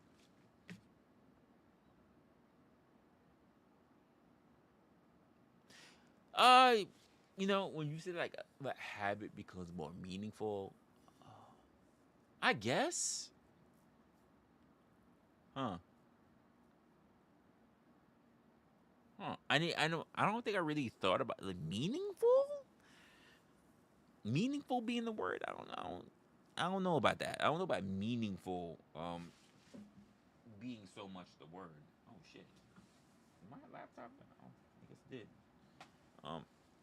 Yeah, I don't know about meaningful being so much the word, but it was definitely just a lot easier for me to maintain. Keep in mind, I know.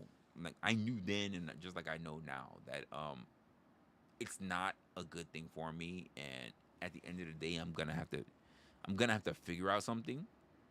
But I'm gonna have to figure out something because honestly speaking, this might be the thing that puts me away. I don't want it to be. I'm always worried about internal things because out externally I'll be like, oh, you look fine, everything is good, wrestler, you look good. And I'm just like, even my doctor is like, you're in great shape. And I'm like, stop telling me that. Because I know what I'm doing to myself. So stop telling me that. And the only thing out of everything I just say, I would just like to get clean from drinking. I don't know what that would be like. It's not a handicap. I function very well. I think very well. I do my job very well. I don't go out. I'm not like addicted to like, oh, let's go out for drinks, go look up for shots. And I'm just like, I'm good. Like, you guys are good. Like, I'm chilling. Honestly, I'd rather drink on my own. I don't like people.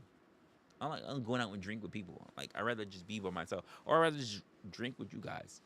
But normally I'm good. Normally every, you said changes one addiction for another with how I fail. I don't know what the other addiction would be, because here's the thing: I used to drink and smoke, and mainly I used to smoke weed. But because I was a person who jogged, who worked out, who came from track, I said I need one or the other. So because I want to keep my lungs, I'm gonna I'm gonna do that. I'm gonna keep my lungs. So I gave up smoking. Gave up smoking a long time ago. I just had a problem keeping up drinking. The moment I tried to give up drinking and I wound up in the hospital, I think that stuck with me. And that was many years ago, way before I did content. Um, I think that stuck with me. And I was just like, yo, they were like, yo, do you know? Because the nurses in there, they're like, do you know why we had a problem figuring out what was wrong with you? Your blood alcohol count was crazy. I'm like, really? Like, yeah. If we didn't administer blah blah blah, like you could have had a problem. Like we didn't know that you drink like that. And I'm like, drink like what? I didn't know that. I didn't know that. Like if you go to, I didn't know that. Now I know it. If you go to the hospital, you have to tell them that you are a chronic drinker, as what they call it. You're not an addict, but you're a chronic drinker. I didn't know that you have to do that, because if they try to detox you, it can kill you. I did not know that. Now I do. Well, not now I do, but I knew when that time happened, because they tried to clean me and shit. I didn't know that. I was like, really? I have to I can't just go and you guys clean me up, give me a whole bunch of saline or IV or whatever, and I'm good. Just flush me out. Like, no, we can't. Like we didn't know what was going on with you. Like you were out, but you were going back and forth. I didn't die on a table or anything, but they were like, you were going crazy. And I'm just like, really? Damn. You said nope? You said nope? Nah. I was told, like, they said, listen, if you end up in the hospital, whether it's you or whether it's somebody else, please let them know that you drink. And they said chronically. And I said chronic, and I thought about it, and I said, I do drink a lot, don't I? I do. Yeah. They said I was severely dehydrated. Even though I felt fine, they were like, you're not. And I was like, shit. Okay. You say so? Damn.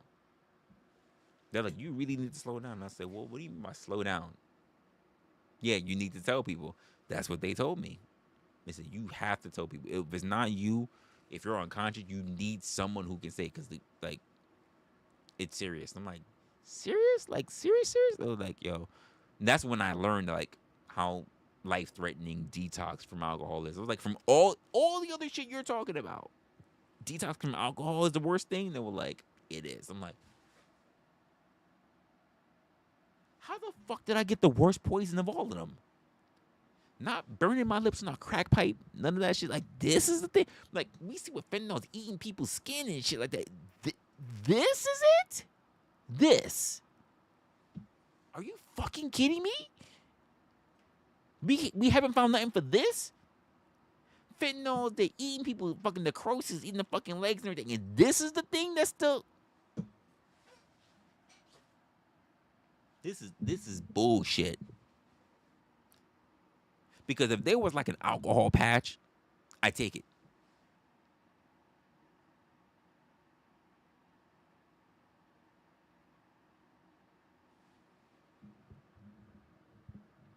I literally, if you're going, so here's the thing, you will never, I'm going to tell you what it is, Joseph, you will never be fixed from alcohol. If you manage to actually get clean from alcohol, it's never going to be the same for you again. It's an addiction. The itch, the sensation, the smell, the feeling, the whatever the fuck it is, like, because I don't drink for a feeling anymore. Like, I'm not chasing a high. It's a different form of addiction. it's a different form of like, when you're getting those feelings, like it's hard to think. It's hard to grip shit. You don't like you can't control your own body. So like to stabilize yourself so that you can be clean as a surgeon, you gotta drink, which is crazy. Which is why the only remedy that they have for quote detox is going to AA. You have to go to AA. There's no medicine. There's no drugs. There's none of that. There's nothing. There's no treatment for alcoholism. There's none. Just go to AA. You get the feeling. Talk to somebody. That's all. There's nothing. You can get fentanyl or whatever. They'll give you some kind of drugs to whatever. Like you can't. But again, they can pad you up, throw you in a padded room, or strap you up, or strap you in the fucking gurney and a fucking cart and everything, and they sweat you out, and then you go through your withdrawal. You can't do that for alcohol. You can die. Not for alcohol. Fentanyl, crack, heroin, like they can do that. For alcohol, you can't do it. A person can die being detoxed. If the person does not let them know that they're an alcoholic or that they are chronic drinker, you can die. Now I didn't think it was that serious, but I specifically had to be told, do not go and just hide that shit. From literally in the fucking ER. They told me that shit. And I mean, I'm sitting there with IVs in me and everything. Like, do not do that. So, like, we had to give you other shit that it's like approximal 2 drinking just so we can measure you. And I'm like, I don't even remember what it was because it was so long ago. But I was like, really? They're like, you can die. Don't do that again. Even if you were to fall unconscious, whoever is the next person in caregiving, the person that knows about you, they need to let us know that you are a chronic drinker. Makes you think you're dying, yes. Yeah. Yeah. Honestly, I didn't think it was a thing until I went through it.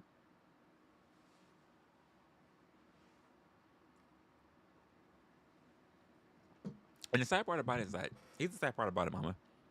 Because I drink so frequently, it's not every day I drink.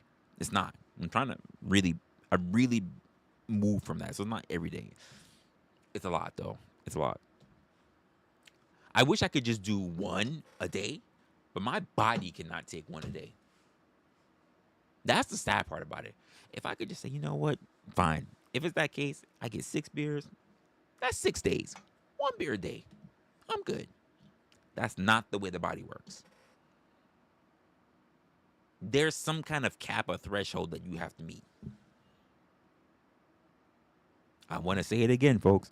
I'm on my 2nd beer in my 6th, which means I have 4 beers left. And I already finished the 6 and a whole pint.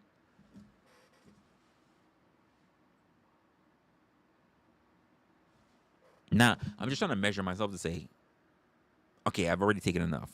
I should probably stop. But I can easily just take and get down because why? I'm not drunk and I don't think about it. I actually miss, as much as I hate to say it, because it's not true, but I actually miss the feeling of being drunk because then I knew I can stop. Because I don't get drunk, especially off of beer. Oh my God. I think I would. This is why I also try to stay. By the way, this is also the reason why I drink beer and I don't drink pure alcohol. Like when I drink my bourbon.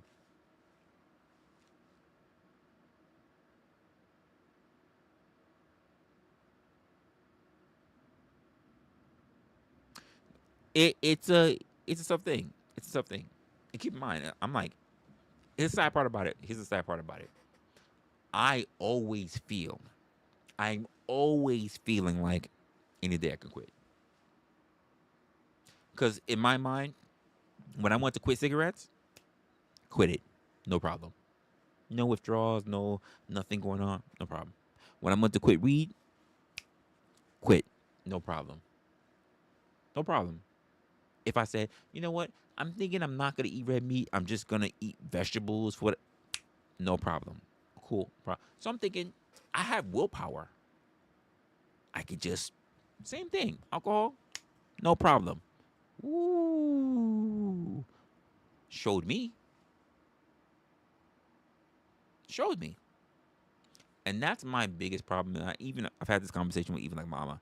Like, I am very much not in favor of things that rob you of your willpower.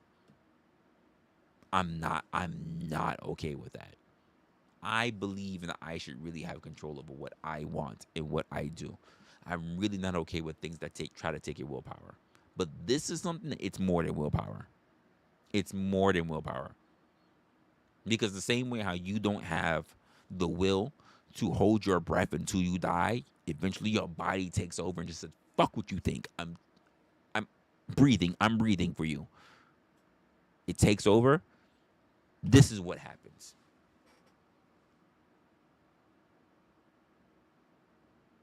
And I hate it. I hate it. But I've also come to accept that if I'm gonna survive until I can figure something out, it's necessary. And I mean, I've tried substitutes. I've tried that nasty kava, which is it's like coffee, but it's like a weird substitute. It's dog shit, fucking disgusting, and it does not work. So yeah, it is what it is. But now, it's weird though. It's weird because when I'm like, oh, I'm not an alcoholic, but at the same time, aren't I? How do I classify it? But if I say, well, who can I talk to about it? You know what they say? Suicide hotline. I'm like, oh, I am not trying to take myself out. I am too selfish and like myself way too much. And I like life. So could we not do that? Can I just like speak to like a Jedi survivor? Like somebody like just, hey. No one. I just okay. All right.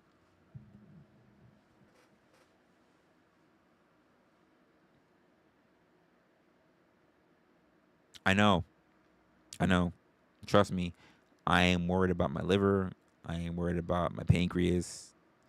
Not so much my kidneys. Even though I do worry about especially my left kidney. I do. I think about it. I get it. I would love to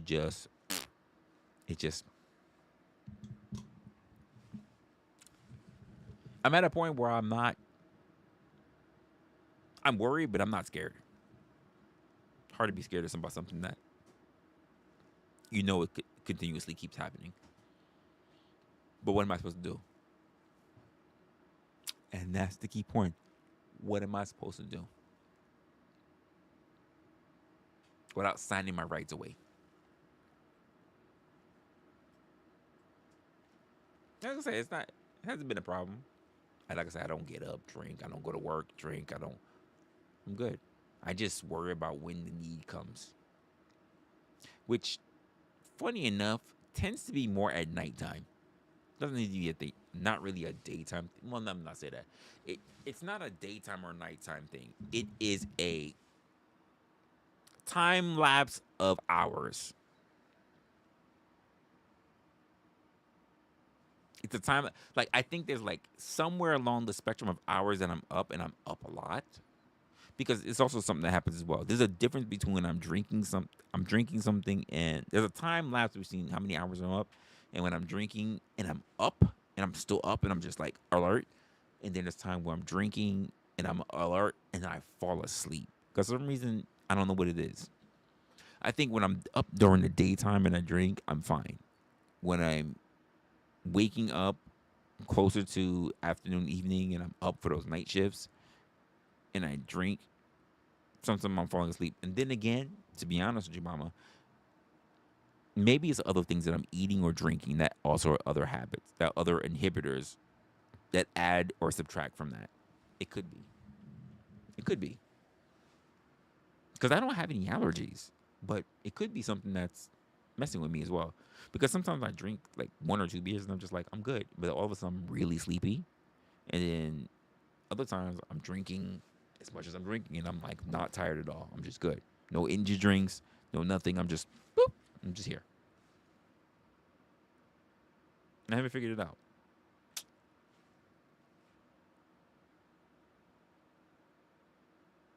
Is what it is.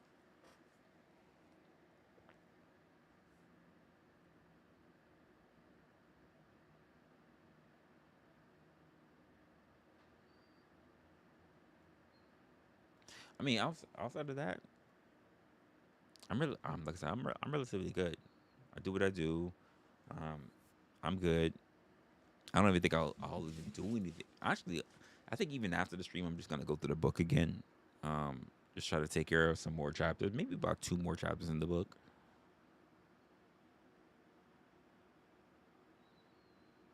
What's eating me? Everything is eating me, mama. There's no, like, not saying no, but there's a lot of shit that happens in life. Everything could be eating you. It could be pills. It could be relationship. It could be self things going on. Like, who knows? Maybe I'm fucking upset that I'm just not 1 extra inch. Who knows? Like I don't know. There's a lot of. I don't know of my life of not having any stress.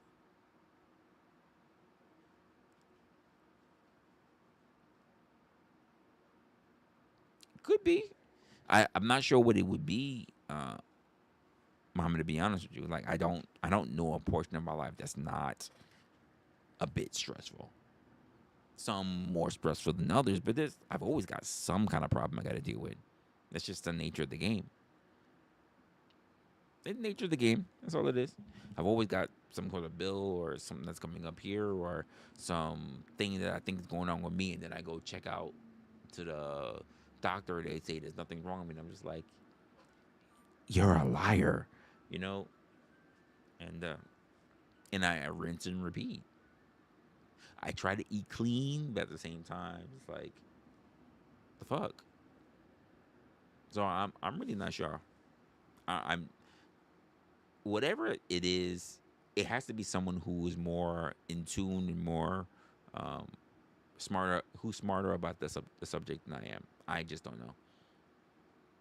I've done small things, I've done large things, but it's out of my wheelhouse.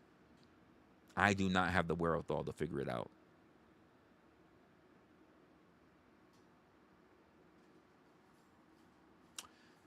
Yeah, I just don't. I don't know what it is. That bulb. I think someone else has to realize it and then let me know because I don't see it. I don't see it. I'm just gonna give it a buck. I don't see it. And until something changes, I'm okay with that. I have. I'm okay with that because I have to be okay with that. You get it? Like me stressing over it is not gonna make it better. So I have to be kind of nonchalant about it because me stressing over it is only gonna create more problems. Just be honest.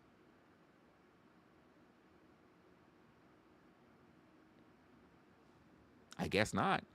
I mean, last time I was in any form of therapy, she was like, the chick was like, ain't nothing I could do for you. Usually, like, so I'm like, I know people like in psychiatry and whatever, they try to keep you there, but like, she was like, you know what you need to do.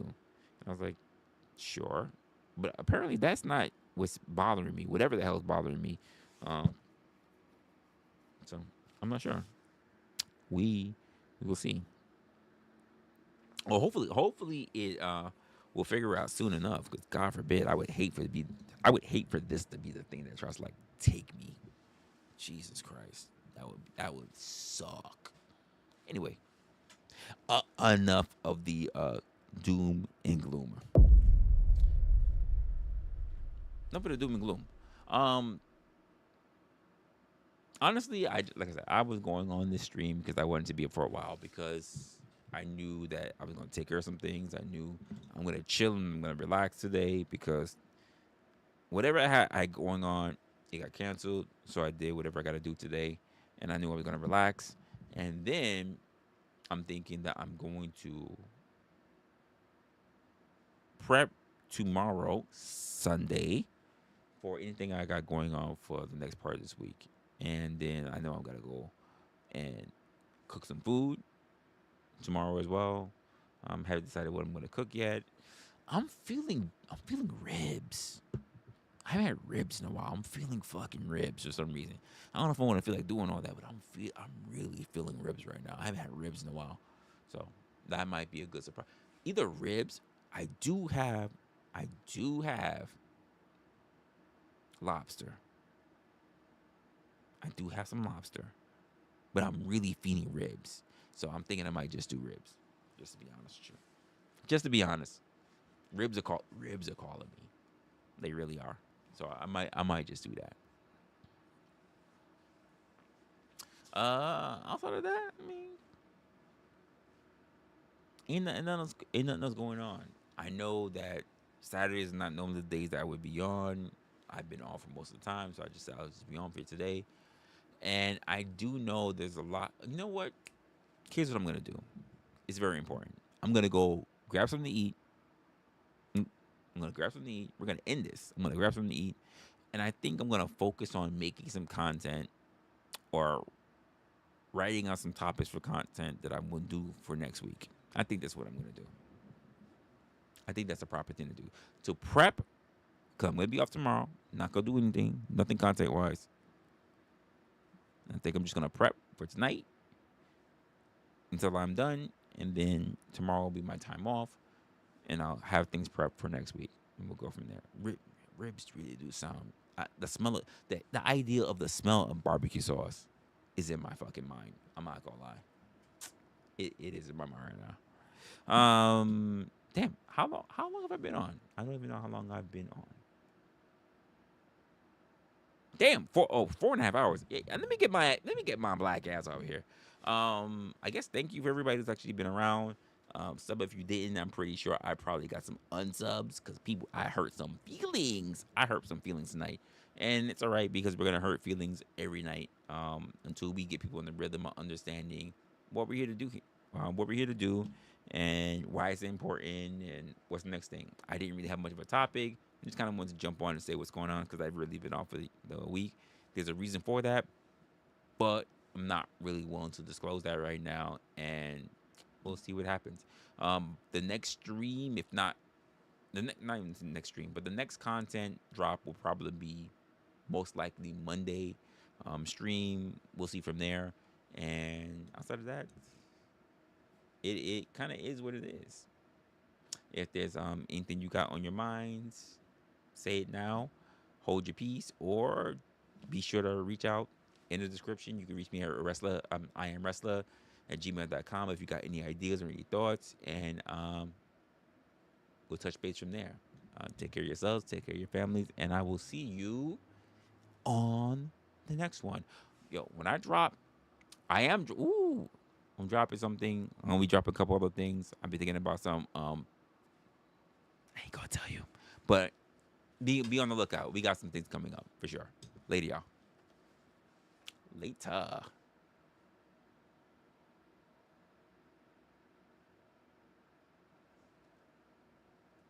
What the hell happened to my?